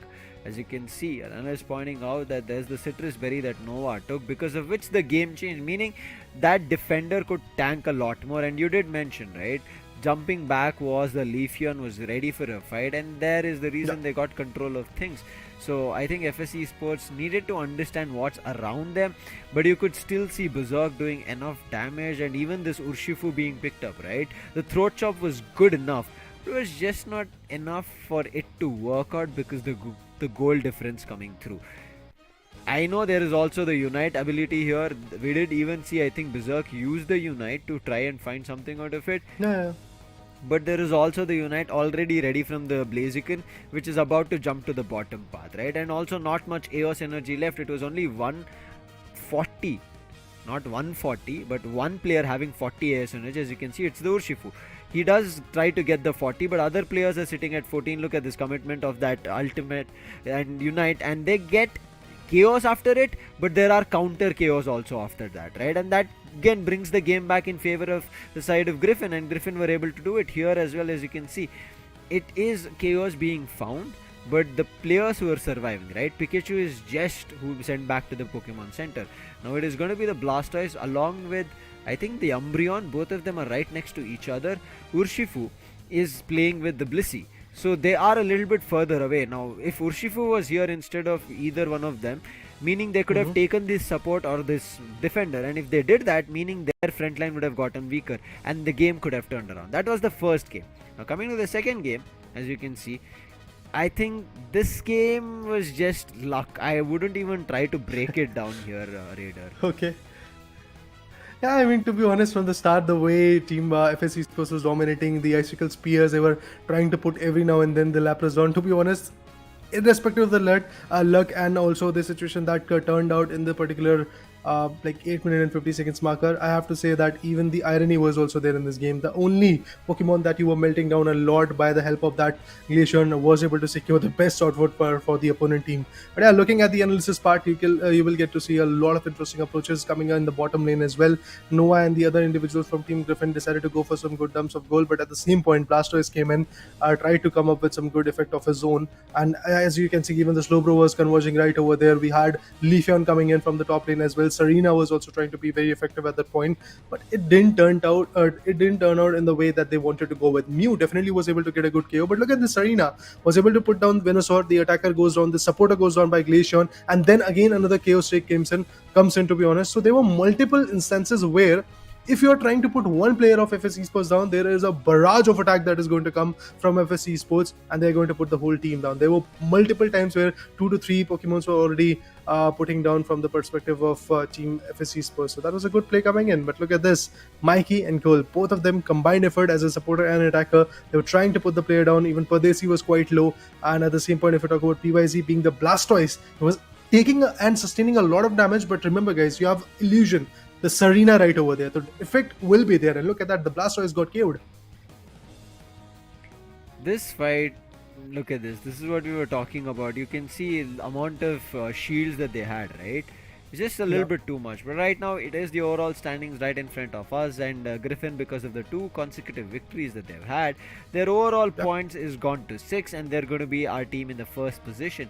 Moving towards the second is going to be True Gravity as well as Force. Both of them sitting with 4 points each in the second position. Going to the 3 points. Now again, you might be wondering why Revenant is at the 4th position. That is because there are 2 players sharing the second position. Meaning it is kind of like the second and third situation. But they are in the second position. 4th position going to Revenant, 5th coming into Clowns 5. Again, they have just 1 point, whereas FSC Sports 0 points. They've not even gotten a single game here, Raider. FSC Sports, definitely a sad sight to watch because, again, if you talk about their efforts, I do believe they were wonderful.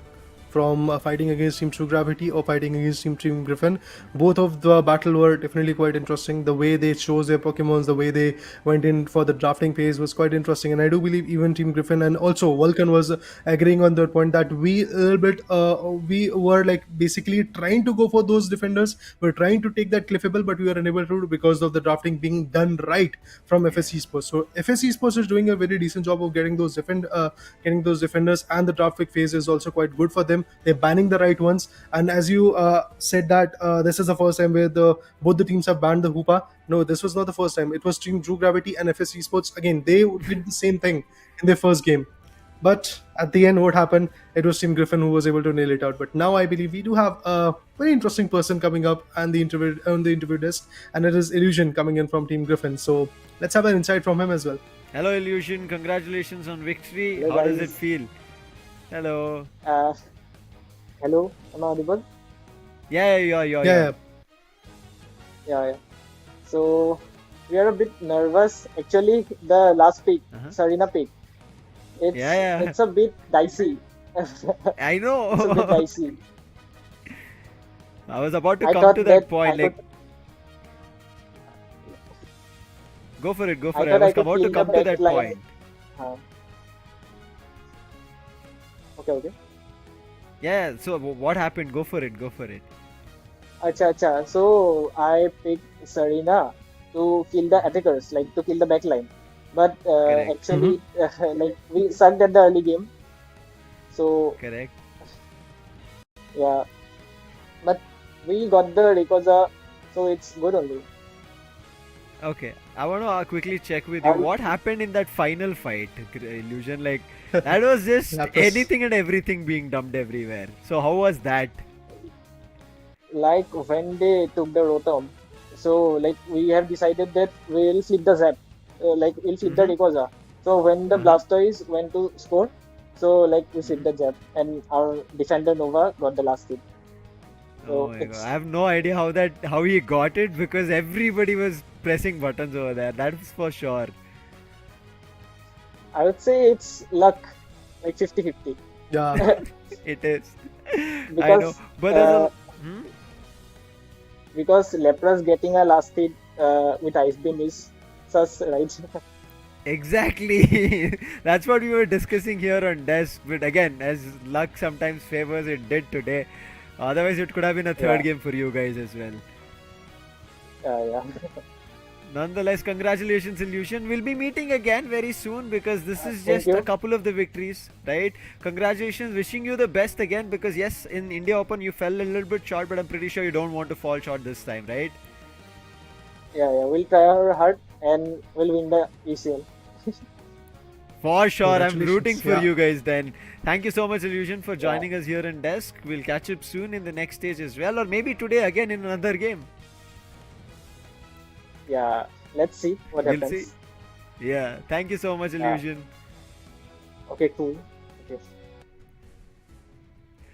See, like, imagine, that's what I was wondering, what moveset it was, and finally he reveals because they can kind of see it better. Here we have a perspective of every move being used, right? I was wondering which move. Is the Ice Beam secure coming through? Imagine Rayquaza being freezed because of that Ice Beam and gets a secure out of it, Raider.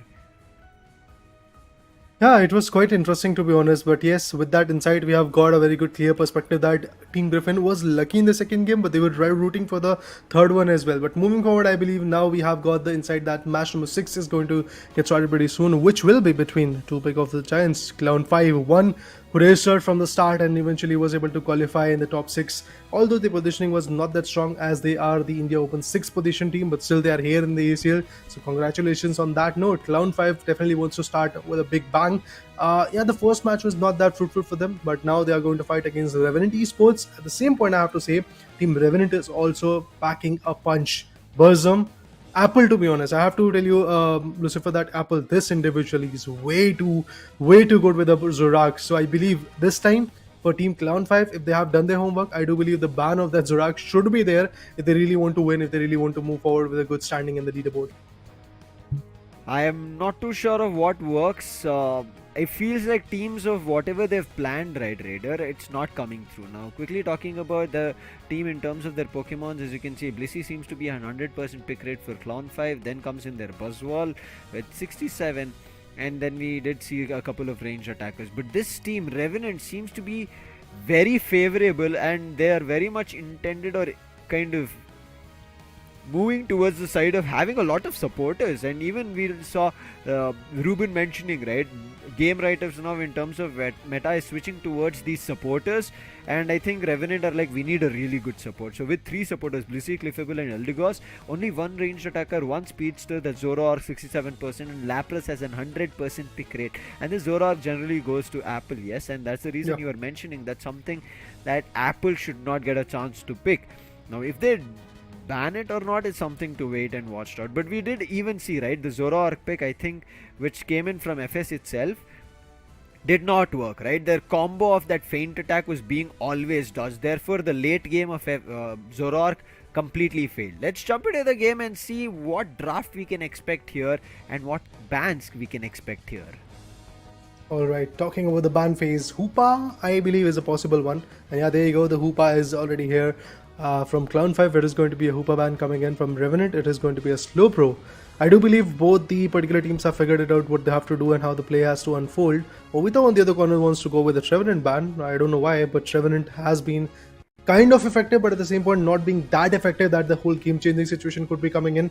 As a tank, there are some different and maybe, let's say, a better set of choices coming in when you have Blastoise, when you have Lapras coming in, and some other Pokemons like basically Umbreon also being utilized a lot. But now Revenant is going to go for the first pick. It is going to be Goku, who is going to completely take the advantage of that Clefable as one of the best supporter. When you don't have the when you don't have the Hoopa, you go for the Clefable. When you don't have the Clefable, then there is a situation that you actually go for either the Eldegoss or the Blissey. But look at this, Clown5 already locking in 2 of the biggest giant when it comes to the tanking formation. We have an evolution, which is going to be the Umbreon. On the other corner, we have the Lapras Express also more than ready, but Revenant is also there to answer back with their own set of 2 interesting defenders coming in. It is going to be Tensai locking in the Snorlax and a Slowbro being locked by the individual known as Genius. But moving forward, Legion, a Buzzwole. Okay, that could be a very good instance coming in. And as I said, when you don't have Hoopa, which is banned, then you have Clefable, which is already picked. Then the third choice goes into either Blissey or Eldegoss in the worst case scenario. And that's exactly what is going to be the case. It's going to be a Blissey pick coming in for Senix from Team Clown5. Legion on the other corner is going to stick with the Buzzwole that he is going to go with. But a double attacker approach will be coming in from Team Revenant, although we have to wait for a few more seconds to really get a confirmation on that. Glaceon, which can really melt down the opponent known as Lapras and Umbreon. Obito and Joy, to be precise, are those 2 individuals. But at the same point, there is going to be another attacker coming in, only attacker coming in from Clown5, which might be the Venusaur, because again, when you have that single individual, because if you compare this fight to the fight against Team Griffin, I believe the only reason why Griffin decided to step back a bit in terms of the Venusaur is basically due to the fact that they had the mute for the range attacking formation. But at the same point, Revenant has got their own set of range attackers which can stay back a bit but still pack a punch. It is going to be Apple who is there with the Glaceon. Usually we do see him with a lot of speedster approach, but Glaceon is again going to be very effective. As I said initially, even Chandelier can actually give a lot of damage from far away. We do see the icicle spears tracking down the opponent and putting them down a lot. So in that manner, I do believe Burzum can also be quite effective. Being an IGL of the team, Crowley, to be honest, he is one of the best players that Team Revenant has got. And obviously, while the interview was going on, Nekroz asked him, why is your name changed to Burzum? Why are you not Crowley anymore? He just said that for fun, I decided to switch up my name, and then eventually it got stuck up on me due to the rules and regulations. So yeah, Crowley is Burzum right now, guys. But yeah, we can call him Crowley as well, because he said, once a Crowley, always a Crowley. Let's see what will happen, because final preparation is done. Now we are on the loading screen. We are diving into the lobby pretty soon. Buzzwole, Obito, Umbreon being played by Joy. I am looking forward to see how that play goes out and up. But yeah, match number 6, game number 1 is on its way, and I do believe a very interesting amount of anticipation will be there. Now this is crucial for both these teams, especially for Clown5, right? We had a little bit of a high regard, and I kind of was expecting that Clown5 could have actually won their game, but it didn't work their way. But right as now, Revenant, Tensai invading, going in to steal those buffs. In the meantime, going in for that first goal is gonna be the teeny tiny Squirtle, Goku. I'm sorry, Genius. And then Goku also gets an X5. On the other end, Lapras staking all these Indidis, Wild Bunnies, and putting scores one after another. Now Revenant were doing it on top, so in bottom somebody has to do it, right? So Clown 5 are taking charge, but in the next Indidi they did not get a chance. They're all running with the X speed and will get back to their blue zone. But look at this, again trying to go in for a steal. The Lampent is already doing damage. As something that they had to be worried about, and that Lapras gets KO'd without an evolution of the Chandelier. Already early damage doing so much. I think this is just a little bit of an overextension here coming through. But looks like we've hit a small pause. We should be getting back into the game. But can't do mistakes like this, right? This is just costly stuff.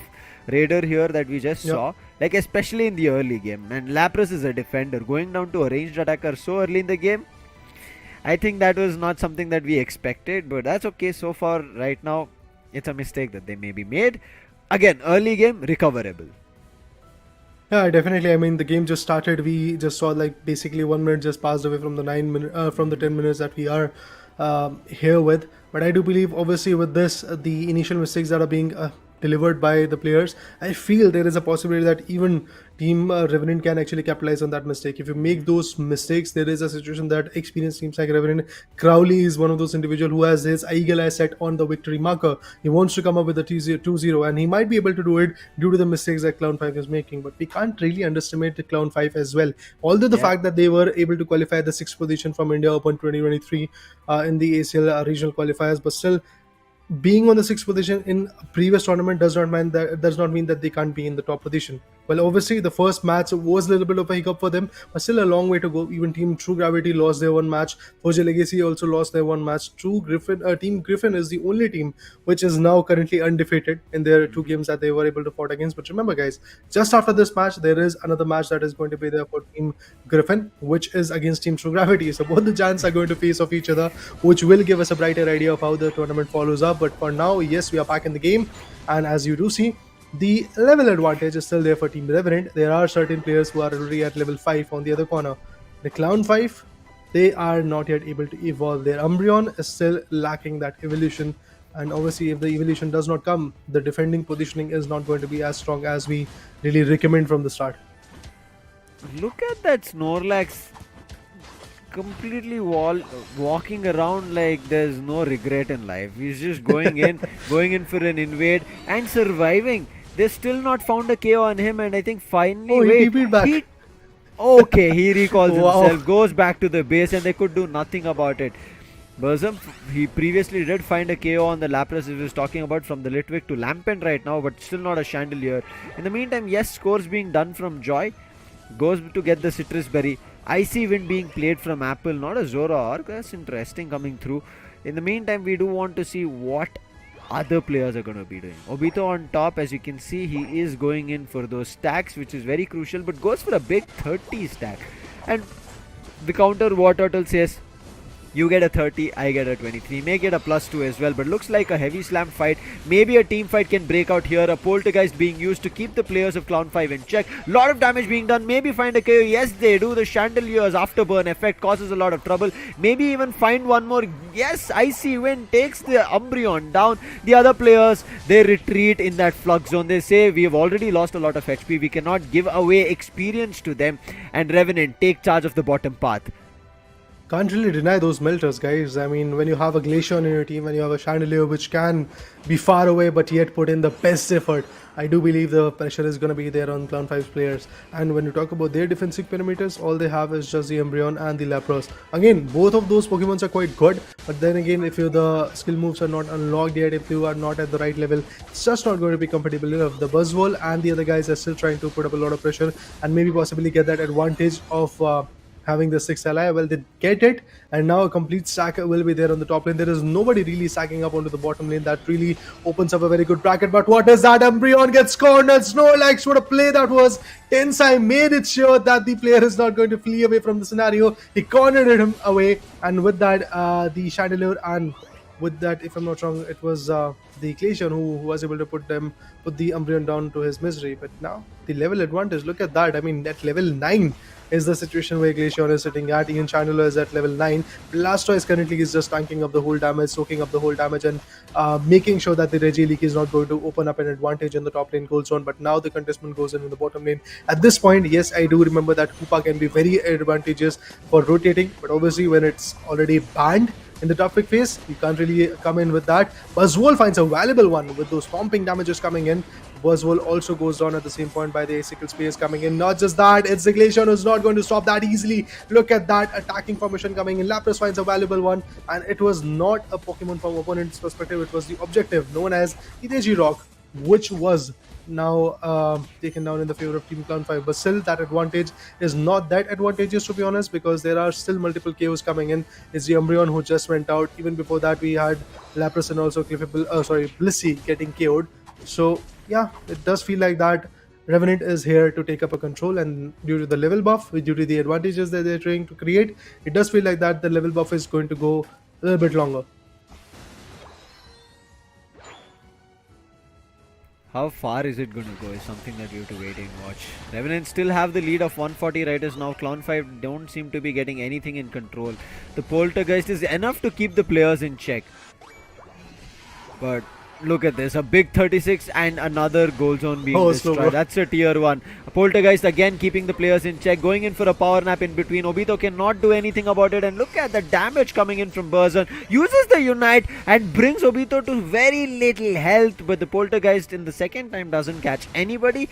Overheat is doing a lot more damage, and right now Hydro Typhoon along with the Icy Wind is good enough to take the Venusaur down. Maybe even Joy on that Umbreon. Joy is on the backlines, gets the blue shield, but it doesn't work. Icy Wind finds Blissey along with Cliffable finding Umbreon. Obito trying his best, uses Unite, takes the Chandelier down, but he also goes down as a counter as the Snorlax takes him. Now it's all up to Lapras. Lapras goes down, the Verdant Anger a little tad late, but it does find the Snorlax. So right as now, recovery happening here from Clown 5. A 2 KO streak as Cliffable goes down, make it a 3 as even the Glaceon goes. This is good recovery, but at least until recovery is being done, there's also time being bought back by Genius. Therefore, Clown 5, all the efforts to get control of the bottom path is only to save the goal zone, not to push ahead and destroy it.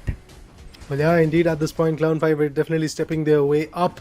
Obito wants to melt down this Registeel, but eventually the focus will be shifting towards that corner as well. But look at this, the Umbreon is not looking good. The fire damage is definitely there. It does feel like that the Umbreon is about to get KO'd. Let's see if Chandelier is going to completely put him down while the guy is coming in, and the Registeel convention fight is going to be there. But this time, Slowbro is not going to be effective enough. The tanker known as Lapras finds the way of a KO. Solar Beam goes in, the damage is definitely there, and Venusaur is going to steal this advantage for the team. But still, a 221 coming in from Revenant Esports. Look at that Blastoise going all the way in the tier 2 goal zone and then peeping back Legion. as well. Wow, that's interesting. Now Big the lead damage. is definitely quite high. Yeah. Damage is coming in. Yeah.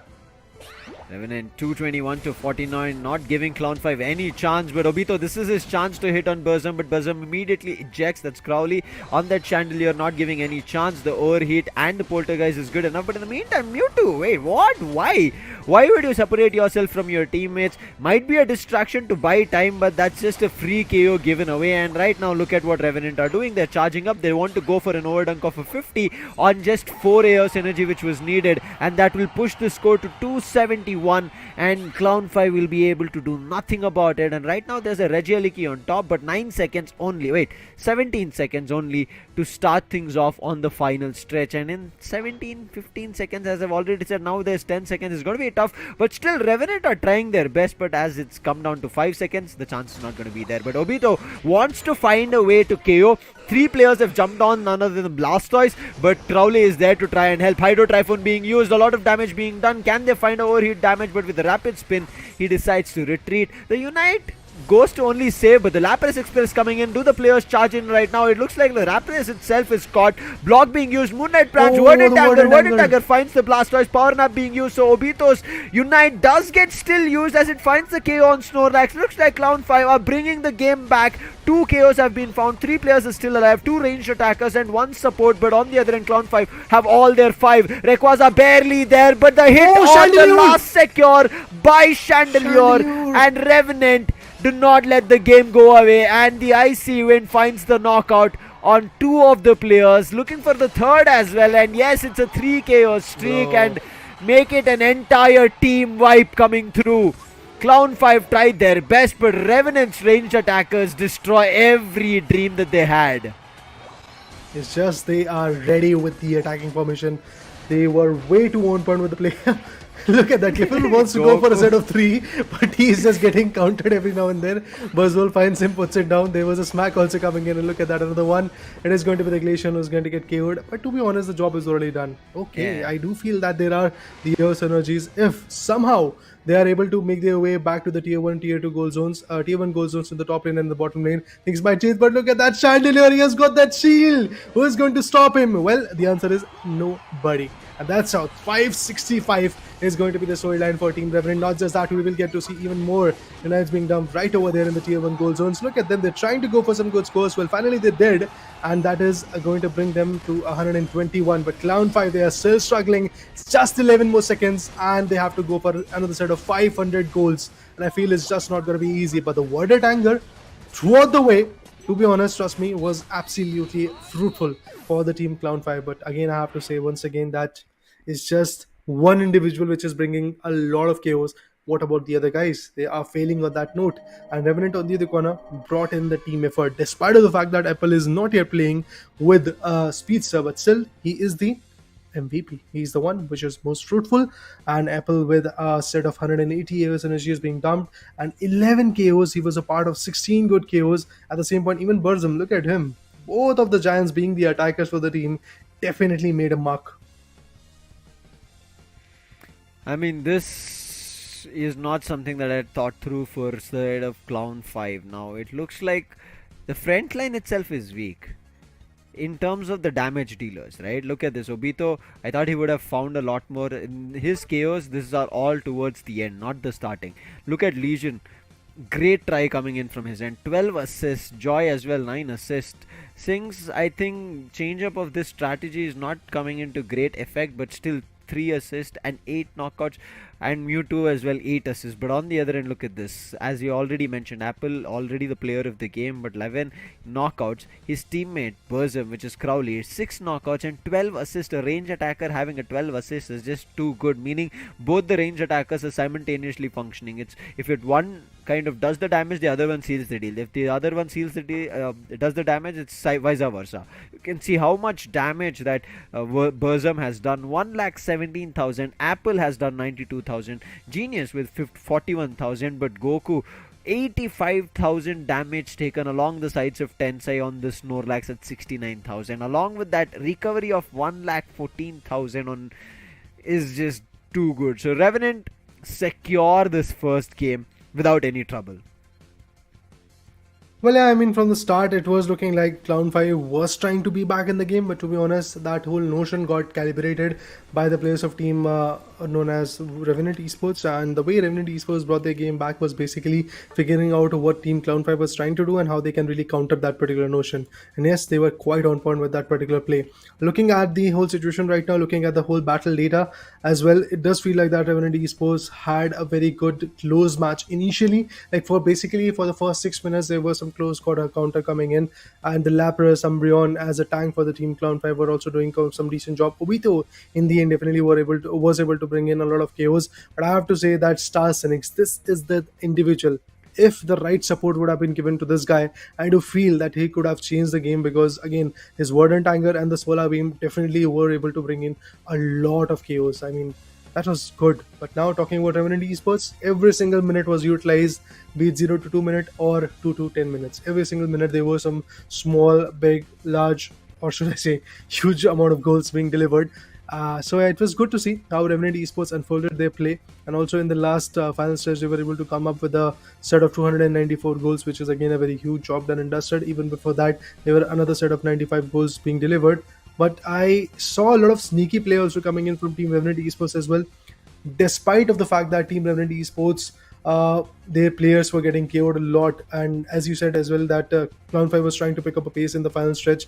They were getting some good KOs as well, but still it was not at all fruitful, because at the end what happened, there was Chandelier coming in, Burzum to be precise, the Igel, Crowley, as I said initially as well, if Crowley is in the game, you can't really abide him. You can't really actually go from his corner and maybe go for a steal. And that's exactly what happened. Crowley came in as the chandelier for the team from a very good range, from a very far away from that particular fight. He was, if I'm not wrong, hiding in the bushes, and he eventually from that corner he was able to come up with some abilities of his own, and that's how he was able to steal the whole advantage. We'll talk about all of that, but let's talk about the replay as well, because in the replay you'll get to know how this game one unfolded. Yeah, I mean, Crowley, rather than just always like to say it like he was hiding, was making sure that nobody hid in tall grasses, right? Especially his poltergeist was just on point. Like they were getting hit with those tables and chairs, and they were getting that afterburn effect. But great stuff being done from Sings, especially that verdant anger play.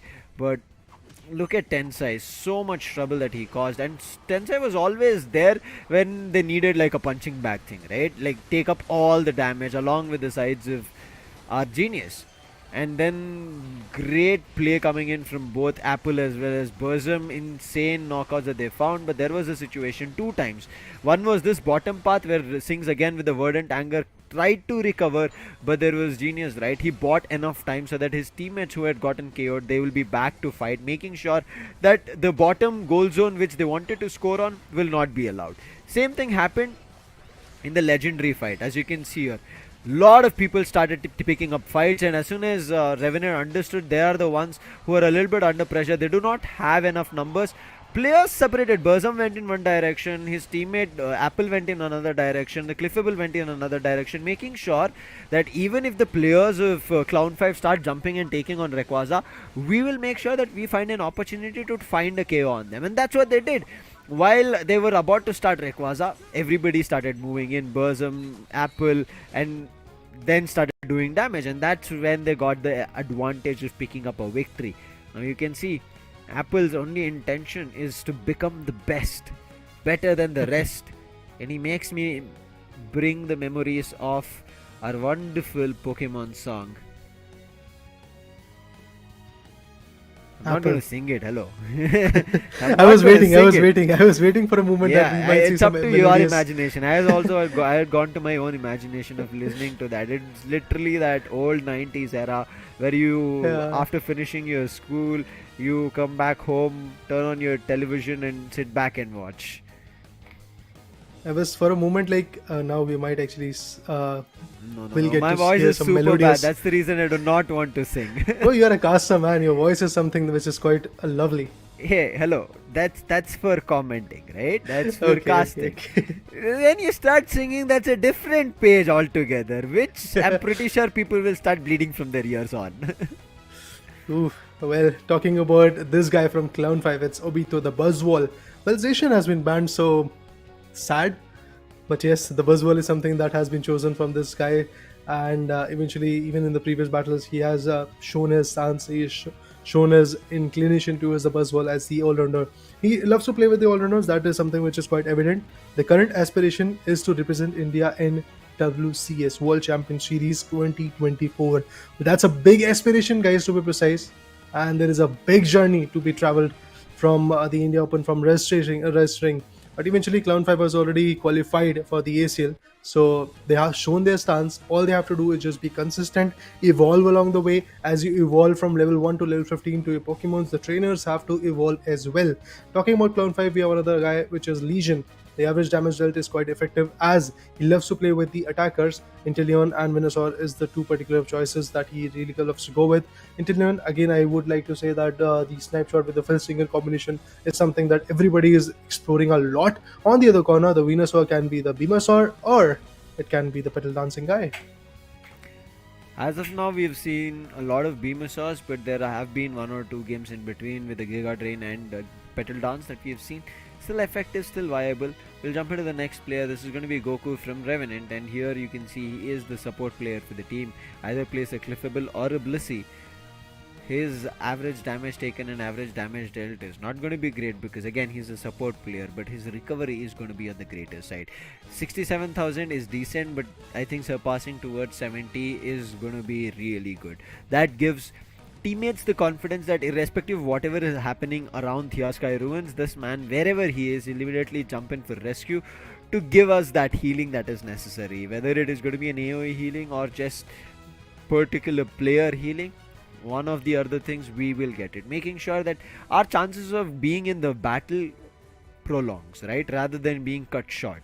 But this game is not done, right? This match is not done. It was just game number 1. Revenant got advantage of it. Now it's that best of 3 where if Revenant close it again, we go to a 2-0. Otherwise, it might go to the third one. Let's jump into the second game of match number 6 and see who is going to close it.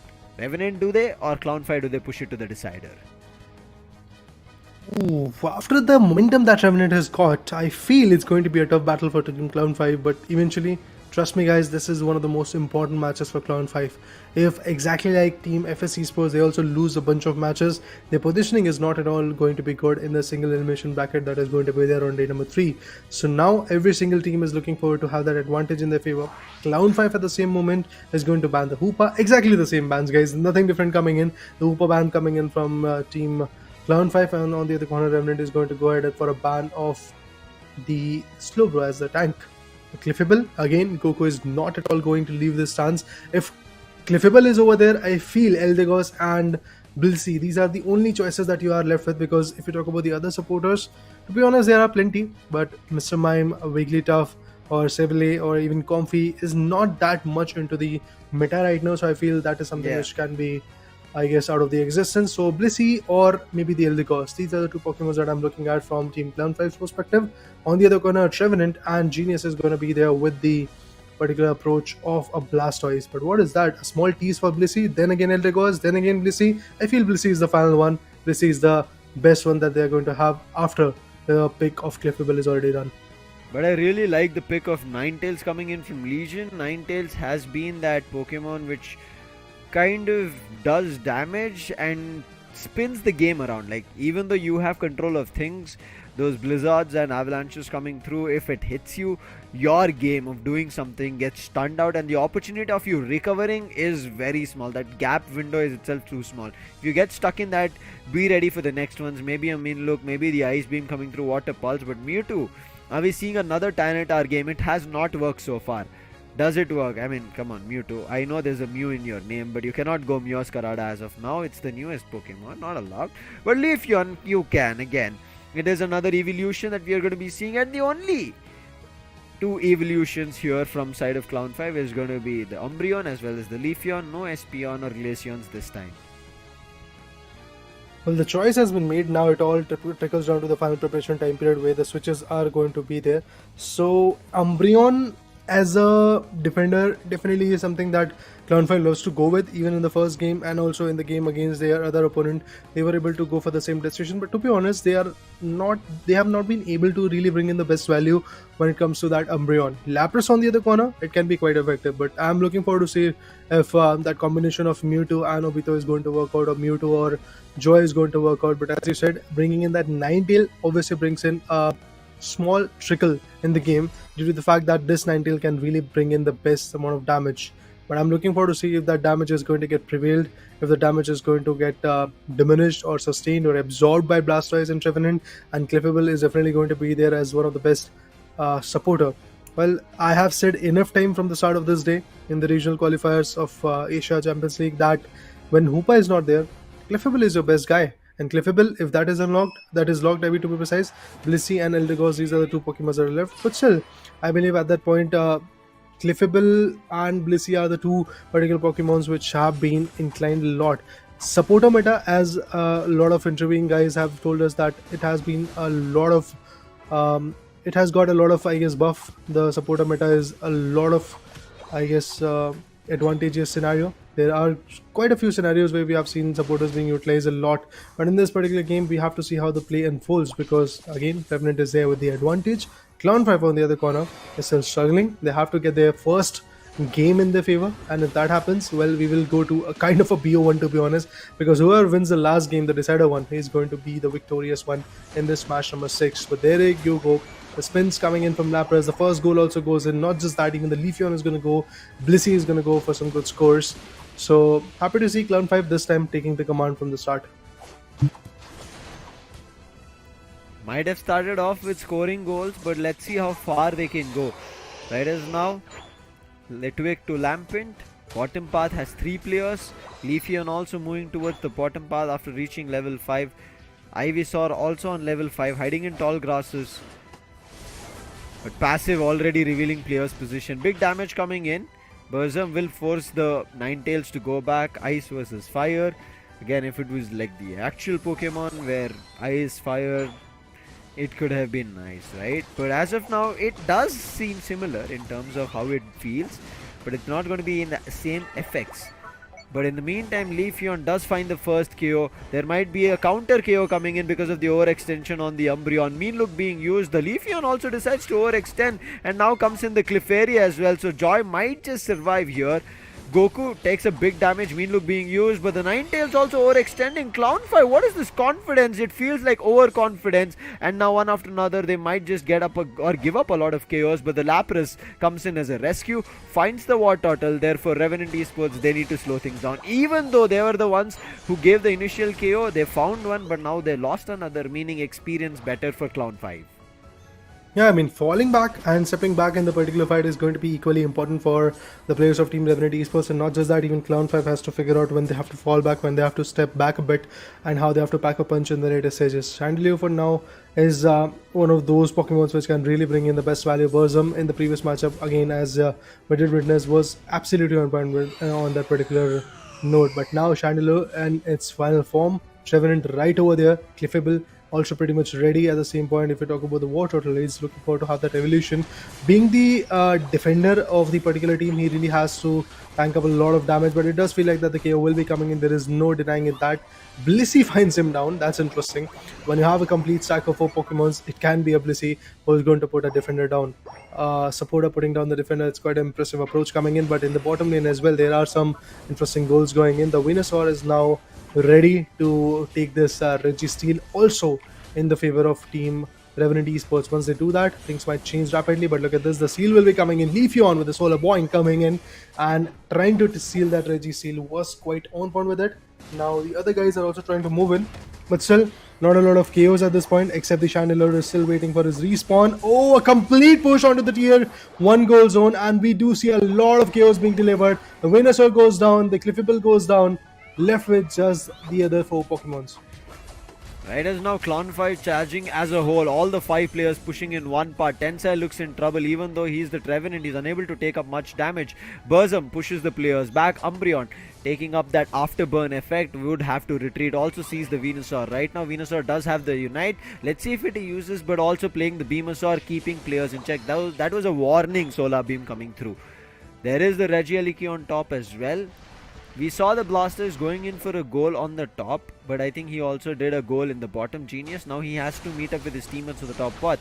Obito already has started now the Regieleki. Does he get that, or is it going to be contention? Contention, yes.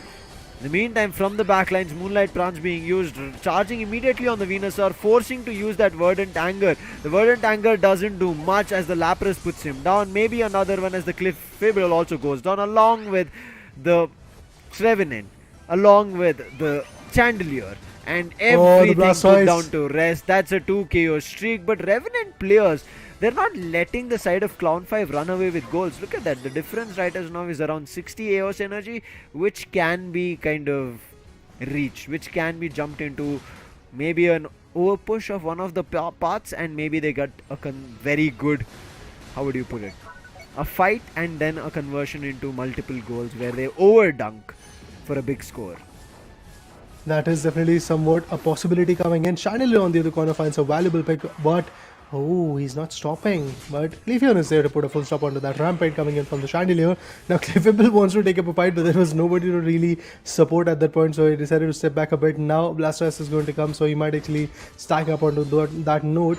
But at the same moment, if we talk about the Lapras with that Regieleki advantage, they're trying to take the advantage in the top lane, tier 2 goal zone, but that won't be effective enough. Once again, if we talk about the level buff, Leafeon, look at him, being the speedster is definitely quite interesting for him to go with, but I'm still waiting on the final few abilities being unlocked and the few interesting damages being uplifted by the Ninetales as well. At the same point, even the Umbreon is struggling, Trevenant is struggling, and Clefable is also struggling from the same note. Clefable is a very good supporter, but at the same point, the guys that he's trying to support is basically the Blastoise and Venusaur and some other Pokemons that are there from Team Revenant Esports.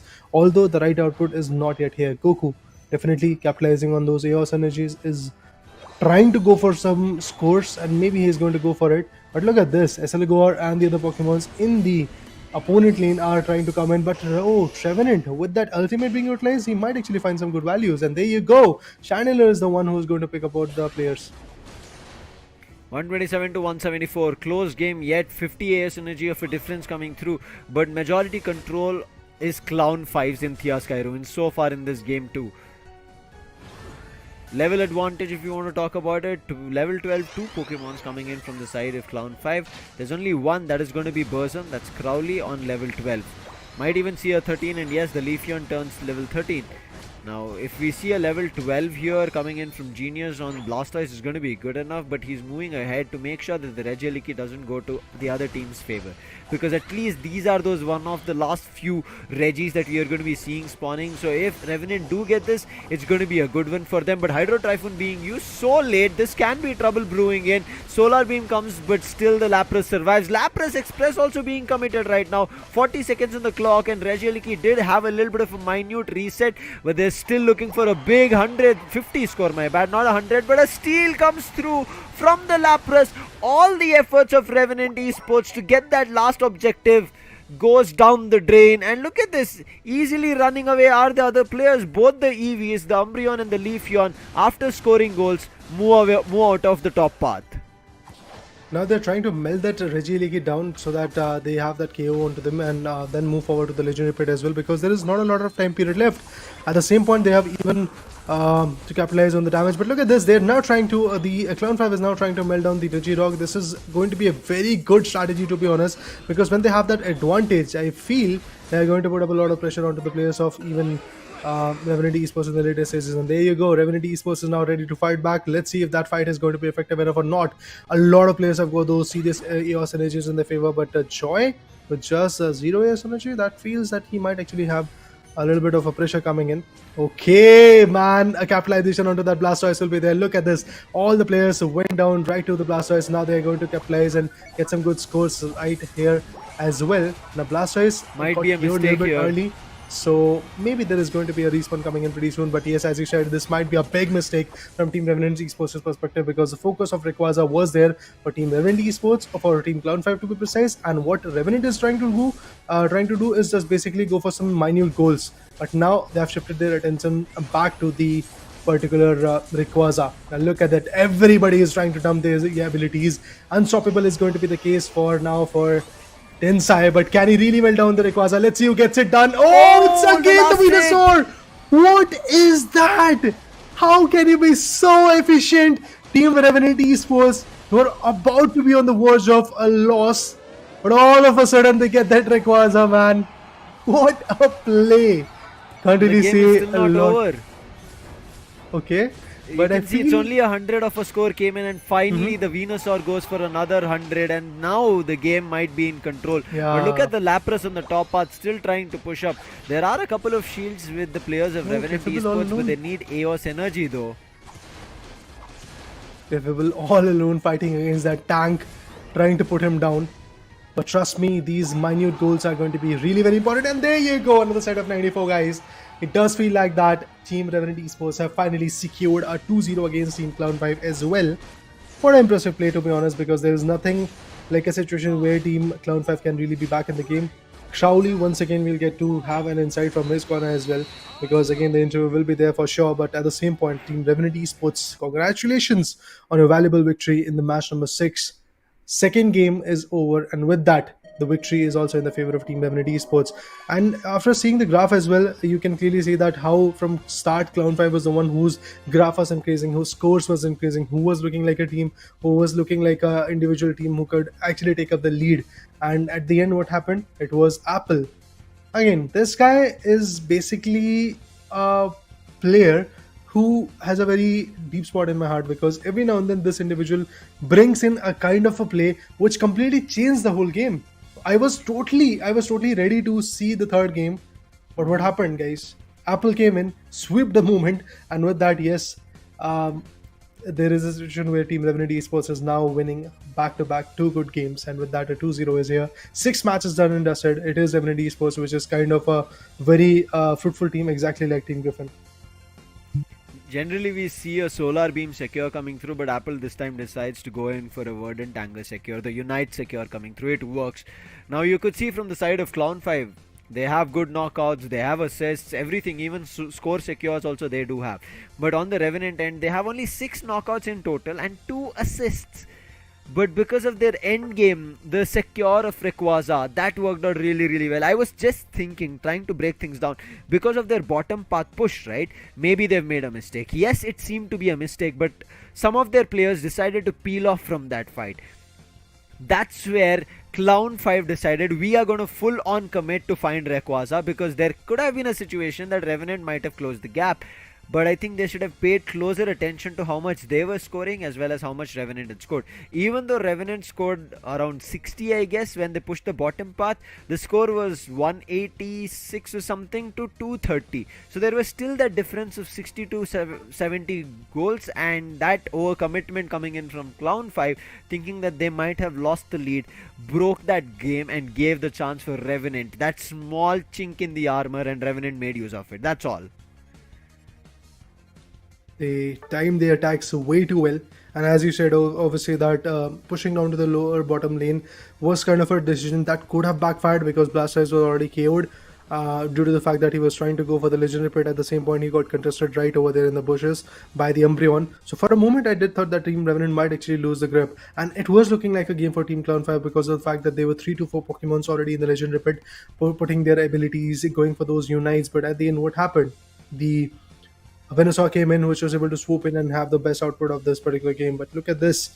From the start, it was the dictating terms coming in from Clown5. It was looking like a game where Team Clown5 have figured out what they have to do, how they have to play. But the beauty of Pokemon Unite is basically that last final stretch. If you win it and you are able to capitalize those shields in your favor, I believe it is going to be quite beneficial for you. For a moment, as you said as well, that the game is not yet over. I thought for a moment, even you thought, I believe that maybe there is going to be a situation where the shields are going to get broken down, and there is going to be a dump of goals coming in from Clown5 as well. But the way these individuals from Revenant Esports denied that was something impressive. We did saw this approach that even when you have a Rayquaza advantage, things changed a lot in Pokemon Unite India Open 2022. It decreased a bit in India Open 2023, and now in ACL. Currently, after 6 matches, after so many games, I've not yet seen that one team who has got that Rayquaza advantage lost a game. Yeah, so far, whenever we were mentioning about this, right, India Open 2022, even WCS qualifiers that we saw, and even this India Open, right, as of now that we saw, we have seen this defend of Rayquaza shields, breaking it down, and whoever has done it is only Revenant Esports so far. The other teams have, after getting that scores, they run back up, collect Air's energy and counter score and win it. But so far, Revenant has been only one team which I've seen so far that they destroy the shields even after the opponent secures the Rayquaza. So it was a fantastic game to see. This was a little bit different this time. And we generally speak about the story of Revenant, right? They have a love and a hate story with Rayquaza. That final stretch swings either way for them. But today, so far, it has been their game. Both the games, they got a game, secured it, won it, and they're going to be moving up with points. They'll be more than happy about it because, again, in these qualifier stages, in these league stages, higher your position, you get a chance which is a little bit better, maybe beneficial. Now again, not saying that they get a benefit out of it. It's a beneficial position. That's all it is. Yeah, definitely. I mean, even if there is a slightest beneficial position that you can get, you have to aim for it. You have to be the dominant force from the start. And I feel that teams like Revenant Esports or every other team, that 6 teams that have been qualified in the ACL, Asia Champions League, the number 1, or should I say the whole regional qualifier as well, they are trying to have that advantage of being the top position team, not just because of the seeding formation, but due to the fact that they really want to dictate their terms. They really want to put up that mental pressure onto the opponent. But to be honest, True Gravity, Hojo Legacy, these are the 2 teams who are the champion and runner-up respectively. I thought for a moment that these two teams are going to bring in the best effort, but that was not the case.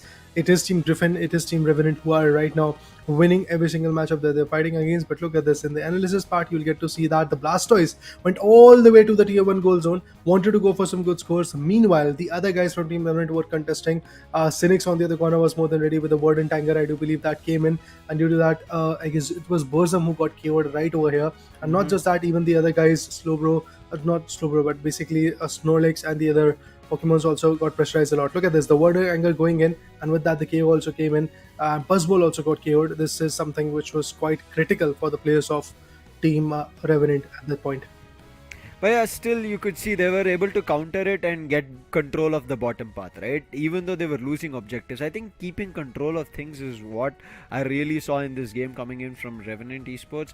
But again, this is not going to be enough, as you can see how close the competition here in the Indian league has kind of surfaced, right? Previously when we used to see it, it was generally the hand-picked top 4 teams of India, well-known players and stuff like that. But right as now we are seeing a lot more competitive spirit coming through from these players. Intentions are clear that they want to represent India on a global stage, look forward to a big trophy that they can come back, and I feel so good about it that players like this are taking charge and making the whole scene better, right? And especially Asia Champions League is one of the best places for all teams to kind of fight out through. Right as now, let's jump into the standings for you guys to understand what has been the overall journey so far. As you can see right now, with Revenant getting themselves to 2 victories, they are going to hand in hand be with Griffin with 6 points in total at the first spot. Then come in True Gravity and Forge at the, you could say, second or third, because 2 people are sharing the first spot. We jump into the third standing, that is going to be between True Gravity and Forge Legacy. Then comes in the fifth, that is Clown 5, who have had 1 game that they've won, not a match. Yeah, therefore exactly. a point. FS, no games yet won, no matches won, so they're sitting at the 6th position for now. Both the games that FS Esports fought was basically a 2-0 for them, be it against True Gravity or against Team Griffin. So this is quite let's say risky approach for Team FS Esports, because if FS Esports is unable to get the best output in the day number 2 or maybe in the upcoming matches, their positioning is definitely going to get declined a lot. So that is something which has to be worked upon from the perspective of FS Esports. And also when you have players like Blair, Berserk and other guys like Ryu, I mean, this is one of those teams, if I'm not wrong, that has been stick together for a long period of time. Yeah. That combination, that synergy has been there for FS Esports.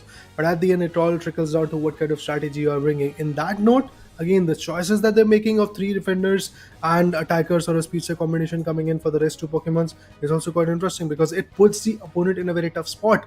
But the only disadvantage that you have is basically the fact that you won't be able to get the right amount of damage onto the Rayquaza, because if your tankers goes down, your range attackers might not be fruitful enough. But on the opponent side, yes, that is the exact approach. They had their own set of tankers. They had 2 tankers, 2 attackers, 1 supporter as well. So all of those recovery situation, absorbing of the damage coming in, combined effort of all of those situations actually was quite fruitful for the opponents of FS Esports. So FS Esports tried that play of 3 defenders against True Gravity in the match 1 and also against Team Griffin in the match number 2. It didn't work out.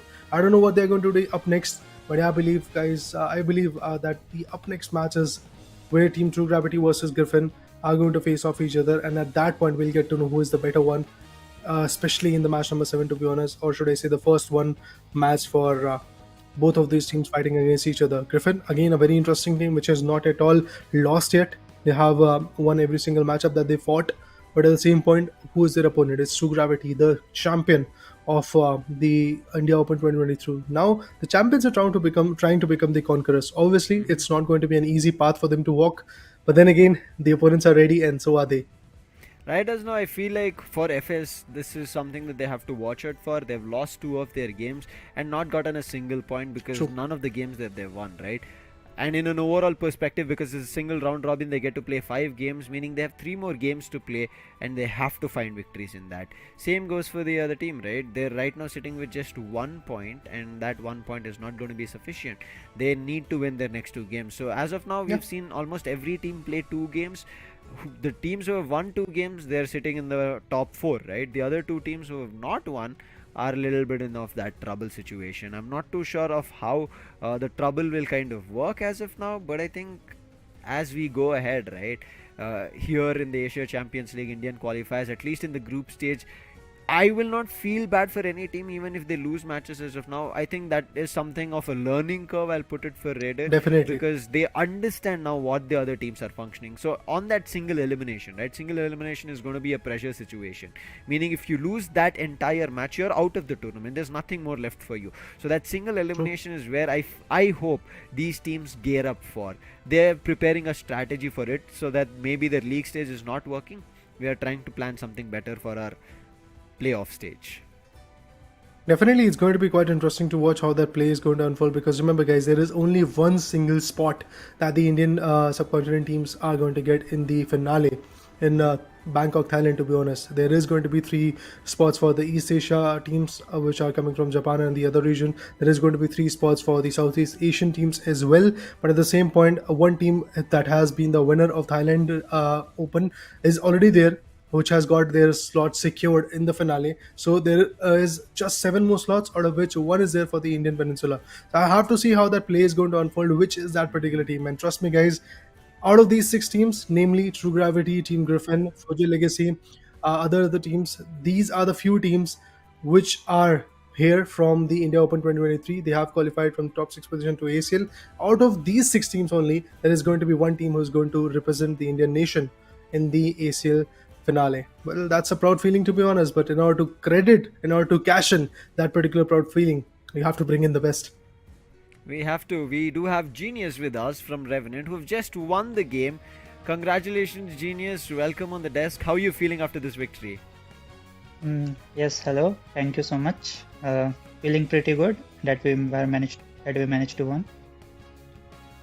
But there was a situation, right?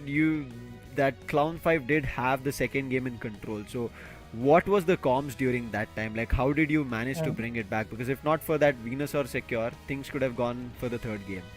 Yeah, actually the second game was very bit messy. Our draft was too greedy, like we had 2 skillers, so we lost the early game and we were not able to take fights properly. So we planned to farm and try to do on zap, like refight, and the game was not well planned. It was a very messy, but yes, we managed to win at the end. It was a bit lucky, I would say. Thing. Yeah. Like when you hit bottom path, right? All of you started moving in for that goal. I was very scared for you guys because you started giving away KOs over there, and I thought you might lose up. But nice recovery coming there from. But how does it feel that you've gotten a victory? Yeah, go for it. It feels pretty good. Like that comm of going to bottom path was pretty planned. Like I gave the visions of 3 people in the middle, and we know that the tier 1 was pretty free, so it was a planned, but it was not very well executed. Yeah, but it worked eventually. It worked. I'm hoping for a lot more things. This keeps working for you guys, and I'm pretty sure Crowley and you guys are looking forward to getting those global stages, because Revenant was the first team who represented India in the first world. So I'm rooting for you guys to take the stage on. Wishing you all the best, Genius. Thank you so much for joining us. Let's hope in the next matches you join us again. Yeah, thank you so much. Thank you so much. Thank you.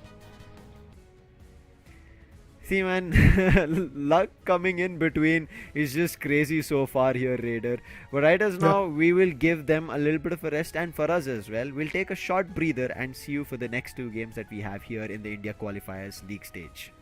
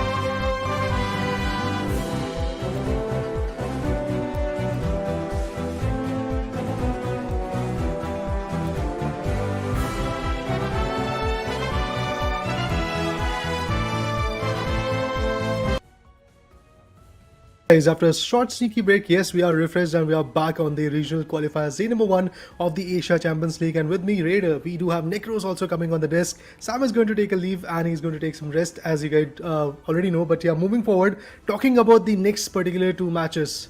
The last 2 matches for day number 1, and again, 2 of the biggest giants are going to face off each other. It is going to be Team True Griffin versus True Gravity versus Team Griffin, who is going to be head to head in this particular match number 7. Although from match number 5 to 6, we did saw a 2-0 situation coming in, but I feel that in this match there is a possibility of a 2-1, or should I say a decider coming in. I mean, I guess I have some connections with the 2-1 scoreline, Raider, because when you went off, all the matches started to go with a 2-1. So it does feel like that Precisely. This time again we will be having another 2-1 on the way. So it's the battle of TG. I mean, for our own purpose, we have differentiated it with a TTG and a TG. But again, deep down, Sam, we both know that it's all the battle of TG, and even Raider also is included in that who is the better TG out of these 2. So on the other side, we have got Zisol, Vulcan, Vixion, Melon, and Suitsu. Suyu. Actually, I cannot. Sometimes I actually miss this pronunciation. My bad. But again, on the Team Griffin side, we have Nova, Snowy, Illusion, Goal, and Mikey. I mean, this 5, a total of 10 players, they have showcased tremendous gaming passion in the LAN phase on stage when they met each other in the India Open. But once again, if we just talk about the team introduction of Team Griffin, we can see the most picked Pokemon from them for their side is Clefable, which has got a 80% of pick rate. Well, again, talking about the sports, they're talking about the supporter at this point. This is the meta that the Indian subcontinent teams are exploring a lot. Having a right supporter in your team can definitely change the whole trajectory. And when the Hoopa ban is something which is quite evident that every single team is trying to go for it, in not even a single match till now, in so many games that have happened today, we have not even seen for a single moment, if I'm not wrong, a Hoopa pick coming in because of the bans that are there. Due to that, the next best choice that you have after Hoopa is basically Clefable. Then you have the choice of Blissey as well. If the Clefable is logged in, then you actually can go for the Ildigos. But other than that, I don't feel that Sableye or Pokemon like Mr. Mime or Wigglytuff are one of those supporters that are being utilized a lot. Initially, in the India Open 2022, I do remember quite vividly that we did saw a lot of Mr. Mime being utilized, a lot of other supporters also being utilized. Even Comfy was quite useful in that particular scenario. India Open 2023 also brought in some useful instances where we did saw Lapras or Buzzwole being stabbed up with the Comfy. But still, for now, it does feel like that Comfy is not going to get utilized that much. But I'm looking forward to see what happens because again, 2 of the biggest giants are going to face off each other. The champs who are trying to become the conquerors, namely True Gravity, is going to come, and against them, who is there? It is Team Griffin, which is the India Open second runner-up team. Well, let's have a look at what happens, guys, because the ban, it is here, the ban phase is here, the drop pick phase is here. Tia Skyruins is the battle arena where Nova and his teammates have decided to go for a Hoopa ban, and on the other corner from Team True Gravity or should I say TTG, it is going to be a Leafeon ban. It feels like that. Yes, indeed. Asusuyu and Zisol along with Vulcan have decided to go for this ban. Not just that, Vixion is also going to pitch in. Melon is there. But yeah, 4 votes for Leafeon ban coming in from Team True Gravity. Griffin on the other corner goes in for Hoopa ban. I mean, obviously, when you know that there is one player who can change the tide just playing on that Leafeon, and even if he gets that one single chance to use it, he's gonna go for that. But Zisol, at first, an Umbreon or a Clefable log should be the first priority for True Gravity, and they have went for the Clefable. That means the Team Griffin will have the privilege to go with the Umbreon, maybe with an Inteleon as well. But no, they have decided to stick with the Umbreon and Lapras, the deadly defender composite, the combo that you can get for now in the meta.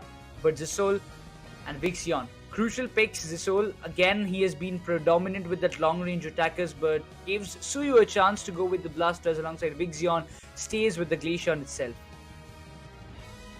See, at this point, even the defending line is something which is quite critical to go with. So, in order to destroy that, True Gravity definitely had to go for a good melter. And in terms of that, I do believe Glaceon is a wonderful Pokemon, and I do believe every other individual who loves to play Pokemon Unite, I do believe that they will agree on that point that it's a very good melter. So having a Glaceon can definitely give you that advantage. On the other corner, as I said, when Clefable is logged, Hoopa is banned, you have two other Pokemon choices that can be very good when it comes to support a pick. It is going to be an Eldegoss for now. But on the other corner, Decidueye. This will be the second match, if I'm not wrong, we get to see a Decidueye approach coming in. I know it's going to be a Venusaur, it's going to be a Decidueye, or is it going to be Mew? A lot of teasers, but let's see which gets finally unlocked. The Desi pick is going to be... wait, what? Is he using both the held items right on Snowy? Wait, what? He's using the Charging Charm as well as the Resonant Guard both on that one same Pokemon. I mean, it's kind of something that I haven't seen throughout the day. I was expecting at least there will be that Charging Charm on the Desi after what we saw that Ruben did in his previous matches. But okay, yeah, finally, yeah, cool. Snowy was just playing with us, so that just justifies because he's changed it to the focus band. So now if we just look on, we have the stack builds happening for Illusion.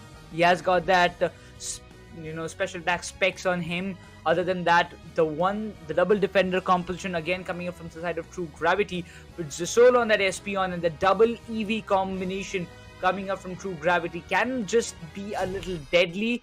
But on a counter, if Snowy levels up faster and gets that momentum up for himself, it can be that one to stop that EV duo and bring that victory into the pockets of Team Griffin. But Eldegoss on Mikey, I would really love to see that. How is he going to portray the game from his side?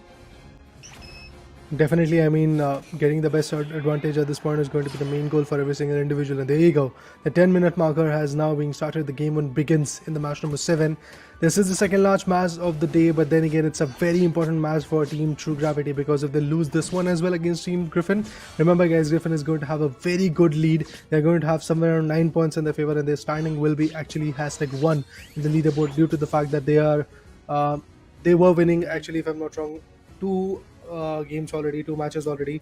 One was against their opponent, which was, if I'm not wrong, Skyesports, but yeah, Skyesports, which was match number 5. Other than that, they were even able to beat Clown 5, but Clown 5 actually won one game. That's why Team Griffin had to go with a 2-1 in that particular matchup. But other than that, in the perspective of match number 5, Team Griffin was able to completely come up with a 2-0, which is quite good because it improves your positioning a lot. On the other corner, Skyesports is the only team which is still lacking good positioning in the standings because of the fact that they lost their first two matches to be precise, with the 2-0. So that is something which is quite scary to watch for Team Skyesports, and all the fans are going to be definitely worried for Skyesports, because again, I would like to dish out the fact that this is the only invited teams who has qualified from the Pokemon UNITE India Open 2023 to the ACL Asia Champions League, to be honest. So obviously securing a spot in the top 6 is again a very glorified situation, because you are top 6 best teams of the Indian circuit. But then again, if you really want to go Thailand, if you really want to go in the arena in Bangkok, what you have to do is basically make sure that you survive till the end and you are the top tier 1 position team. #1 is the position that you have to bring in if you really want to qualify for the finals of Asia Champions League. And that's not pretty an easy job. So you need to beat all the other teams, all the 5 other teams competing in the very tournament.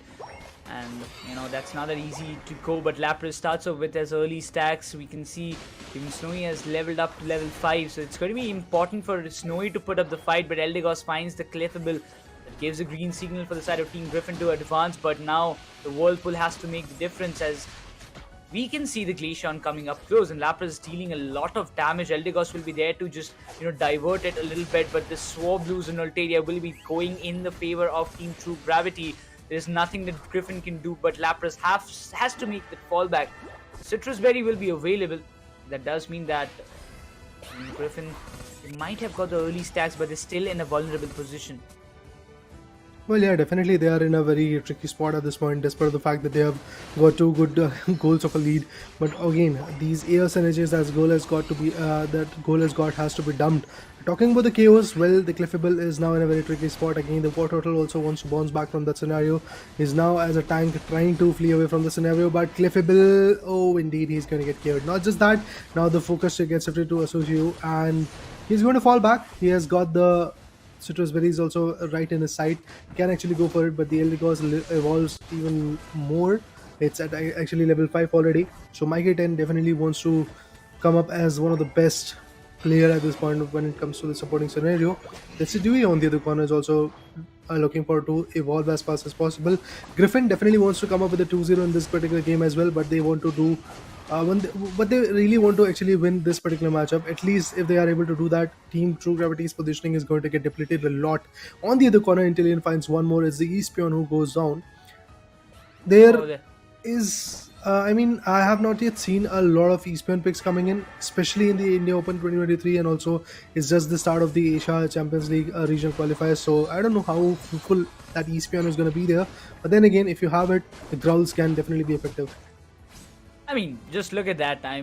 Eldegoss was chasing Botartle a few minutes back, but now he just barely manages, went to the top lane. Lapras is now looking for to get the KO of Cliffable, but now Fell Stinger with that snipe shot can cause a lot of trouble as Team Griffin. They will be looking forward to get this objectives in their favor. Constant healing is on the way. Decidui comes into the bottom. They are hungry for that Regice to get secured. But again, Lapras failed to deliver. Blastoise was almost about to get faced in KO. Nobody's willing to start it off. Regice might just be there, but the Spirit Shackle should be one of those things that can cause a lot of trouble. So they've got two secures for them. One on Desi with the Spirit Shackle, another one is the Inteleon Snipe Shot. But those long-range duels or the attacks that might just arrive at any moment, this can be troubling for the side of Team True Gravity. And that being said, the Cliffable goes down. Eventually opens up the path for the side of Team Griffin to go up front and take the Regice melted down. But they need to be very quick because Umbreon, I don't think he will be able to hold it up very fast. The liquidation is not available for goal because he's not playing on it. But eventually Desi secures the Regice as Slowbro came down here to secure it but was completely unable to do anything. Well, look at this. Once again, Team True Gravity wants to outperform the individuals. The Unites are something which are definitely going to get utilized pretty soon. The Icicle Spears are going to be even more important. But the seal goes in the favor of Team True Gravity due to the Espion coming into the picture and trying to seal it away. The gnarly Pokemon can be quite effective, but I'm looking forward to see how that whole play unfolds from here. 10 is the right level where Team Griffin's Decidueye is sitting at. On the other corner, the guys from Team True Gravity are still struggling to be at even level 9. So the level buff is something which is going to be quite critical. And on the other corner, the Hydro Typhoon, well, it changes the whole situation. And also with that, the tier 1 goal zone in the top lane has already been destroyed. But with that, we will get to see a few more KOs as well. Decidueye is just wreaking havoc at this point. With those beautiful shots, I do believe Decidueye is here to exactly get a third KO as well. But that's going to be Umbreon who's going to get it. I mean, that knock came into the very right time. Got that one KO of the Glaceon, instantly also punishing down the other Pokemon who was in that proximity. But eventually, Umbreon came in to get the steals. He was successful in it. The level 11 Decidueye will be a very, very much troublesome for the side of Team True Gravity. Nova has to make an escape, but the bottom path is the main concern for both of the teams. Team Griffin do have a good lead for their side, but eventually they have to be focusing on getting those KOs, stopping the evolution of both the EVs, specifically the Espion and the Glaceon. If you stop them, if you stun and get the majority amount of KOs, it can be very, very much fruitful for the side of Team Griffin. But now all the buffs will be very, very much important. Snipeshot coming into the play, but eventually won't be able to secure it as Team True Gravity will be cherishing all those buffs for themselves. But the Spirit Shackle in the right spot can cause a lot of trouble, but they have to be very, very much precise in this case. I like basically just like the snipe shot coming in from the Inteleon again, that Decidueye has to be very precise with his with his Spirit Shackle as well. So definitely being on the right spot and taking the right aim is going to be really very important. Look at that.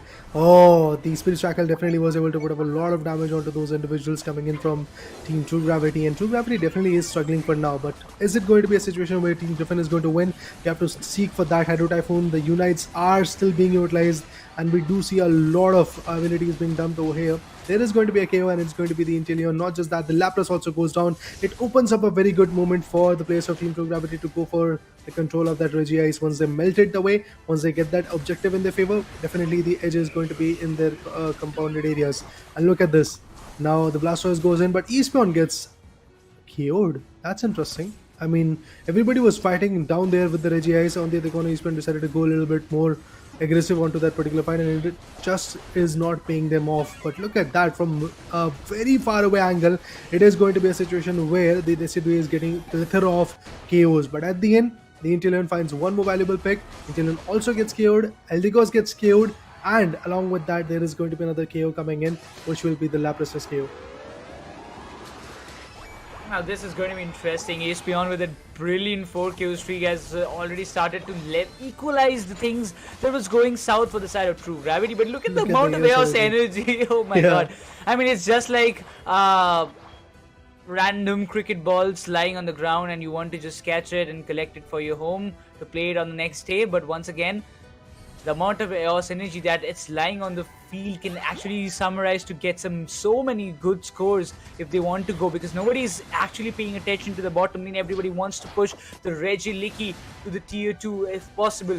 Both Griffin and True Gravity have their eyes on that, but for sure Team Griffin are in a very need of that objective. Level 14 Desi can be that X factor, but he needs to stay alive till the very end for the securation, and that perfect Unite move is still underway, but getting the Glaceon down can actually open the paths what Team Griffin is looking up to.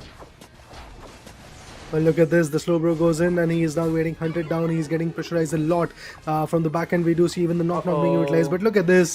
This Unite was not at all fruitful because everybody just escaped from that particular scenario. They are taking some hefty shots onto the Rayquaza as well. Oh, Espeon, look at him getting that snipe shot. Oh, again, another snipe shot also coming to the picture. But the Umbreon is about to get KO'd. There is not a situation where Umbreon is going to survive. And with that KO being delivered, the Lapras also comes in with the Surf. It is looking like a situation where maybe Team True Gravity is going to have that advantage. Oh my god, what a KO on the Decidueye as well.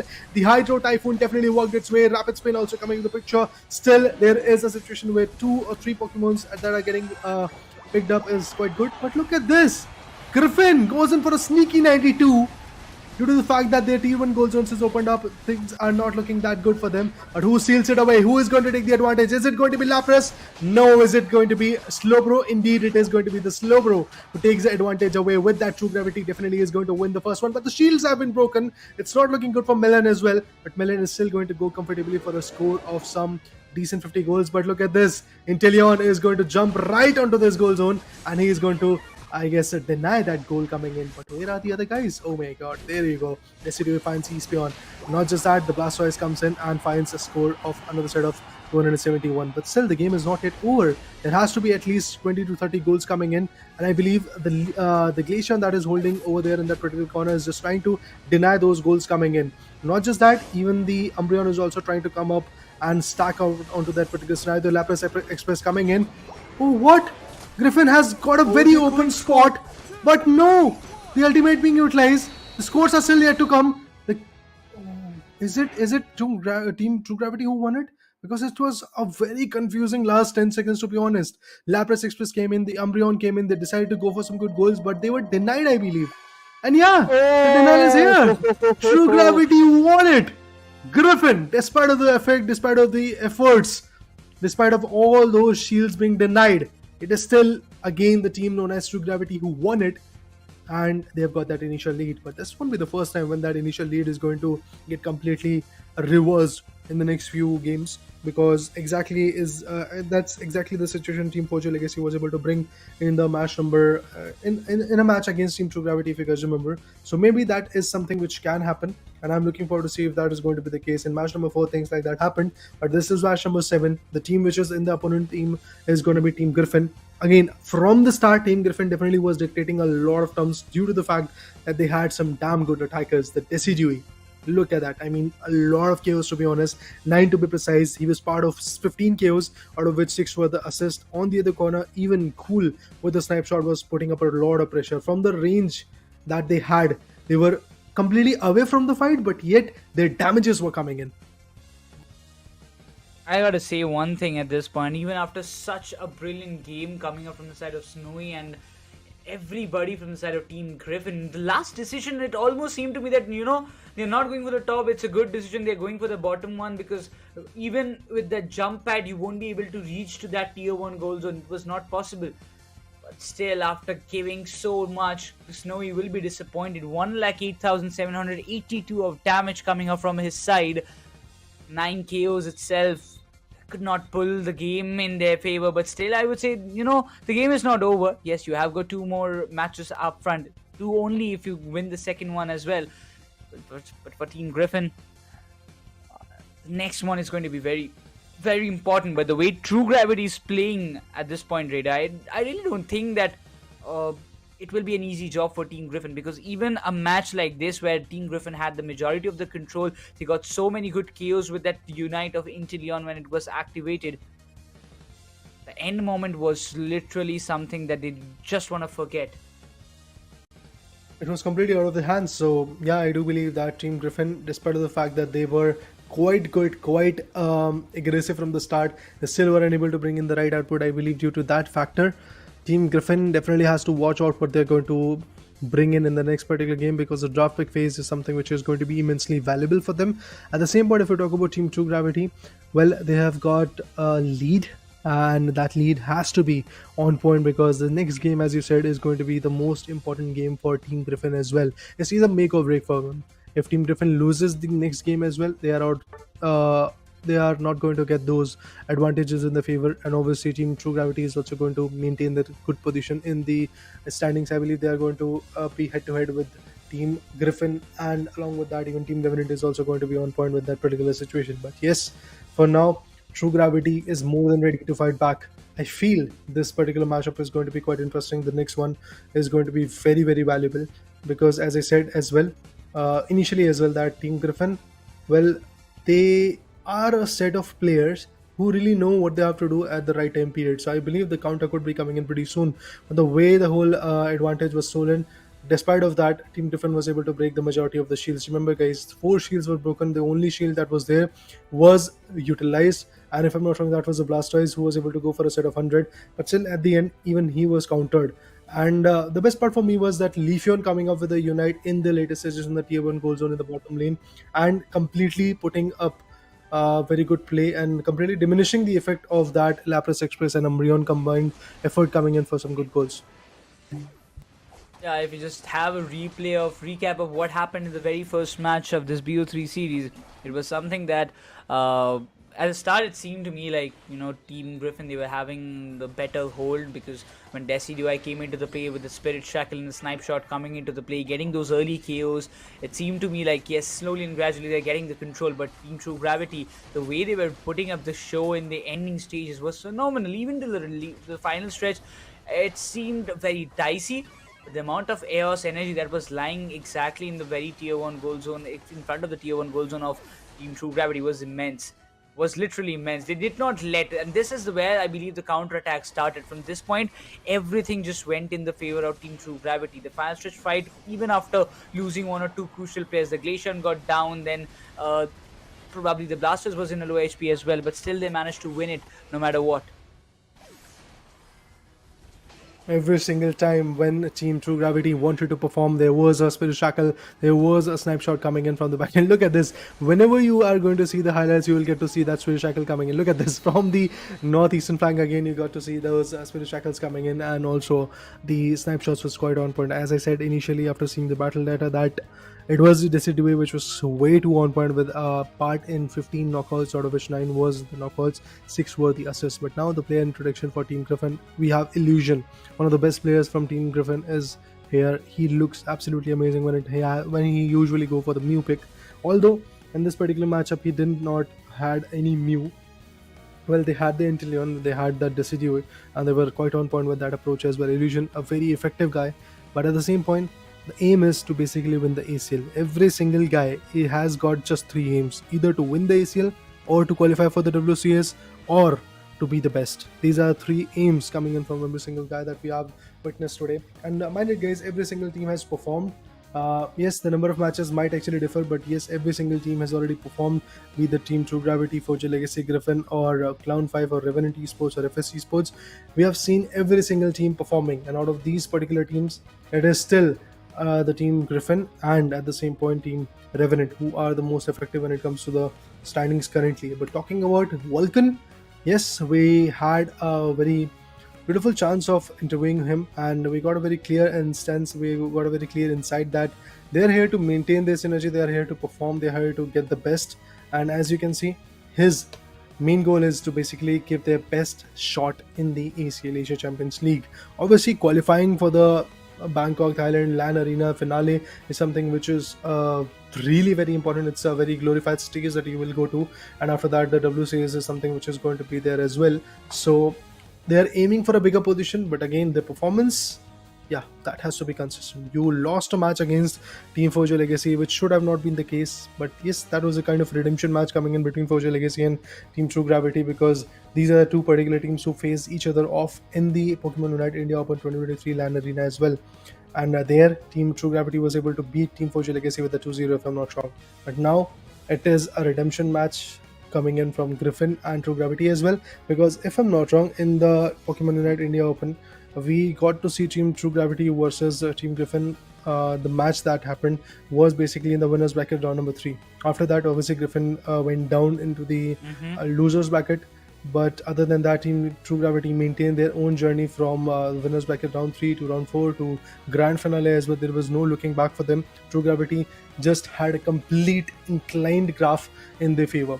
But now things have changed because Forger Legacy has put a small full stop onto their momentum, and at the same moment, Team Griffin might just do that after taking the reverse sweep in the next few games. I mean, we have seen a lot of reverse sweeps in the entirety of the day, so that just does sum up, like, there is a big possibility of that. But if you just talk about the player information again and again, we see Nova almost maximum time he is using those defenders most precisely, and he has been good with that. So a lot of players who choose to play long range attackers or supporters or like speedsters previously and have now shifted to different Pokemons, and that's kind of important as well. But if we just talk about average damage dealt, we can see is 43,000. It's quite less because he is the one tanking the damage. That's why his average damage taken is like 66,498 on an average, which is like 29% on that. So that justifies that why is he the one pick Lapras on the majority of the bases. He's tanking the damage, he is trying to give the damage as well, but not in that comparison how amount of which he is receiving from the others. But once again, it's not just that easy to play on the defenders as well. And handling the front line, defending your long range attackers from the behind, who are supporting you from the behind areas. So it's always like a 50-50 situation that you need to take care of. So it comes up with a big responsibility. But once again, the defenders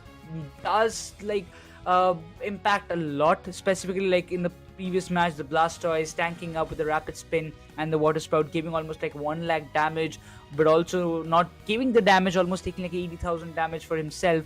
So that justifies the defender not only can just tank the damage, but also can give it as well. Well, yeah, definitely. We have seen a lot of seals, as you said, as well, of Rayquaza by the Lapras, by the Clefable, and by other defenders as well. So yeah, definitely they pack a punch. But then again, the main job is to basically be the frontline attacker to basically sustain as many as damages that as possible. So in that terms, yes, I do believe Lapras and other Pokemons like this can definitely be quite beneficial for a particular team, and that's why there is two things that has been quite evident from the start. That is basically you have to have a good supporter, be it Clefable or Blissey. Clefable is the first choice, obviously. Then it all trickles down to Blissey and Eldegoss. These are two other supporters that you get. Obviously, Hoopa is something that has been banned from the start of the whole scenario in the ACL. We have not yet seen even a single play where the Hoopa has been allowed to be there in the game, because if one particular team A decides to let Hoopa go, they decide to go for a ban of Slowbro or the thing. You have seen Hoopa today? Maybe in the third or fourth match. We have seen, you were not there. I and Lucifer was doing, exactly. And that time Mikey got a chance to pick the Hoopa, but still again, that Hoopa factor did play a little bit, but he was not able to win that round for sure. But still, that nerves do hamper you a little bit. Definitely. More or less, like 1 or 2 second difference also makes a huge impact in the overall game. True. For every single Pokemon. And specifically, the main thing for which Hoopa is used is the hyperspace hole, and that has been nerfed. So that kind of impact does give an overall output in the game. But again, if you just talk about the ban phase as it is coming, the second round of this BO3 series, well, Team True Gravity they do have the lead, but will Team Griffin, who is having the first preference this time to pick their own Pokemon, will be banning the Clefable, and on the other hand, it's Team True Gravity sticking with that Leafeon ban itself. Well, the bans are here, Clefable and a Leafeon ban coming in. This is a pretty interesting choice coming in, but then again, Cliffable has been a menace throughout the whole ACL, so that's why there is a certain type of ban onto that particular individual. But let's see if Hoopa is going to be there. Well, there you go. If you leave Hoopa alone, yes, Hoopa is going to get logged. Mikey 10 again. This was the individual, if I'm not wrong, Nekroz, you were talking about that, who was able to log Hoopa. Once again, that Hoopa choice is being delivered. Dodrio on the other corner, I believe it's banned. So yeah, there was a small tease, guys, and it's not going to be getting picked up. We have Blastoise and the Umbreon. Both the defenders are already locked up. Now there is a chance of a Lapras, and there you go. Nova is going to pick it up, and also a Slowbro or maybe a Snorlax. But no, it is Cool who is going to go for an Inteleon. So Inti will be coming in. Now let's see if it is going to get logged. Well, indeed, it is being logged. Oh, that is interesting. Zisol going for a very different approach at this point. I'm looking forward to see if that is going to get logged or not. Dragapult, Zisol, I don't know if that is going to be beneficial or not. Small tease for Dragapult, but now it's Pikachu that we are looking at. Pikachu can be utilized, and that's exactly what the case is. Cliffable is banned, Hoopa has been picked up, so now it all trickles down to the Blissey.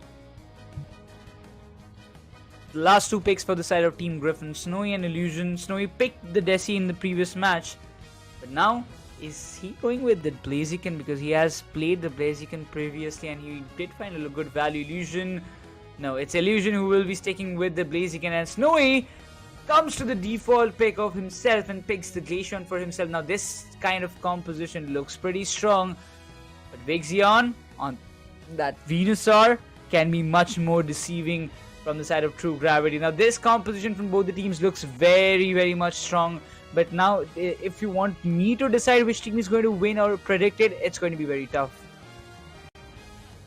I mean, definitely, looking at the combination, it's quite tough to see, or should I say predict, that which particular team is going to win, because we have seen a lot of situations where even the best of the best Pokemons that you actually choose is still going to result in a defeat because of the fact that the synergy might not work, or maybe there is a certain type of pressure being delivered from the opponent as well. Well, remember guys, True Gravity is here to put in the best effort. The choices that they have made looks absolutely amazing. At the same moment, if we talk about Team Griffin as well, they've got a Blaziken, so it is definitely going to be quite interesting to watch how this approach is going to unfold, because again, Glaceon, a very good melter, as I said initially as well. It can melt down the Umbreon and the Blastoise as well, but at the same moment, when you talk about Inteleon, Cool, he can be very interesting with that approach, but I'm looking forward to see if there is going to be a certain setback for him. This match is important for both the teams, so they want to push it to their limits, and whenever Sam always mentions it when he is on the desk, that whenever he sees some designated Pokemons being in the comp, he just knows it at that moment that, you know, this team or this player is pushing his 100% limit. And specifically when it comes down to Snowy, when he picks that Gardevoir or the Glaceon, it feels like he's putting up his 100%. That also comes from Mikey, because he doesn't want to let the Hoopa slip away whenever he's getting a single one chance for himself. But that being said, looking forward to see what Team Griffin has to offer in this match. They just don't want to let this series slip away from their hands that easily. But Team True Gravity, they just need another 2-0 to make sure that they are on the top with 2 clean sheets in their bag. Yeah, definitely, they really want to do that. I mean, when you have that kind of advantage in your favor, when you have got that initial lead, what more else you do have? What more else do you need? I mean, there is a situation that you want to be consistent, but other than that, I do believe that that initial lead has to be there in the favor of Team True Gravity if they really want to conquer this game as well. Because remember guys, it's a redemption match for Team Griffin. It's a match which can write in a new storyline. If Griffin wins this one, maybe that momentum is going to get carried forward in the next one as well. The draft pick phase definitely looks a little bit more skeptical for Team True Gravity, because again, they decided to ban the Leafeon. On the other corner, Cliffable was banned. Now Hoopa has been picked by one of those individuals who is one of the best Hoopa players.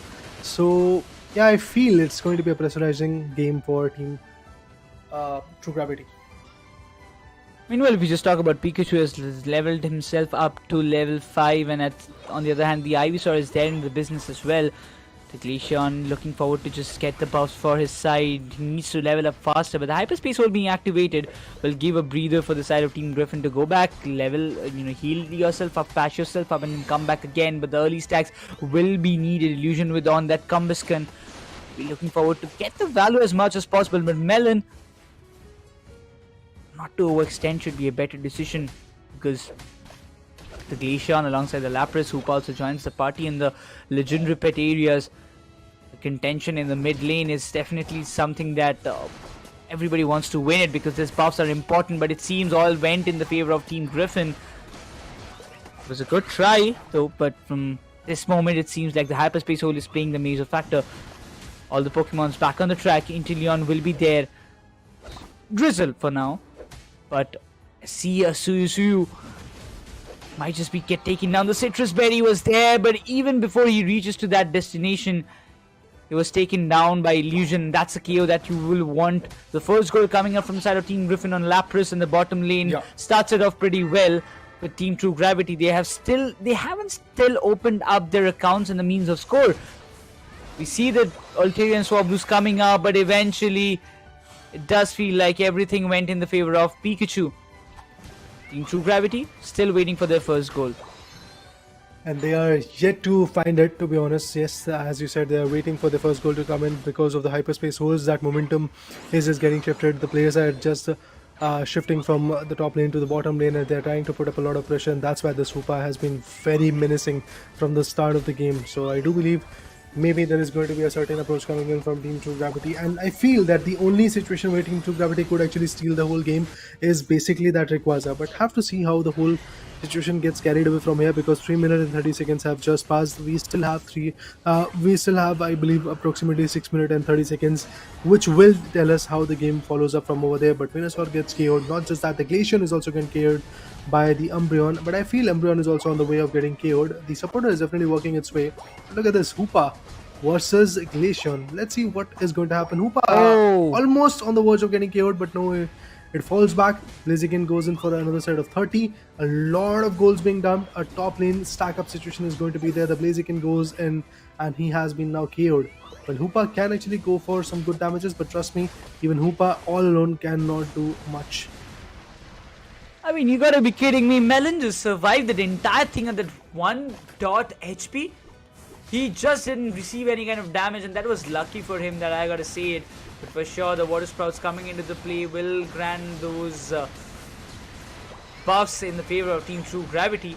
I mean, they're getting the buffs, they're leveling up themselves, that's for sure. But still, there is a little bit of level difference that is Team Griffin maintaining for their side. They have got the scores up their sleeves, while Team True Gravity, the verdict anger will take place. But eventually, Umbreon pushes Glacier to its limits. The EV battle stays. The Spy Vision also gets activated from the side of goal, and the Pikachu goes down. Eventually, the Blaziken comes into the play. The Snipe Shot might just give a lot of damage, and Umbreon finally settles down as Team Griffin. They look forward to advance and get him taken down. Venusaur is barely breathing. Blaziken wants to go with the overheat, but on the other hand, the Hoopa seals the deal on the top with a 30+ score. We'll be waiting for that overdunk to happen maybe, but the Blastoise is eagerly trying to get the KO of Blaziken. The overheat comes into the play, gives a lot of damage. Ghoul needs to find one connection to get the Blastoise down, but Suyu decides to make a fallback and needs to patch himself up, because any kind of overcommitment at this point will cost him a lot. Definitely, nobody really wants to go for that overcommitment, but it does feel like that the contestment is definitely going to be quite surreal. And look at this, I mean, Team Griffin already with a lead of 182 goals. A massive lead, to be honest, which is going to change only if the Rayquaza advantage comes in from True Gravity. And obviously, if the Rayquaza advantage is there, they might actually establish their dominance. The shield might not get broken, and then the fights might actually be in the favor of Team True Gravity. But for now, True Gravity is still struggling a lot. They are trying to go for the top lane goal zone, where again the Reggie has been stolen. That's interesting. The Reggie Leaky once again goes in the favor of team known as Team True Gravity. Glaceon and the Blastoise, they are in a very big tussle. Oh, True Gravity finds a valuable one. It's the Inteleon who has been taken out. Look at that, the Rings and Bound coming into the picture. Now all the players are going to TP back right over here in this particular fight. Pikachu finds one more. A good steal with that Unite. And eventually Cliffable is going to take the Lapras down. Now the KOs and the barrage of KOs will be coming in. Although for a brief moment we did saw even if I'm not wrong, Umbreon KO also coming in. Oh, look at that, look at that. They are not going to let it go that easily. And now the goals will be coming in. 96 already here. The top lane goal zone is now what we are looking at. A good score being dumped. But trust me, it's not enough at this point. Blaziken will be there to, handle the top lane for himself, but the buffs will be getting stolen from the side of Umbreon, it seems, with the Snarl. They just don't want to let it slip away at any cost. Blaziken cannot afford any kind of overcommitment. The level difference is still there. The level 13 Glaceon. That one Thunder move for coming up from the side of Pikachu, always stunning the oppositions, is giving Team True Gravity that upper hand to get the KOs for their side. While Hoopa with the 38, patiently waiting for one overdunk opportunity, but Blissey's there. You just won't let it happen that way. But the snipe shot being missed from the side of Inteleon might just freeze the Umbreon for some time. But this time the snipe shot makes a good connection. The Venusaur comes into the play, but no. Melon again barely survives, and now will be getting the heal to patch himself up from the side of Blissey. But eventually, as the tier 1 gold zone has been taken down, it can be a little bit troubling for the side of Team Griffin to make any kind of counter attack possible in the bottom lane. True, man. Definitely at this point, Team Griffin wants to counter back, but then again, the advantage that they were getting initially was basically of the level buff. Right now, that level buff has somewhere diminished, and the Glaceon is actually at level 13, which is quite good. On the other corner, even the Venusaur and the Pikachu is also at level 13, so it's good to see that both the teams are trying to focus a lot onto their level advantages. But remember, guys, that Rayquaza is upon us, and there you go, the Legendary Pet is here. Blaziken wanted to go for a sneaky 50. Sneaky 80 to be honest, because he had those 40 goals ready, and obviously in the Legendary Pit things start to crumble down a bit, but it does feel like that the approach is still not looking that easy for even the Blaziken. Hoopa is right over there, the Blaziken is right over there, they're guarding their own goal zones, and trust me, they don't even have to melt down the Rayquaza. They've got a very good lead. All they have to do is just basically maintain this kind of play, maintain this kind of pressure onto the opponent, and I feel the Rayquaza meltdown will be coming in after 1 minute marker. Even before that, what is going to be the case? It is going to be a complete takedown in the top lane. Look at this, the Blaziken about to get picked off, but no, Asusiu and his teammates have to push back a bit because of the supporters coming onto the top lane. But Cliffable has got a very good advantage. He could actually go for a steal, but obviously stealing down is not going to be that easy. But look at this, melting down of that Rayquaza is now the main focus. Rayquaza's health is not that much, but I feel that there might be a complete steal coming in. Look at that, Ring Sunbound, not just that, multiple ultimates coming to the picture. Oh, Venusaur got one, but eventually instantly gets traded off. Not just that, Lapras is going to take another squishy one. Let's see Pikachu. The time is way too high, just 20 seconds more, and after that things might change. Oh, another set of 100 also being dumped. Man, this just not looks easy for Team True Gravity now. It's Griffin's game. If there is a Rayquaza meltdown, things might change. Other than that, there is nothing that is really going to happen. Umbreon is doing his level best to go for the meltdown scenario, but it's a total team KO coming in pretty soon. And with that disadvantage, I feel Team Griffin is going to push this match to a decider. Oh, Umbreon is going for the 50 score, but Hoopa seems to be, stopping him out, not allowing him. The Blaziken jumps in, will be getting the Citrus Berry, but the overweight does the damage. Umbreon's trying to stun as much as possible, but still, the scores coming under the way. 2 KO streak coming up from the side of Glacian. They will be coming with a big, mighty score. Another 100 might be dropping up very soon, and the 100 comes up from the side of Inteleon. There is no stopping to it. Team Griffin coming up and equalizing the series in a style. There is nothing more that Team True Gravity could have done in this match, but the way they have pushed it up, Team Griffin, Snowy being that MVP for this match with 7 KOs and 3 assists on his end, but a mighty game coming up. Mikey gets the Hoopa, the game just turns around, and alongside Snowy deciding to go with the Glaceon, probably the best decision. But once again, this game could have turned out to be in a very different way, but could not manage to get the right KOs at the right time from the side of True Gravity. They did give a tough moment or the tough time to the side of Team Griffin in the probably the mid game, but eventually everything just didn't fall into the pieces of True Gravity this time to make them the winners of the series. But that being said, they have to be waiting for that one decider match to come on their way. But look at now the score, 578 to 96. Well, the score has got some serious things to say. First of all, True Gravity slipped away, and the way they did that is basically not having those initial goals in their favor. A lot of pressures were coming in, and obviously whenever they were trying to go for the goals, the Hoopa advantage came into the factor. That's why I do believe now everybody has got a very clear indication why the Hoopa has to be banned in the draft phase, because if the Hoopa is there, you are going to see a certain amount of shifts coming in the picture, and not just that, even Snowy stick to his own precise pick. Mikey was there with his favorite Hoopa pick. Bull was there with the Inteleon. So everybody, even Illusion with the Blaziken was absolutely on point. So every single individual guy from Team Griffin had their own choice of Pokemons, and it worked out way too brilliantly due to the fact that they were able to stick with the meta. They were able to figure out what is working out for them in a best fashion. Cliffable banning that particular Pokemon was kind of a situation, was kind of a decision that Team True Gravity took in a way that maybe the other team is not going to pick the Hoopa as they were going to go with the first pick, but they decided to go with it. There was still a very big chance for Team True Gravity to go for either the Inteleon or the Chandelier or some other Pokemons like that. Like basically, they could have actually gone for Snowy as well, but they decided to go for both the tanks. I believe it was the Blastoise and the Umbreon pick coming in as the first two picks for Team True Gravity. At that moment, I felt like, yeah, you had a little bit more better Pokemons that you could have chosen, but eventually these guys went for the defenders, and the result is in front of us clearly. The graph shows it all. I mean, Team Griffin, you were one of those teams in the OG times. Team Griffin, the kind of legacy that they carry forward every time a team is made with this name, it's something surreal. But once again, at this point, as the series are like 1-1, but that being said, I'm still looking forward to see True Gravity when they face one defeat. They are a team who just never goes out or never backs down. They are like more prepared for the next match to come up. They are more prepared to how to make a comeback possible.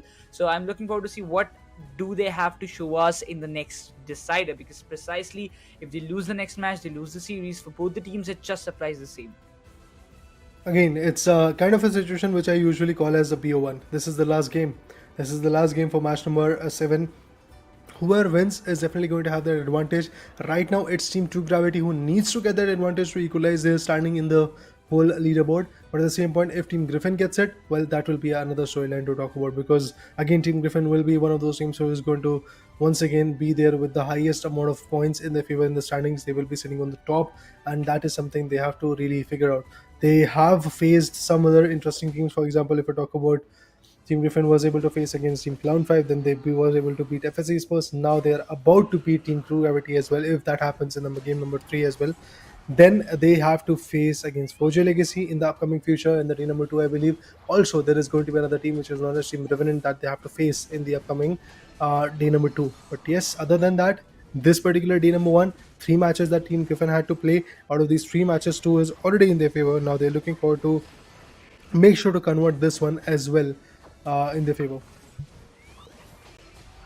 Looking forward to that, what kind of objective fights happen. For once, I really thought the True Gravity in those objective fights, how the way at this moment I thought they got the momentum back, and now this is going to be tough for Team Griffin to make a fallback. But once again, the right moment, the right unites did not happen for True Gravity. They could not find a lot more value, but in a comparison to it, Team Griffin, they literally stacked upon one after another player and took one after one down. So that just justifies that, you know, they did not went for like a team battle. They went for an individual kind of battle, and they just were successful in it. But talking about the player information once again from the True Gravity side, Suyu favorite Pokemon is Lapras, and he always, you know, plays on it most of the times. But and on a Buzzwole as well, Raider, we have seen him literally dominating the scene. So I would really love to see more of him playing on the Buzzwole and the all-rounders, and I really would be I would be interested to see what kind of aggressive gameplay he can put up in the table. Definitely have to see what kind of aggression he's going to bring into the picture, because again, when you are actually on your peak performance, I feel that even the opponent feels that wrath onto the face. But yes, Snowy and the other guys from Team Griffin, the way they were able to establish their own dominance was absolutely amazing. Talking about True Gravity, yes, they were able to win the first game, but honestly, the margin was not that big. They were able to win with a score of 271 and the opponent was at 255. That means there was just a difference of 19 points. That's all. Not 19 points to be precise, somewhere around 16 points, 16 or 14 points. That's all was the difference that was there in between both the particular teams. So again, in the second game, Griffin decided to go for their own set of particular Pokemons, and thankfully what they got was an opening on that Hoopa, and they actually were able to go for the Hoopa, and they they had a very clear insight that if Hoopa is available, they are going to go for it. And obviously, being the purple team, they had their first pick, and they saw that the ban for the Hoopa is not here. That was their best cue. That was their best opportunity. So they were able to stick with it. On the other corner, Team Griffin's Illusion. I have talked enough about this individual. That he's way too on par when it comes to his performance, and Mew is the favorable one that he goes to. He loves to play with. Again, everybody has the same kind of wish to win the ACL, then win the WCS. So going in the global tournaments, beating them has always been the kind of motivation that all the Indian players or every other player wants to, dominate against the other teams from different countries. And ACL does give you that chance. If you win this one, see, we all know that out of these 6 teams, one will definitely go. And in that contendership, we can say that True Gravity, Forger Legacy, Team Griffin, these are the teams, those who are a little up front. Okay, I cannot forget Revenant as well. Out of that, at least these 4 teams are in for one step ahead as compared to the other 2 teams like FS and Clown5 in that comparison, if we say. So they do have a good chance of maintaining this thing and going up for the ACL finals.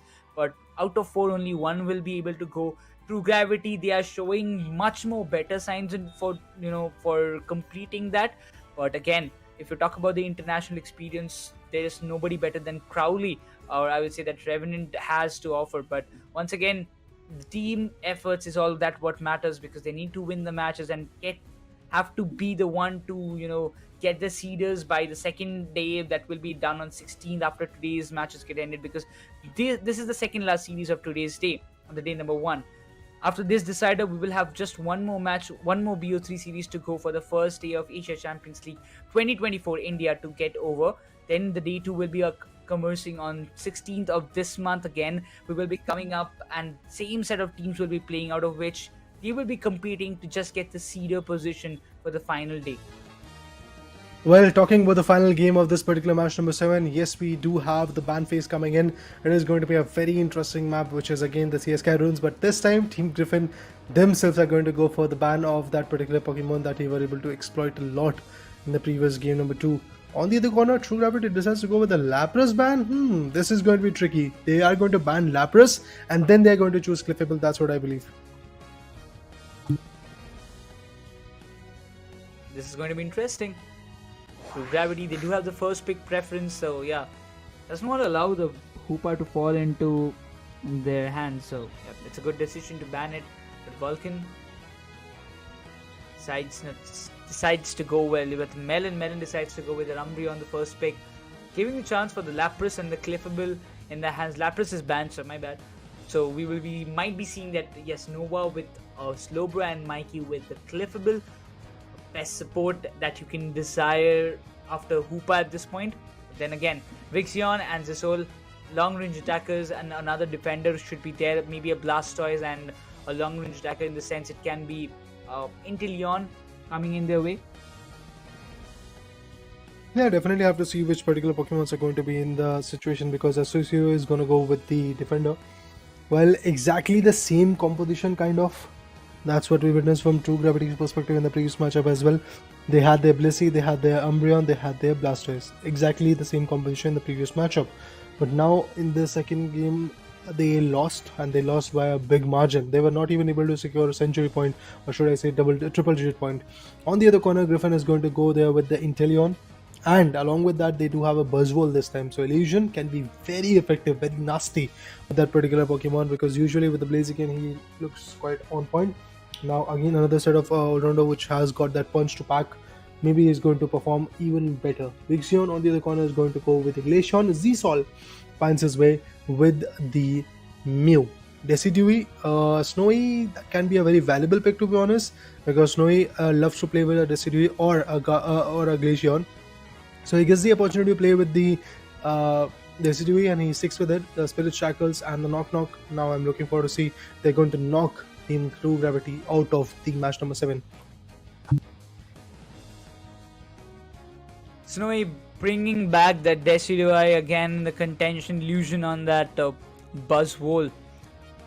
It again looks very promising for the side of Team Griffin, but also Team True Gravity seems to be very much good. Vixion and the Glacier, and you have got the Soul. Usually will be playing on the Solar Beam, that's for sure. Electro Ball and Solar Beam can be the choices that he will moves the choice that he might be going up with. But Snowy again having that Charging Charm on his Decidueye can make an impactful move. I mean, I will be waiting for these kind of impacts that can actually happen. Well, yeah, definitely have to see how that impact is going to be made, how the play is going to be on point or not. But yeah, Team True Gravity versus Team Griffin, both the teams are more than ready, and there goes the composition. As you can see, it is going to be a very interesting approach for the players of Team True Gravity. This is a match which is going to be pretty important for both the particular teams, because if True Gravity wins, their positioning will be even more stronger. And on the other corner, Griffin, well, they will be on the top, that's for sure, if they win this one. Because if I'm not wrong, there is no more match for Revenant. Yeah, the next match will be Clown5 versus Forge Legacy, so there is no more matches today for Team Revenant, and also for A Team in Skyesports. So these are the few teams who in day number 2 are going to perform a lot. And for now, Evolutions, that's what we are looking at. Evolutions, I mean, that's a cute name that you're giving, Rita. I mean, I think I have to consult you if I have to, kind of name my new gaming name if I want to for my any secondary account. I mean, you do have some good suggestions, it seems, but once again, wait, is it a Chansey getting the cliffable KO? I mean, wait, I was not expecting that. It's a supporter battle, I understand. I know that Illusion should not interfere in that, but how is it even possible? So let it be. I see that the cliffable got taken down, and that's why we see the Decidueye coming into the play just to provide some good support. Hopefully he does make the difference, because there's a 3-man stack from True Gravity on the top, and 3-man has also it also has to be a 3-man push from the side of Team Griffin as well if they want to have the top lane control itself. But the mean look, Shrab's cool. It's going to be tough. The first KO comes in the bottom lane as well as the Soul. He will be going for the scores, but it seems like Altair wants to stop set. Well, Nova just hops in the right moment. This one must be a little bit annoyed.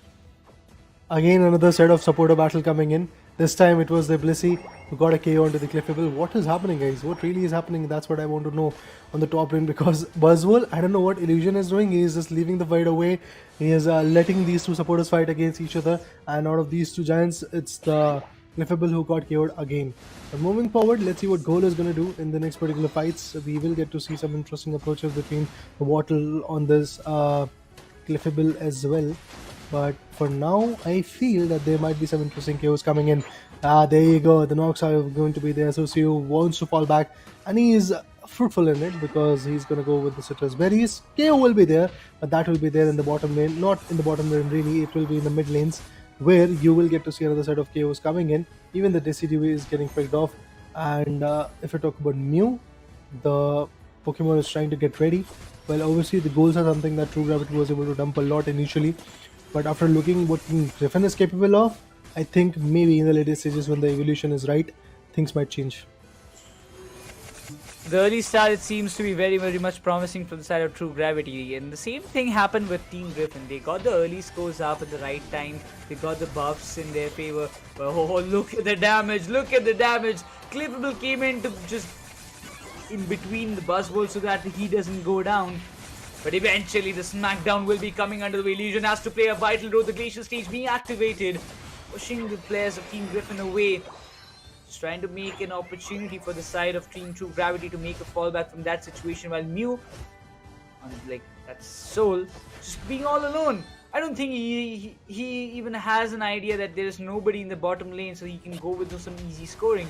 But the Regieleki contention is completely higher. Buzzwole will be stopped while the Mean Look is still there from the side of Umbreon. The Melon will be a pure menace, but the Spirit Shackle does make a good connection, but the Ice Shard is much, I would say the Icicle Spear are much more hefty at this point, but the Knock Knock comes into the place. The Mystical Mirage being activated, finds the Umbreon down, and finds a double kill for the side of Decidueye, but eventually the Regieleki will be secured by the side of Glaceon.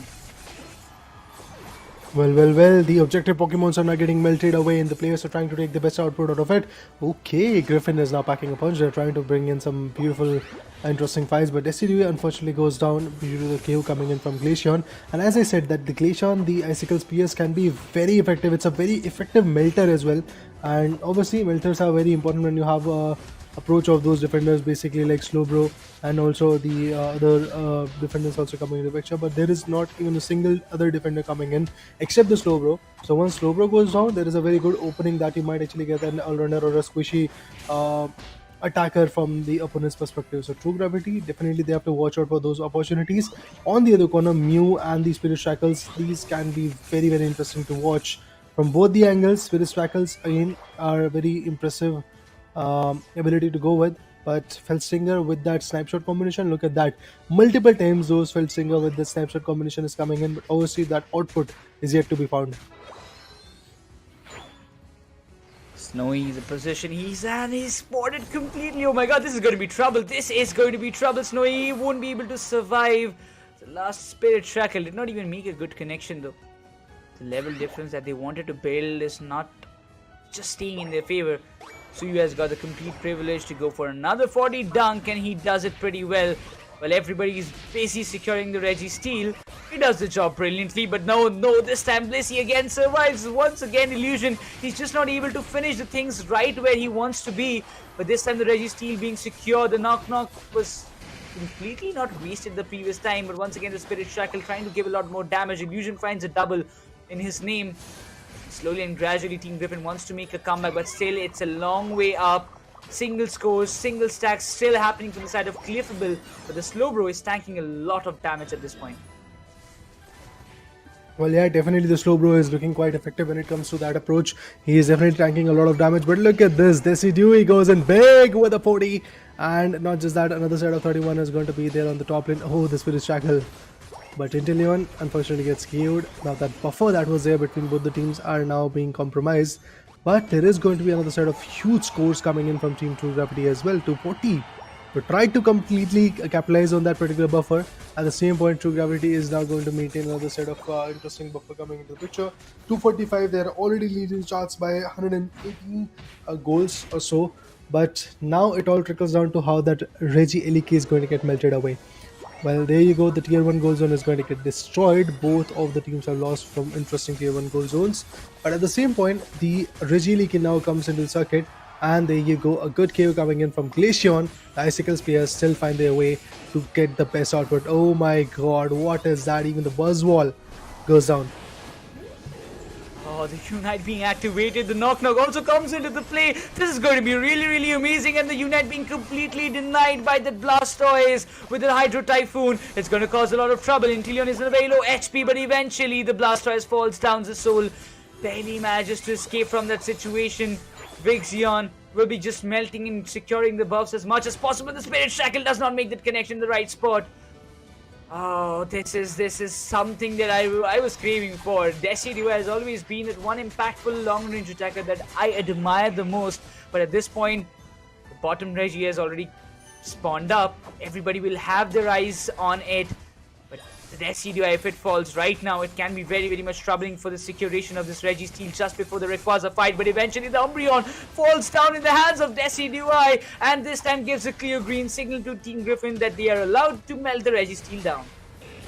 Well, indeed they are going to do it, but True Gravity definitely with that advantage of having the Reggie seal in their favor. Now they are patiently waiting for that boss one, the legendary one to come in. The legendary pet is the Rayquaza that we are talking about, guys, and obviously a lot of anticipation is right over there. Team Griffin, it's going to be a tough hardcore battle for them because of the lack of air synergies that they have. On the other corner, even the Unites, well, Inteleon has already utilized it, and even the Mew has utilized its own Unite when it comes to Team True Gravity. But now the Icicle Spears are coming in from the back end. We will get to see Spirit Shackle also.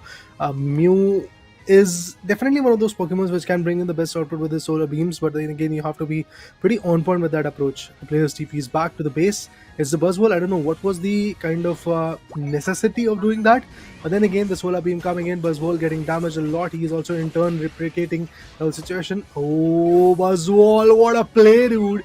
He was able to put down the Umbreon. One tank is already down. Looking forward to get another one. Might actually get it. And there you go. Clefable finds a KO onto a defender. Well, everything that we wanted to see is already here, guys. Look at this. All the players are now going to stack up onto the top lane. And maybe there's going to be a good fight. Slowbro goes down. That's not at all looking good. Despite the fact that we get to see a very good lead in the favor of Team True Gravity, but that is about to change. What a total team KO almost from the players of Team True Gravity. What are they doing? What are they doing, guys? That's an absolutely carnage.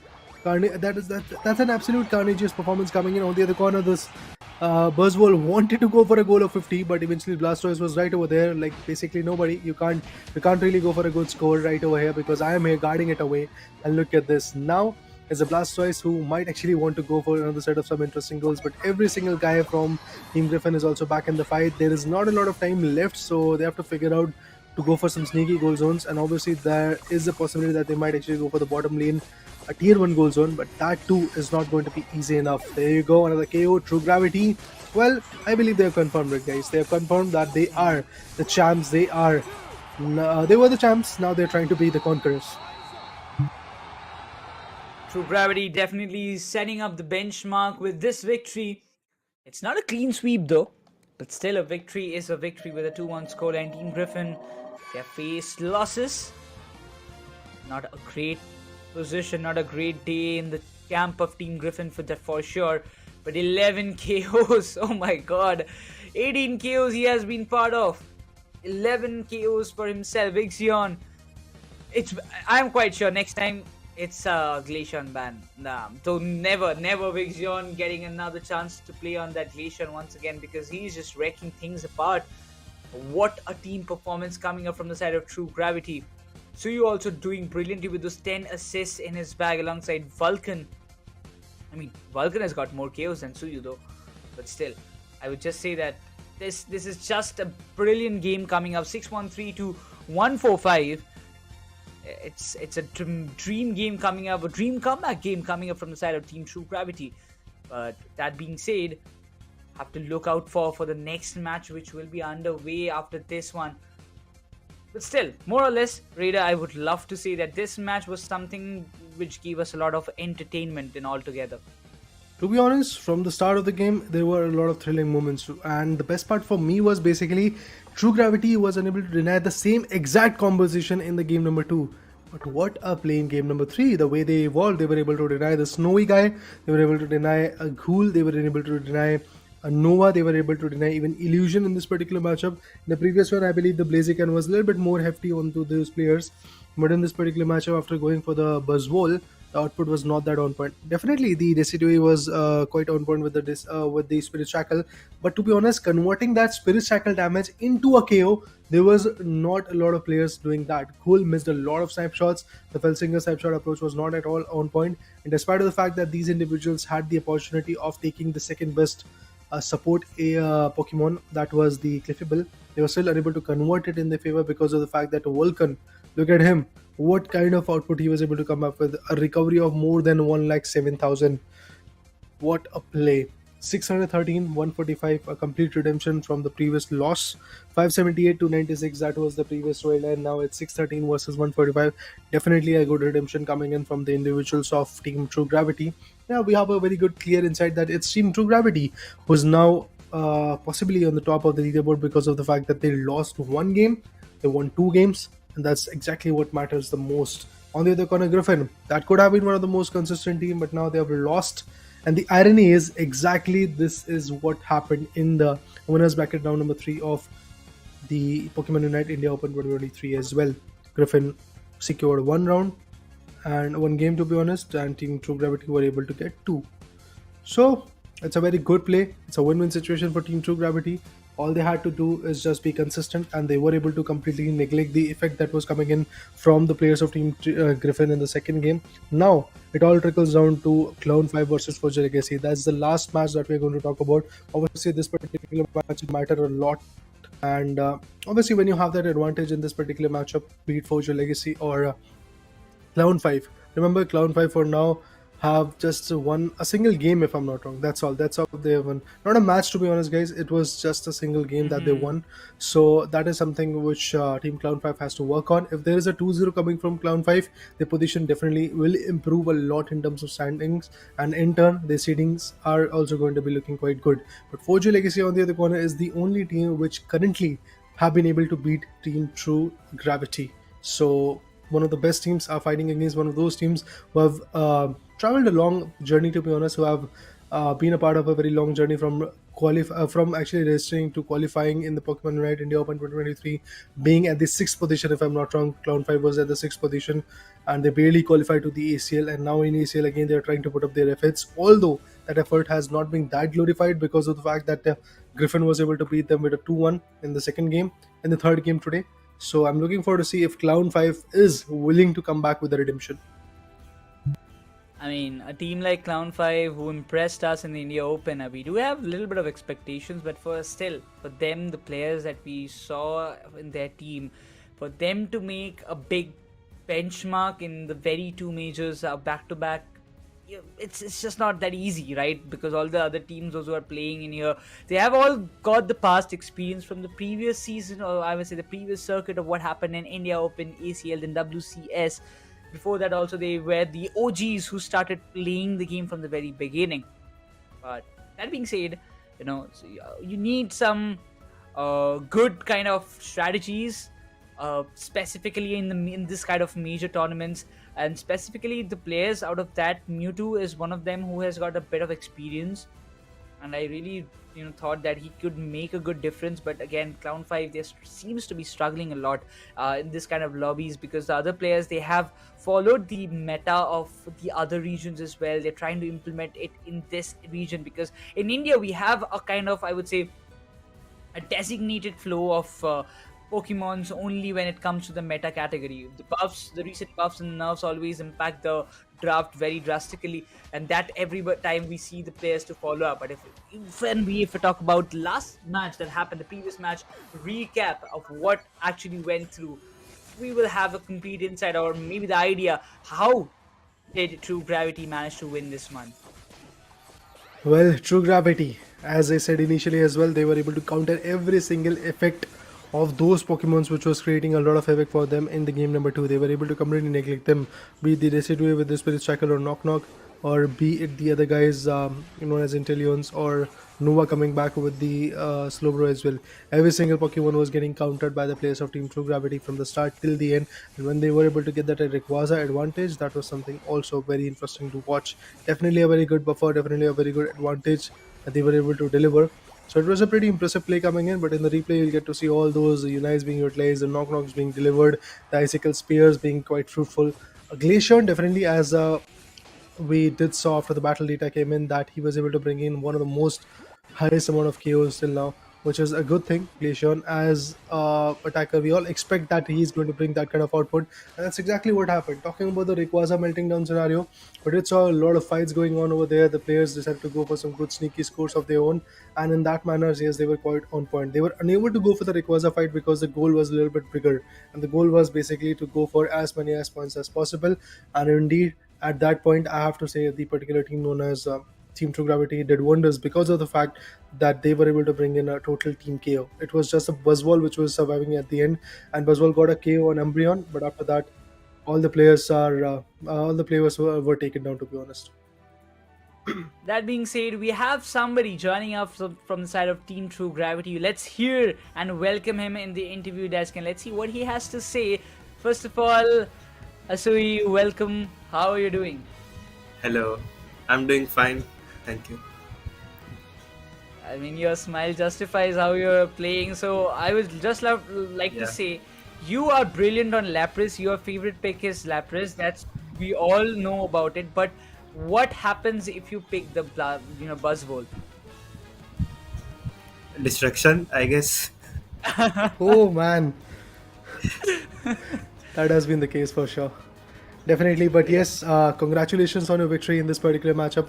Now, what are you planning for the next few games? Because if I'm not wrong, there are 2 more games left. You have not yet faced Revenant, and also some other teams are there which are in the line, are going to be there as your matchups in the day number 2. So what is your plan for the next few matches? We will watch first review of the day one and improve our mistakes. Then we Okay. will watch the matches of other teams and work on strategies to beat them. All right, you do that. But with that, guys, thank you for being here, Asisio, and also many congratulations once again on winning this beautiful game. One Again, second, Griffin. 1 second. I would Okay, like to interrupt you, Raider. My bad. I go want to for it. ask last question for Suyu. That are we going to see more buzzballs coming up from your side? I mean, I would love to see Yes, that, please. definitely I will pick There more you go. buzzword. Depends on comp though, but we'll try. I would love you. I will insist you to play more on Buzzwell because I like that kind of dominance. After All Might, I guess you are the one that impressed me the most. So I would love to see some more Buzzwell action. But thanks for joining again, Suyu. Thank you, guys. Uh, I have to say it. Like after All Might on the Buzzwole, I'm not telling that other players who play on Buzzwole are not good, but the amount of domination that what Suyu did exactly in front of us, I actually call him Psyduck because his actual name is like Psyduck. It's easy to spell as well. But once again, if you just talk about the entirety of the recap that happened, was literally something that you will love to watch if you're a Pokemon Unite fan.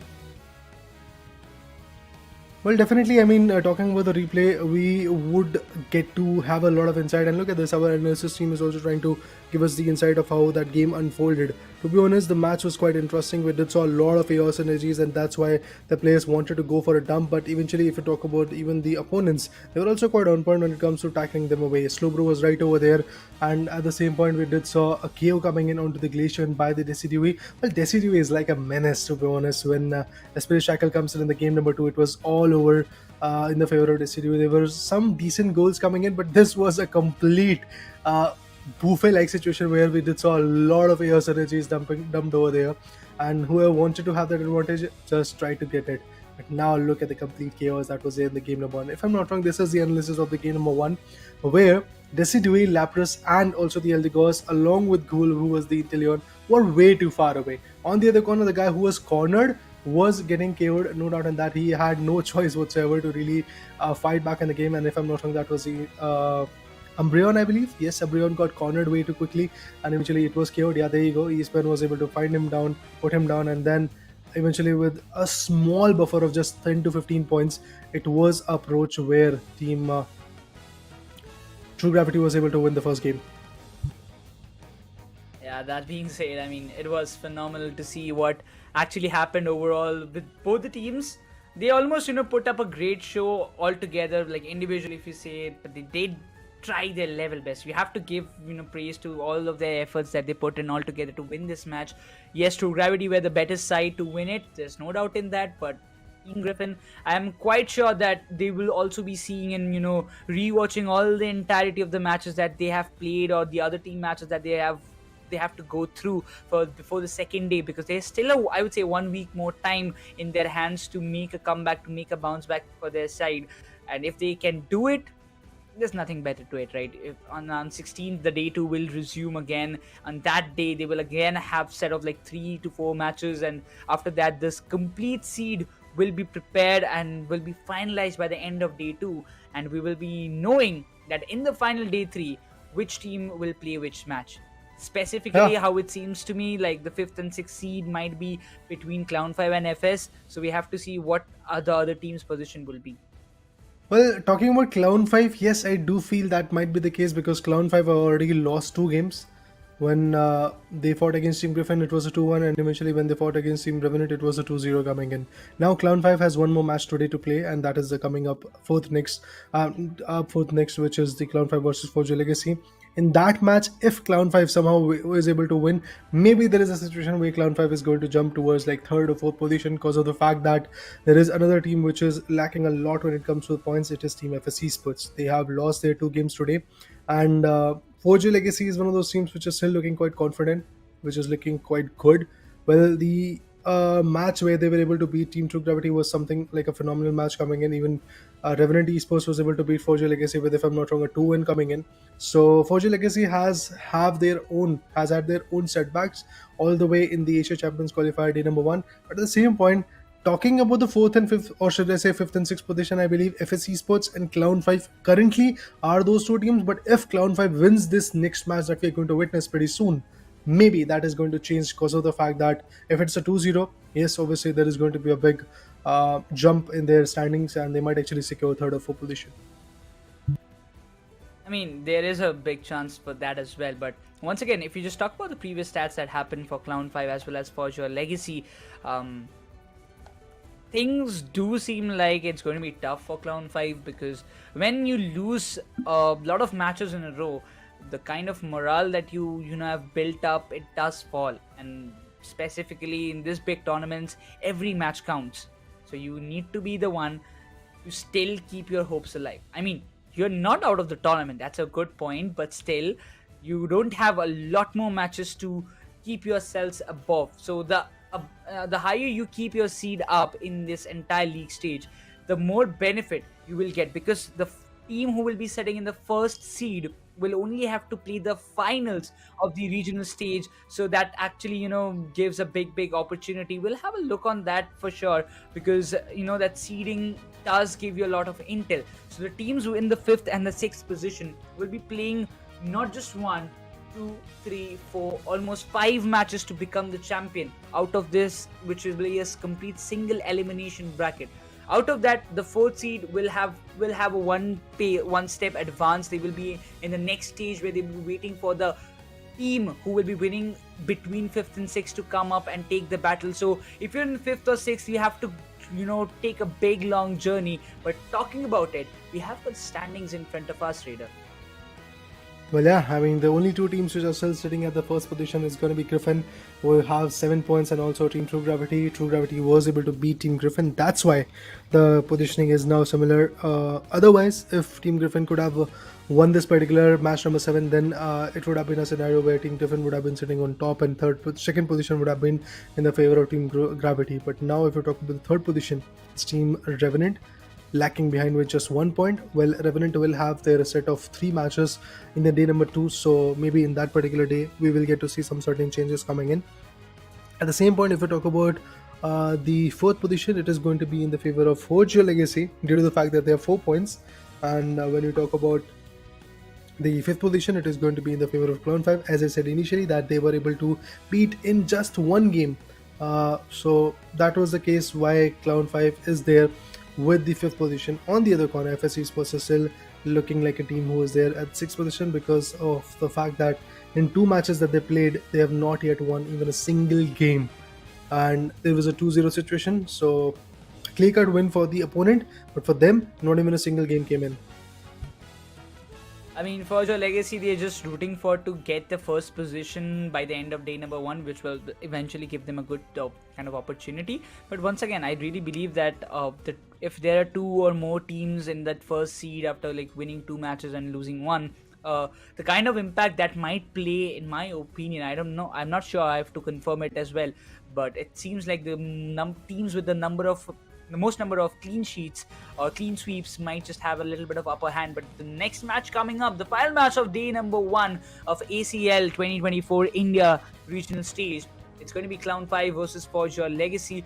On one side, a team who plays 6th, and on the other side, we have the runners-up of India Open. So it does seem like Legion, Saints, Joy, Obito, Mewtwo has got a big thing or a big job to do in today's day. If they can just finish the day with a win, they will be pretty happy. But on the other hand, for your Legacy, as I mentioned, they want to be the team to still keep that first seed contendership alive for themselves, not to fall very much behind. Should be the call for Volk as well. When we talk about the roster, it's Volk, Doc, Fura, Kurim, and Ruben playing alongside all together. But still, I'm looking forward to see what Forge Your Legacy has to offer this time. Definitely that has to be the case.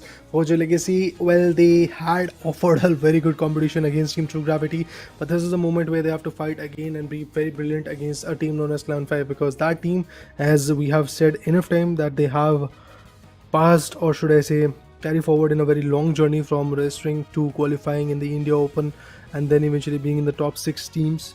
And even after that, when you talk about the ACL, they are again here right now trying to perform, although the positioning is not yet that good. Remember guys, if you are in the top 1 position, that is the only cutoff that the ACL finale is going to have. Other than that, either you are second position, third position, fourth position, or fifth position, or sixth position. Nothing fruitful, except, as I usually say, either you win it or you learn from it. So that learning curve is definitely going to be there for every single particular team, even for that particular team who qualifies as the finalist from the Indian subcontinent. Even that particular team has got a very good learning curve. But talking about the team introduction, for J Legacy, average damage dealt is also quite amazing, 250,000 plus. Damage taken is again quite interesting due to the fact that these guys love to go with a lot of defenders choices. The tanks that they have is definitely going to be something which is going to sustain a lot of damage, intake a lot of damage, absorb a lot of damage. The average recovery thanks to Cliffable is also quite amazing, 122,693. And if you talk about the frequently used Pokemon in that terms, first of all, the first two Pokemons are the defenders. Then we do see a Venusaur also coming in, and another set of Clefable, and some other Pokemons like the supporters and the speedsters also come into the picture. So I'm looking forward to see how Forger Legacy is going to orchestrate against the particular team known as Clown 5, because again, Clown 5 might be a team which is struggling, but trust me, they are really here to put up a fight.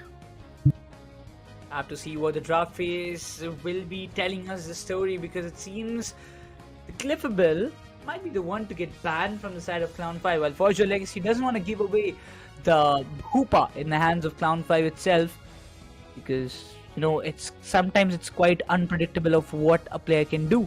So it's better just to go with the ban, go with the flow. That being said, Forger Legacy versus Clown 5, the first pick preference stays with Clown 5 itself.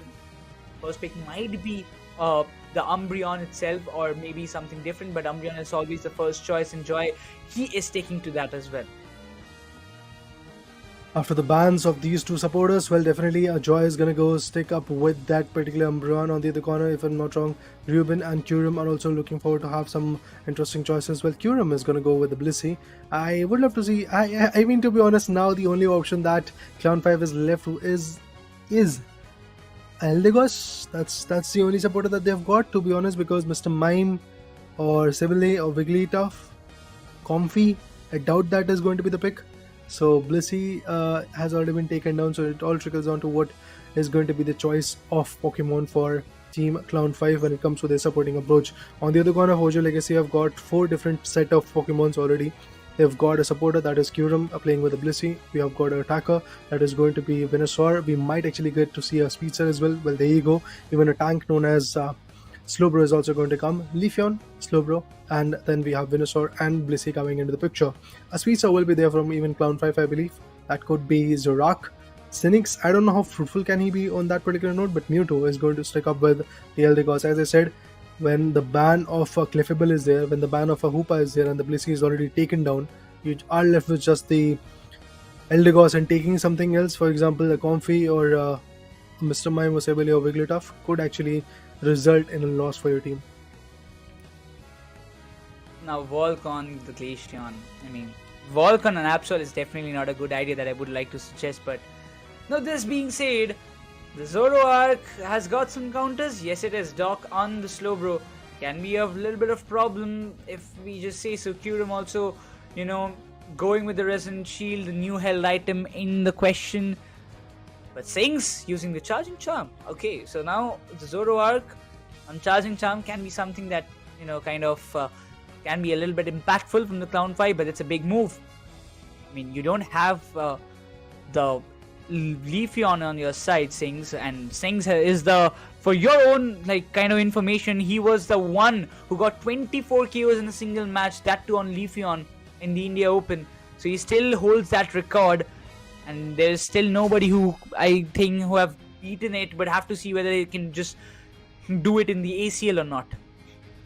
Yeah, I mean, it all trickles down to this particular stage. What you have done in the past is something that is going to definitely glorify you till the end. That is a history that has been written. But to be honest, if you really want to outperform, if you really want to maintain that kind of presence in the circuit, you have to perform even today, even tomorrow, and in the near future as well. So for that reason, I have to say even Clown 5, despite of the fact that they were able to get multiple KOs with that Leafeon, as you said, on Cynic's perspective, I have to say once again that he has to be quite on point with the next particular matches as well. Now, Clown 5 is a very interesting team. They are filled with a combination of those players who can be very effective, yet a little bit naive when it comes to their strategy. So I'm looking forward to see if that strategy play is going to be crucial this time or not, because against their opponents in the past in the ACL day number 1, they have struggled a lot. Yes, they were able to bag out one good map, one good game to be honest, but that is something which is not enough. Talking about the goals, there is not even a single goal being dumped over there. Well, I was talking about it, and we have Lapras scoring a set of 4, but the EV coming in from the other corner is going to secure on the set of 8 goals, and then set of 5 goals also coming in from the Blissey. There you go, a few more goals. It's the Leafeon which is trying to put in the best effort. Oh, Fura. He was taken down by Eldigos. Oh my god. That's something that you would not like to see, but that those icicle spears will give a decent amount of damage towards Obito.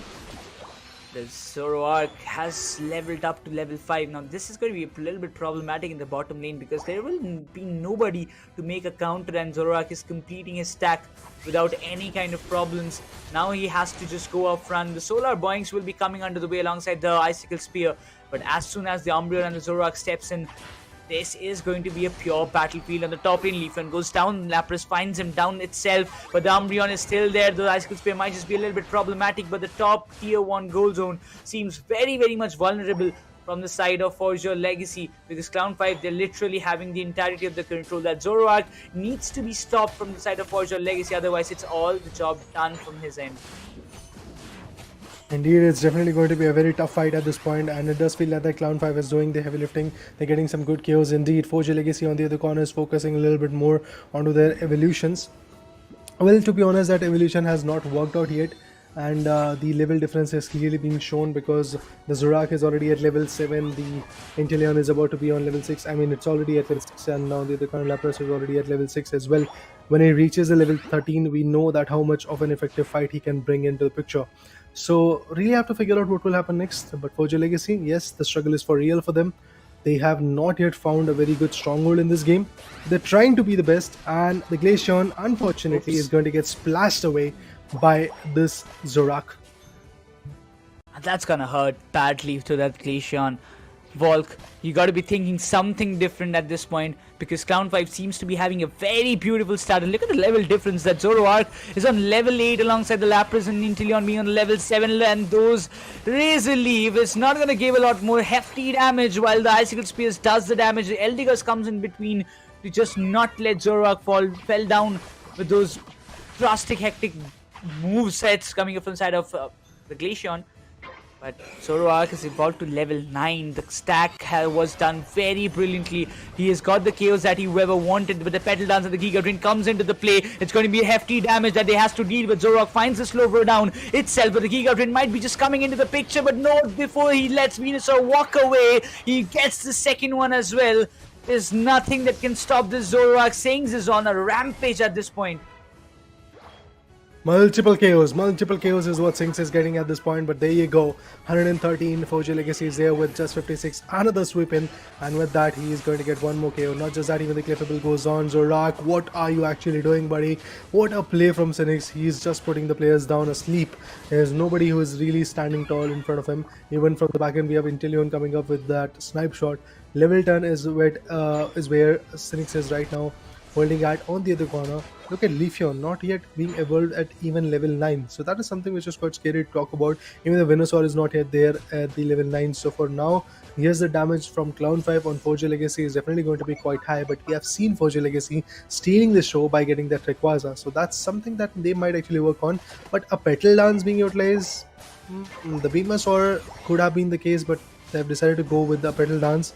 One attacker from the corner is actually a ranged one. This guy is not going to be a ranged one, because he has to come in a very close circuit, really put up a fight. But look at Zoroark, he's just scoring as much as that's possible. And with that, tier 1 goal zone already broken down. Now they're focusing on the tier 2 goal zone in the top lane. But Leafeon finds a very good KO onto the Eldegoss, but Zoroark now really wants to bring in the value. Glaceon gets taken down. Okay, the Leafeon is not going to survive anymore due to the level buff. As you do see, level 9 is for Leafeon, level 11 is for Zoroark.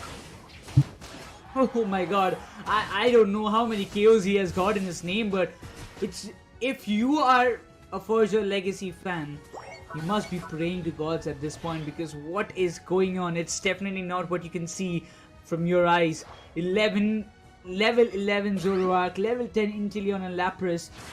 Level difference is literally visible with the gameplay that Clown5 is putting up on the show.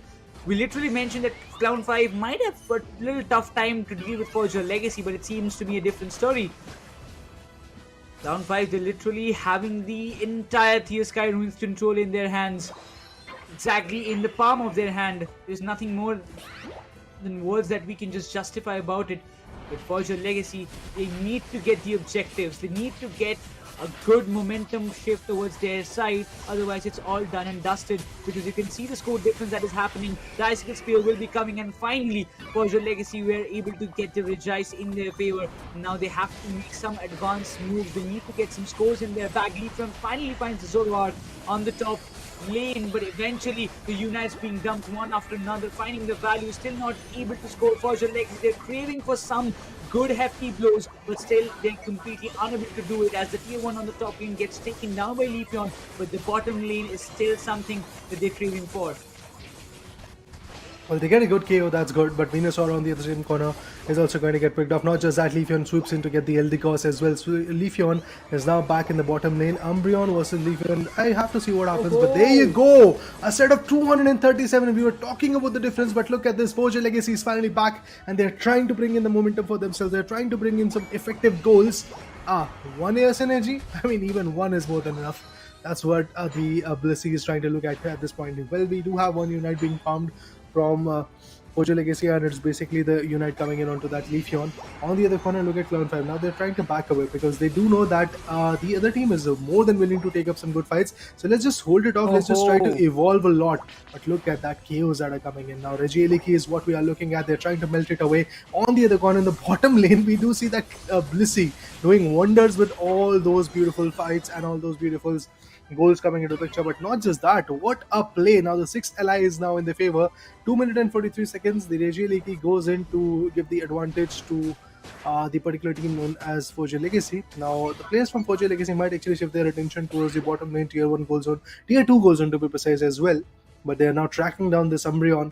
Might be able to put him down, but the alternate Swablues and the other Pokemons, everything is what they are looking at. They're trying to have as much as advantage, as much as level buffs that's possible. Just one mistake that Clown5 did was to let the Leafeon free on the top lane, and he just, completed his stack, completed his leveling up, and after he's just completely gelled up. The solar points are hurting the players of Clown5. Even Zoroark is unable to do anything, but this final stretch is going to be very important. Leafeon is still there on the top lane, might be trying to come up with a sneaky entry, might be trying to outstrat the Zoroark because he's still there hiding in the tall grasses, might be able to just go back, but now the Giga Drain just trying to level himself up. The Icicle Spear does the damage, but the Umbreon survives in the blink of an HP. But still, if you just talk about now, this is the moment. If not right now, never it's going to be happen. Verdict Anger comes into the play. Zoroark is still there, but the Umbreon goes down. The double Emerald step up comes in from the side of Leafeon, but Zoroark finds it, but Zoroark goes down. This is a big opportunity for Forge Your Legacy to turn the tides, to turn the table in their favor. They do have the score lead, but they need to come up with some more. They need to melt down the Rayquaza in order to get the entirety of the control, while the snipe shot is still available from the side of the Inteleon, which can cause a lot of trouble. Well, let's see if that snipe shot can change everything or not. Who is going to take that advantage? That's a bigger question coming in. And there you go. It's Clown5.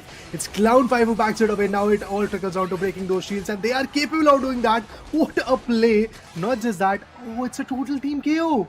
What? A total team KO coming in from Clown5 to Forge Your Legacy. It's just the Venusaur which is left over there. Nobody else.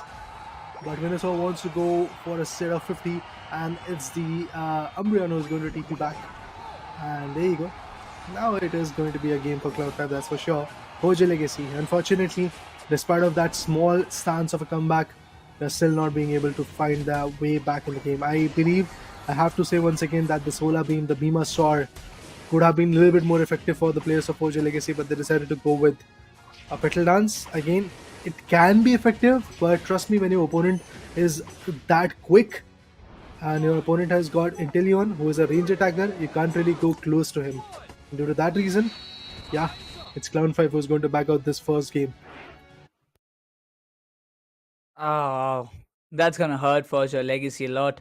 Clown 5 did a fantabulous job, there's no cap to it. That being said, you can just imagine 645 to 250. Sings having 10 KOs, Legion having 8, 15 assists for Mew to 11 for Joy.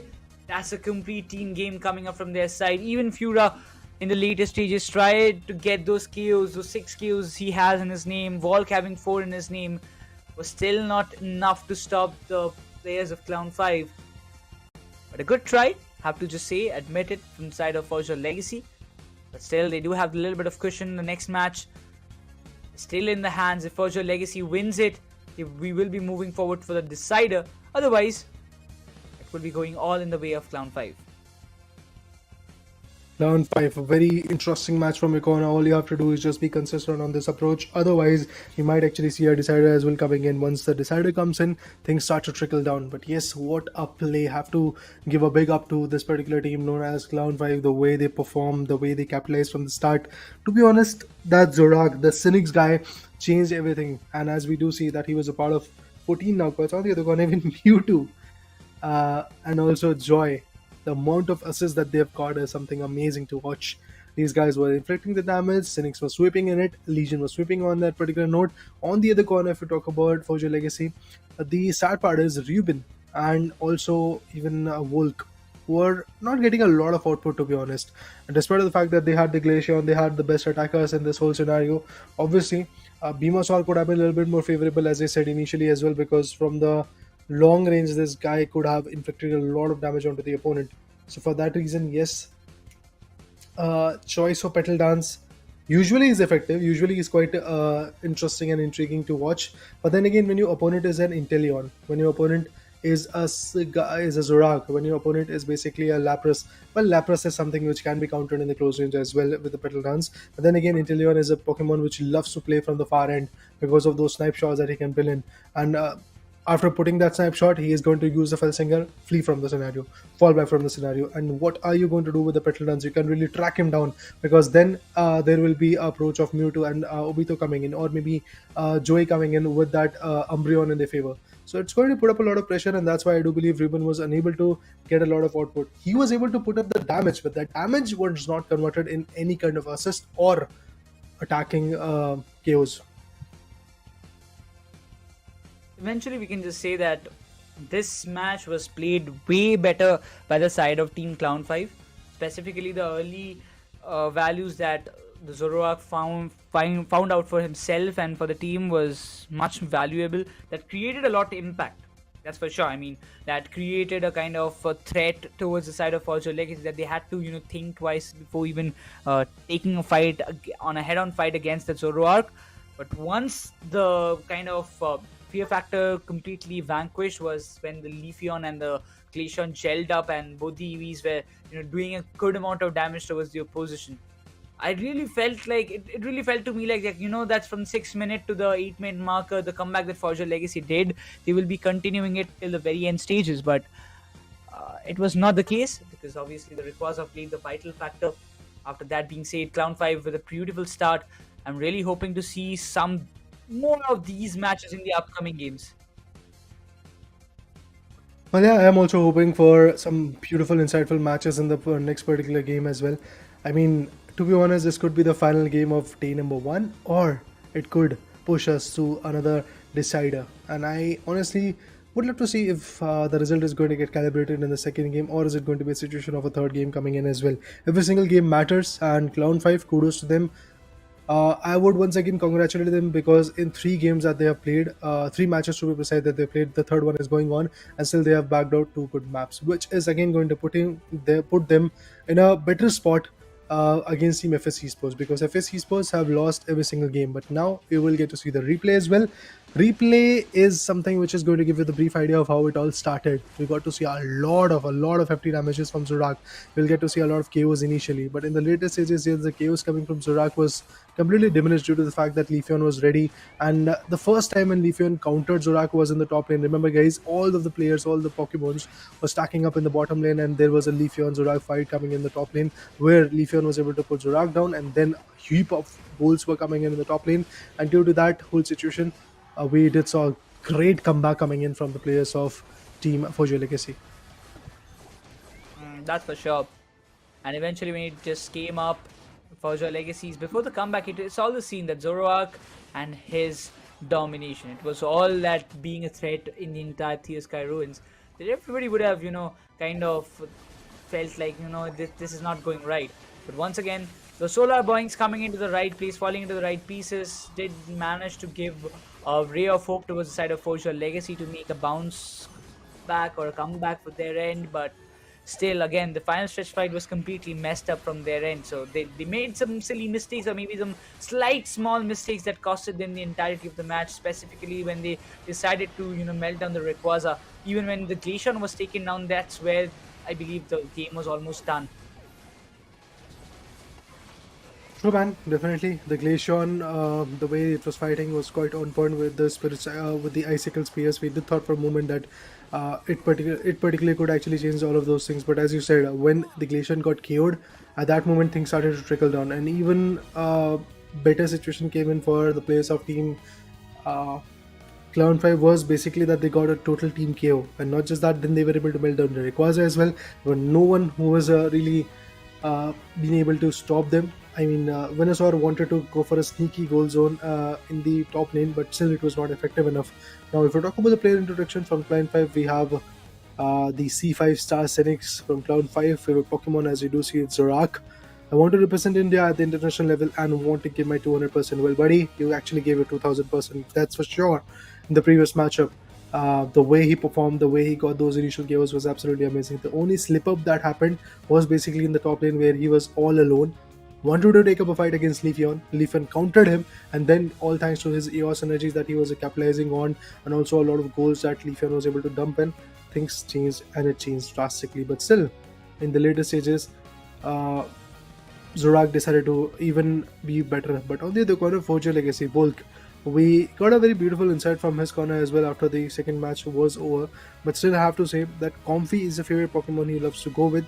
Due to the nerfs, Comfey is one of those mostly neglected Pokemon through the whole scenario of this ACL Champions, ACL, or should I say Asian Champions League. Till now, we have not seen a lot of Comfey play coming in, and his approach is basically quite a jelly one because he wants to just play with his friends, enjoy the tournament, give his fans the best, and I believe he's quite successful in it. They have to be, and eventually, this is a kind of motive, Volk always tries to entertain people a lot, and that's the speciality that he has, and I like this kind of factors about that one guy. But talking about it, we talk about the Sings. He's dealt 71,115 damage. That is huge, on that too on Leafeon, the maximum pick trade, alongside the Venusaur, if you just say. So both of the Pokemons are the most picked Pokemons by this one guy. But eventually, if we talk about Volk, being on the Glaceon, he has done the damage, but I will still say that Volk has many more things up in his sleeve to actually showcase in front of the audience. I don't know what is going wrong or is going south for him, but eventually he has got a lot more potential to show us in this ACL. Definitely, the potential is quite endless, no doubt on that. Forge Legacy, Volk, and his teammates can definitely be quite lethal when it comes to a game like this. But I'm looking forward to see if that is going to be the case or not. Because again, trust me, every single matchup matters a lot. Every single performance matchup matters a lot. So in that terms, I have to say Forge Legacy, they have to pull up their socks because again, last game, it could be the last possible game of the number one where if Forge Legacy goes down, remember their standing is not going to be that interesting to look at.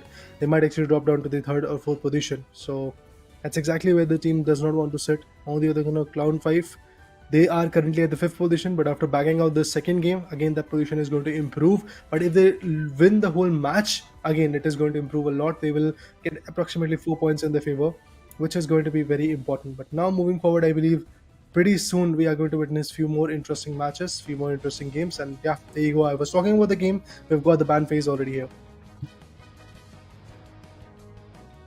Clown5 this time, it's they will not try to push it to the decider, that's for sure. I mean, when you are a team, you know that if things go south, we have one comfort cushion. Yes, there is a plan B, that if we lose this one, we do have a chance of coming back. in the decider one. But why would you try to push it to the decider when it's like a 50-50 situation? But that being said, the two bans we see is Umbreon and Lapras, giving a chance to Ruben to go and pick the Cliffable on their side. One of the best supports, or maybe in Hoopa. Dock on Hoopa can be valuable, but no, Kyurem decides, I'm going to stick with the Cliffable. And let's see what happens next. But if you talk about Clown 5, having the two picks, one is definitely going to be a Slowbro. Another one, maybe a Blissey or Inteleon. That can be the two picks. But Sings decides, this time, I'm going to rock with the Venusaur. Well, let's see how that positioning is going to get improved when it comes to the bans. As you said, both the defenders have been banned. Quite important defenders, to be honest, which leaves an opening for the Hoopa. But eventually, Forger Legacy have decided to go with the Clefable on the other corner. Decidueye is something that can be confirmed. And as that is the case, Hoopa coming from Mewtwo. Let's see if another Hoopa play can save the day for a particular team. Not just that, we have the Buzzwole as well coming in. Maybe Nekroz, we are going to love even one more player who loves to play with the Buzzwole. Obito. I mean, he has been quite dominant as well, not to ignore that.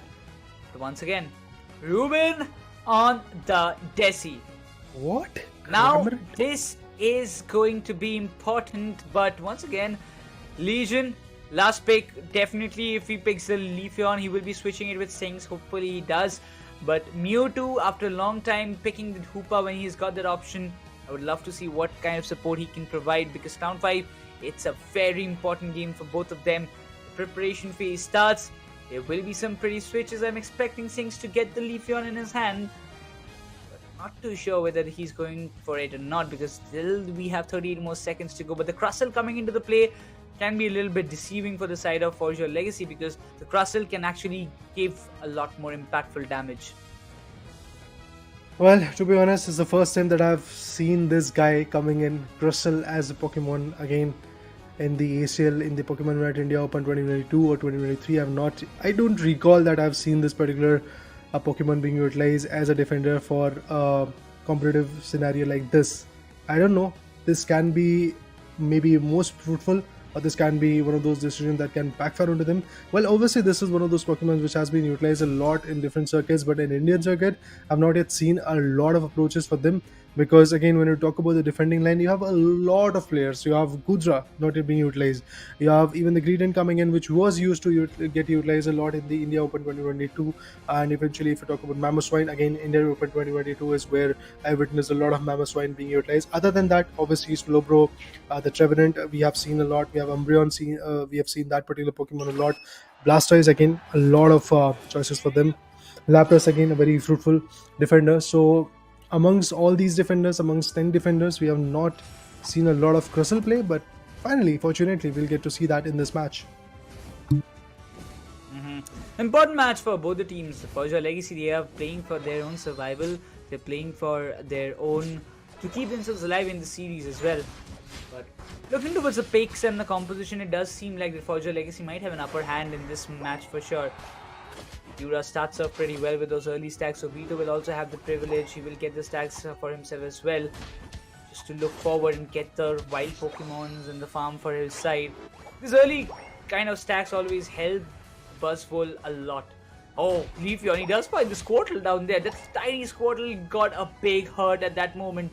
Clown 5, they're focusing way too much on the early game, because that actually helped them a lot. Previously, if you just imagine, the Zoroark completing his stack, getting those early KOs resulted in the victory of Clown 5 in the final stretch as well. So they want to focus more on that, emphasize on that same kind of strategy once again. But this time, for your Legacy, they have to be very much cautious not to lose the momentum in the final stretch. Should be the main, I would say, the motive or the kind of opinion that they want to have. Definitely losing that momentum is just not something that everybody wants to go with at this point. Clown 5 from the start, they are trying to maintain that pressure. They're trying to go for some good goals, and they're definitely looking quite on point with it. But remember guys, it's just 1 minute and few seconds that have been passed. Looking forward to see how it happens next. Level 6 Buzzwole is there alongside the level 6 Leafeon. So not a big level difference. Delphox seems to be on level 6, that is Falk. On the other hand, the Hyperspace Hole might just be a big, I would say, what can I say, lifesaver for the side of Buzzball, but eventually Serve trying to save up. Oh, that was close. That was pretty close. It seems the Leafeon, he came into the question, but the Crustle is already starting to pop off already. The Ivysaur did find the Delphox though, but Doc, with those flaws as well as this movesets, will definitely be the one to annoy the players of Clown5 a lot. So he can not only tank the damage, but as I mentioned, the damage he can do to the oppositions is literally inevitable. Yeah, definitely that is going to be the case. But look at this, the Hype flee back from the scenario because of the damage that was being inflicted by Crystal. And what a combined effort, what a stacking up scenario coming in at this point. But in the top lane, we will get to see a completely different type of approach where the Water Turtle is going to get for sure knocked out. And there you go, that's exactly what the approach is all about. Now it all trickles down to what happens. The hyperspace holds are once again active. The players are going to move forward momentarily back to the bottom lane so that they can have some good fights. But it feels like that Buzzwole and Leafeon is going to stick right over here. And there will be a contestant. It's the Delphox who gets KO'd. That's interesting. The Delphox is getting KO'd. The Fire Spins were one of those abilities that can change a lot of things, but still, it does feel like that team Clown5 is still trying to maintain their momentum. They're trying to get some good fights. And look at this, it feels like that Clown5 may be able to bag out some good fights as well. Okay, Crustle gonna go with the Citrus Berry. He's going to heal himself back. And obviously with that, Decidueye goes down. That's interesting. I was not expecting that early of a knockout for Decidueye. The Spirit Shackle can be quite intriguing for him as well. But obviously for now, the Fire Spin. Every now and then whenever the Fire Spin comes, things started to change. But Hoopa! How can we forget this guy? Hoopa once again brings in the TP. The players were able to TP back to the base. Look at this, Leafeon finds one more KO, Buzzwole finds another one. And this is the turn for another big KO coming in. Decidueye goes down. This is a big opening for the players of Team Clown5. They were able to destroy both the Tier 1 and Tier 2 gold zones. Not the Tier 1, Tier 2, but the Tier 1 gold zones on the top lane and the bottom lane. And now they're going to go with the Essilogor hunt so that they can have that purple buff as well. I mean, just few moments ago, I literally thought through the hyperspace hole that Venusaur will be saved, but eventually that Fire Spin did the damage, and before he got teleported, he got taken down. I mean, I was a little surprised with that. But once again, the contention for the Regilicky is already on. The Solar Beam and the Sludge Bomb. Venusaur, that too on Legion, can be deceiving. But now the Buzzwole, he's on level 11. The level difference factor can play a big part while the Blastoise is on the way, but won't be able to do anything more, as it seems the Rings and Bound being activated instantly pops out. Comes in the Buzzwole. The 2 Emerald Step comes in, but instantly the 2 Unites being activated. Knock knock. It's there. He needs to get the hold of that, and there goes the Desi as well. Wow. Almost a team KO, as it seems. The Regilicky was already pushed towards the Tier 2 goals, and there is no doubt in that. Everybody will be looking forward to just, stop it anyways. But oh, Buzzwole, the 27 could have been there, but the Rock Tomb came in between that score. Just one more second, things could have been different. But as it seems, Clown5, they've got a good level difference up for themselves. Level 12 Buzzwole is something that you crave for, but the hyperspace hole is what that creating a big difference is. With Spirit Shackle came into the good question. Buzzwole is trapped in the Fire Spin, has to take an exit, but eventually the Solar Beam will be coming into the play. The hyperspace hole is still there, but Crustle won't just let him walk away with that, and the Buzzwole finally has been taken down by the players of Forge Legacy. Well, indeed the Buzzwole has been KO'd, but look at the level advantage that is there. Buzzwole already at level 12. There is nobody even close to it. What a play from the corner as well. Multiple KOs could be coming in. The fireworks are definitely there. And there are some certain goals coming into the picture, but the Fire Spin again rotating back and forth. The TPing back scenario is going to be there. The Rings and Bound comes in. The HP is something that is going to be quite benevolent to watch, but look at this. Doc massively damaging out the players, but still, is it going to be a Crustle KO coming into the picture? I feel that is quite a big possibility, but no, it's unfortunately a Buzzwole KO coming into the picture. But I believe the retaliation will be there. Slowbro finds one more crucial, and Decidueye gets KO'd by the Venusaur. With that, the Tier 1 gold zone is actually Tier 2 gold zone on the top lane is pretty much opened up, although there is Blastoise, so they might not actually concern about that particular approach. But the Fire Spins, man, this is something that is quite hectic for the players of the other team known as Clown5 are trying to deal with. Again, TPing back once again, getting the right HP, trying to be back in the game. That is going to be the case for them. But it does feel like that Forge Legacy has got their own momentum to play along with. Although the level buff that is there for Clown5 is something that can be very risky in the next few minutes. Because remember guys, one more minute and after that the Rayquaza will be here. I'm just eager to see, like, Ruben, he was stopped a lot more times, not having a complete free hand to get all the KOs, but the fire spin is definitely something that's annoying the hell out of at this point for Clown 5. Eventually that hyperspace hole is giving them a lot of privilege, but why is Hoopa coming back in that very position? Because it's a kind of position where you know that you will be KO'd. Both of the players were waiting for him to come back, but now Regiliki will be pushed again towards the tier 2 of Forger Legacy, and this time the Regirock falls in the hands of Forger Legacy, but the Rock Tomb is actually what causing the trouble. Lot more stuns, 2 stunners at this point for the side of Forger Legacy to stop the mighty Buzzwole as well as the Leafeon. Not allowing them should be the better decision, but the Clayfable falls in the hands of Slowbro. Down 5, they do have that level difference that can play a major factor. 3 Pokemons on level 13, 2 on level 11. They have to gear up. 20 more seconds in the hand before the Rayquaza pops up. 20 more seconds. These are those 20 seconds which can change everything, or which can make a possible comeback for the players of Forger Legacy. I mean, to be honest, the comeback notion is not that far away. They are just 18 points away. They are just 18 goals away. All they have to do is just get those 18 points. But as you said, these stunners are something which is going to be quite chaotic. But look at this. The 5 spin is still there. Players are getting spinned away. Venusaur is ready with the Solar Beam. But on the other corner, Cynics, man, this Leafeon, the Speedster goes in big, goes in behemoth with that particular goal. But still, I have to say that even the players of Team Forger Legacy are not at all looking good. At the same point, even Clown 5 is struggling a lot due to the approaches that are being delivered. But look at this, Buzzwole is getting pushed here and there. The supporter is way too far away. There is not going to be a lot of hyperspace holes being active, but it's active finally. They're going to TP back, bring in their healths, bringing their HPs, and then fight back. Look at Leafeon again farming, again trying to get the best output. Once again, he's going to be back in the fight. Now the Spirit Shackle will be there, and obviously the melting down of the Rayquaza is something that everybody is focusing on a lot. Ring Shot Mount coming to the picture, a lot of interesting output. But look at this, the Little Fox goes in, Buzzwole wants to go big. Let's see if it is going to be the case. Hydro Typhoon comes in. Oh man, Leafeon finds another one, a total team KO, With that, Clown 5 is all the way up in the ladder. There is nobody to stop them. 5 individuals, 5 shields. Well, look at this. They've got every single advantage that they wanted to go with. The tier 1, tier 2 goal zones. Tier 2 goal zones are pretty much opened up in the bottom lane, but that too is now being destroyed. It is going to be a win for Clown 5. A sad part for me, to be honest, when it comes to Forger Legacy, because that team is a great team. That team is the runner-up of the India Open 22. Just a month ago, they were crowned as the second best team of the Indian circuit, but now it's the Clown 5 who is able to do a 2-0 on them. That shows the evolution also coming in from the trainer's perspective from Clown 5. I mean, he did a brilliant job though, but still, that level difference played the major factor once again. Look at the levels of all the players, 14, 15, that's all. That sums it up pretty nicely with a 2-0. Clown 5, that old Clown 5 that we used to see in the lower brackets of India Open playoffs, is back in the business after a lot of, I would say, setbacks. They have came into this position.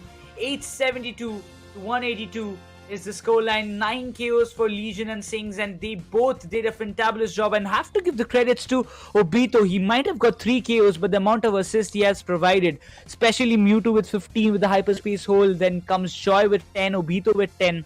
Tremendous job, a tremendous teamwork. Well, the teamwork is something that definitely worked out a lot. 182 to 872.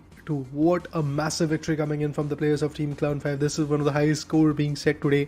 And if I look into the history of the day number 1 of the Asia Champions League, I do believe that there was not a lot of differences coming in, except when you talk about first few matches, we did saw some interesting supports, interesting approaches also. But yes, in number 1, when we saw Skyesports versus True Gravity, there was a particular match where Team True Gravity was able to establish a dominance of more than 300 goals. But then if you talk about Forger Legacy, that team definitely struggled a bit, but still they lost against Team Revenant. They were able to back out, I guess, just one beautiful game. But now Forger Legacy getting 2-0'd by a team who is struggling, who was not able to get a lot of output against some other teams. For example, if you talk about them fighting against Team Griffin, they were able to get just one good game, that's all. When they fought against Team Revenant, a complete 2-0 come in. When they fought against Forger Legacy, they gave in the 2-0. They are evolving along the way.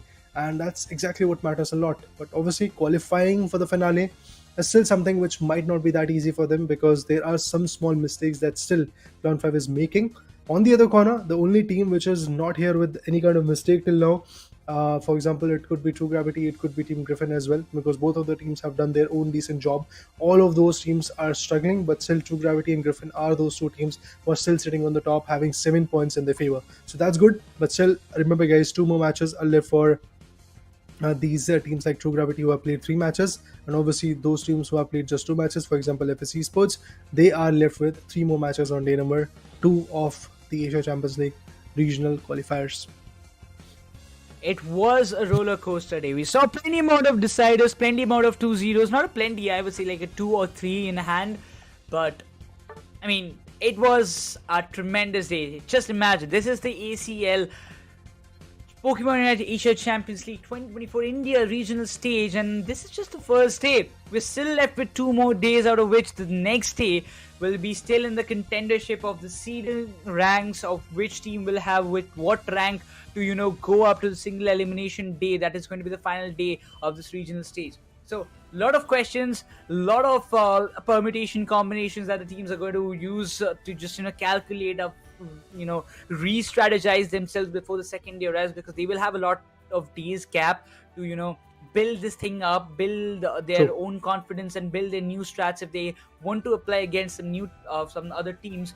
So they have to just focus on it. But we'll have a quick a view over the recap of what happened in the previous match, because that's something that did a lot of damage. When the Crustle was picked, I literally thought that can be that X factor to stun the players, specifically the Leafeon and the Buzzwole.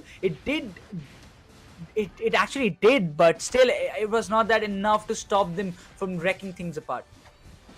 I mean, in this initial phases especially, yes, the Rock Tomb coming in from that Russell was definitely quite interesting to watch, and he was able to stun out the players. The fire spin with that combination of a fire spin from Delphox also was quite hefty. We did saw a lot of KOs coming in, but trust me, when you have Pokemons like a Leafeon or Hoopa who is back and forth going to push the players back to the base lane goal zone, and they're going to TP back to get the right health in their favor and bounce back in the game, obviously you retaliating is not going to be easy enough. And that's exactly what happened. Hoopa definitely was one of the best supporter, definitely is one of the best supporter, and that's exactly what Mewtwo was able to capitalize on. Was quite on point in this particular approach, although there were some small instances where Hoopa even also got KO'd. But this fight, guys, remember, this is the moment where that Hoopa changed every single thing. All thanks to that Rings Unbound, everybody TP'd back to this region where they were getting multiple KOs, and trust me guys, it was a total team KO. Crustle, to be honest, was the last one which was surviving, and he also got KO'd. But then there was nothing really to do. I mean, there was a buffer of approximately 600 more goals, 600 plus goals coming in from the players of Cloud5. So there was nothing really to do at this point. And that's how Team Cloud5 is going to make sure that they are the winner of this match number 8, to be precise. The third match that they fought against one particular team coming in from the Indian circuit. But yes, kudos to their victory. Remember guys, the only one team which is going to sit on the top of the leaderboard after the single elimination bracket gets over, or should I say the number 3 of this region qualifier gets over, is going to be there in the finale, is going to move to Bangkok, is going to go for Bangkok, Thailand, and fight in the LAN arena. Well, that is a different glory, but obviously the journey till that glorified location is something which is quite auspicious to watch, and for that reason I have to say yes, the battle looks absolutely amazing. In the Asia Champions League till now, 2 of the teams that have surprised me a lot is going to be Team Griffin and Cloud5 as well along the way. I mean, this is the kind of surprises that we, want to see more in this Asia Champions League, because it's all about the not only about the tournament, but also about the bragging rights that you carry forward for the upcoming circuit. Because, yes, one team will be going up front, but we'll have a quick look over the analysis part of the entire series that happened from the first match to the second. The first match was definitely something that Zoroark played a very X factor. But after that, the Zoroark coming into the play, getting all the KOs wherever he wanted. Something, it was some kind of satisfaction to your eyes if you are a Speedster fan or you love to get as many KOs as possible. He was just swooping in and getting those finishers. That was the best part for me. And yeah, it was looking absolutely amazing till the Leafeon countered him. Leafeon got that level buff, and there was a good counter coming in. Like there was a certain amount of lead coming in the favor of team Clown5 for not Clown5, 4G Legacy for a moment, but Clown5 on the other corner retaliated way too good. Look at the Unites being utilized from the back end. Look at this Inteleon. He always made sure that he is going to be far away from the legendary pit. He's going to utilize his movement and recharge his snipe shots and utilize it at the best moment. Even the Leafeon, look at him trying to come from the seeking corner to get some good scores. The final stretch was there. We were left with just 1 minute and 36 seconds. The things had to be covered up, and on that note, we did saw total team KO, if I'm not wrong. Yeah, the total team KO came in. Although Venusaur was able to get a crucial frag, but after that, what happened? We got to see the Rayquaza also being stolen. Not just that, they were trying to break that shield. As you do see, that they were trying to break the shield away. They were already a KO on 2 Pokemons coming in from Team 4G Legacy. The rest remaining, but they were already in a very tough and a tricky spot. That's how they got KO'd as well.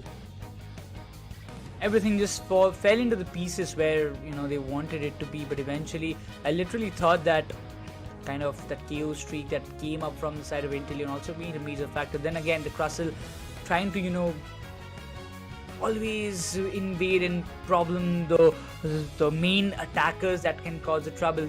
Getting the Slowbro, getting the Buzzwole, everything that he was doing was on point. But when the momentum was shifted, the objective came in the hands of Clown5. Everything was already done, and instantly getting the rings inbound, then the Unites being activated. The Ruben did try a lot to find a lot more value, but it was not that easy. I mean, you're using Knock Knock, you're using the Spirit Shackle, but also there has to be someone to convert those damage into the KOs, but it was not in the case. In the final stretch fight, there was a lot of things happen. Specifically, if you see the HP of Mewtwo, it was almost like nothing left, and he was taking fight with almost like the players with complete full HP, who was also charging. The Crustle was there. There was the Blastoise, the Delphox, and the Clefable all going and focusing on this one person because he was the game changer for the entirety of the team. Definitely. I mean, he was one of those individuals who completely shifted the whole tempo of that particular game, and all thanks to that Hoopa, as I said initially as well, that the rings unbound came in, and the ultimate resulted in a total team converging right into that spot where the fight was going on. This could have actually backfired as well due to the stuns coming in from the particular player. Also, apart from that, if I'm not wrong, there could have been a scenario where the fire spin could have really impacted a lot, but still things changed. And now let's talk about the standings as well. Where are the changes, guys? Look at this. Clown5, they were at the 5th position, now they are at the 4th position, all thanks to their victory in this particular game. Kudos to their journey, guys. Kudos to their comeback in the match. But yes, it is still True Gravity and Team Griffin who are still sitting on the top. There are no other changes coming in except Team 4G Legacy now dropping down to the 4th position, and Clown5 is also right over there. And at the same moment, if you talk about Team Revenant, they have got 6 points, that's why they're at the 3rd position. FS on the other corner is there with 6th position, that means 0 points.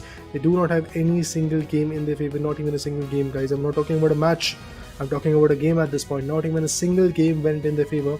Whenever they fought, they got defeated by a 2-0. That means the opponent completely obliterated them. Now, the day number 2 is something which might change the storyline.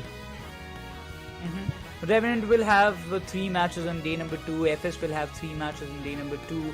The other teams will have 2 for their name. Griffin, Clown5, True Gravity. They will, even Forge or Legacy will have 2 more matches in the second day. So that just sums it up pretty well. I mean, you are the one. Specifically for Revenant and FS, they do have a lot more things to come up. Yes, they are in the 6th position. FS haven't won a single match. They have to do something. They have to come up with something different to find a lot more value. Yes, the league, India League Day 1 comes to a very end in today's day, but still the standings just gives the teams who are in the bottom a little bit motivation that there's still a lot of hopes that you can make a comeback. 3 more matches, it's more like 6 points, it's still there that you can convert for yourself. So you have to just look forward. You need to be positive in the upcoming days to stay in the competition. But definitely staying in the competition, being the best at this point is going to be the main goal, the main meta.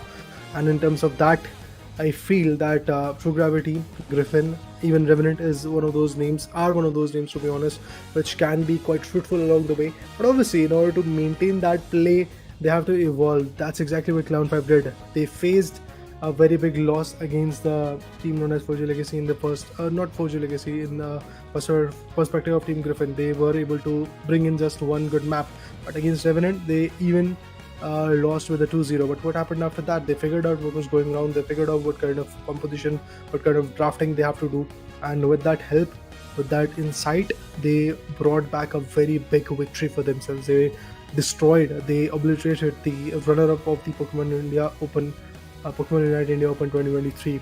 And to be honest, this was the team which qualified in the 6th position. That means their chances were not looking that good. But still, they were able to be consistent. They were able to figure out what they had to do, how they have to play. And at the end, look at this. The stats are quite clear. That kind of justifies the day, what actually happened. But overall, I would love to know one thing, Raider, from your end, that which team actually impressed you the most? It can be the winner, it can be the loser as well.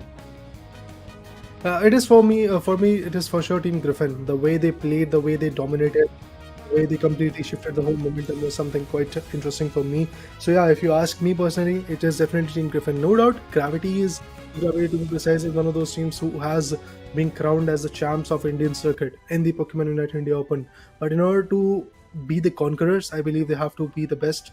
And at this point, True Gravity was again able to beat the players of Team Griffin. But then again, if we talk about Team Griffin, that is one of the oldest name. Players are a little bit newer, but then again, the composition that they're trying to come up with is also quite intriguing, quite interesting as well. The second game that just happened in the match number 7 was quite interesting because Griffin was able to stop the players of Team True Gravity at just 96 points, not even 100 was able to be touched by the players of Team True Gravity. That is the kind of potential Griffin has got. But then again, if the combined effort is not there, if the synergy is not going to work out, if the strategy or drafting is going to get on a weaker corner, I do believe things is going to backfire. And that's exactly what happened to them in the later stages. So pretty similar. But the fact that True Gravity was able to be ready with the right insight, they were able to, I guess, recapitalize on Intellion and also on Decidue. That was the best part for me.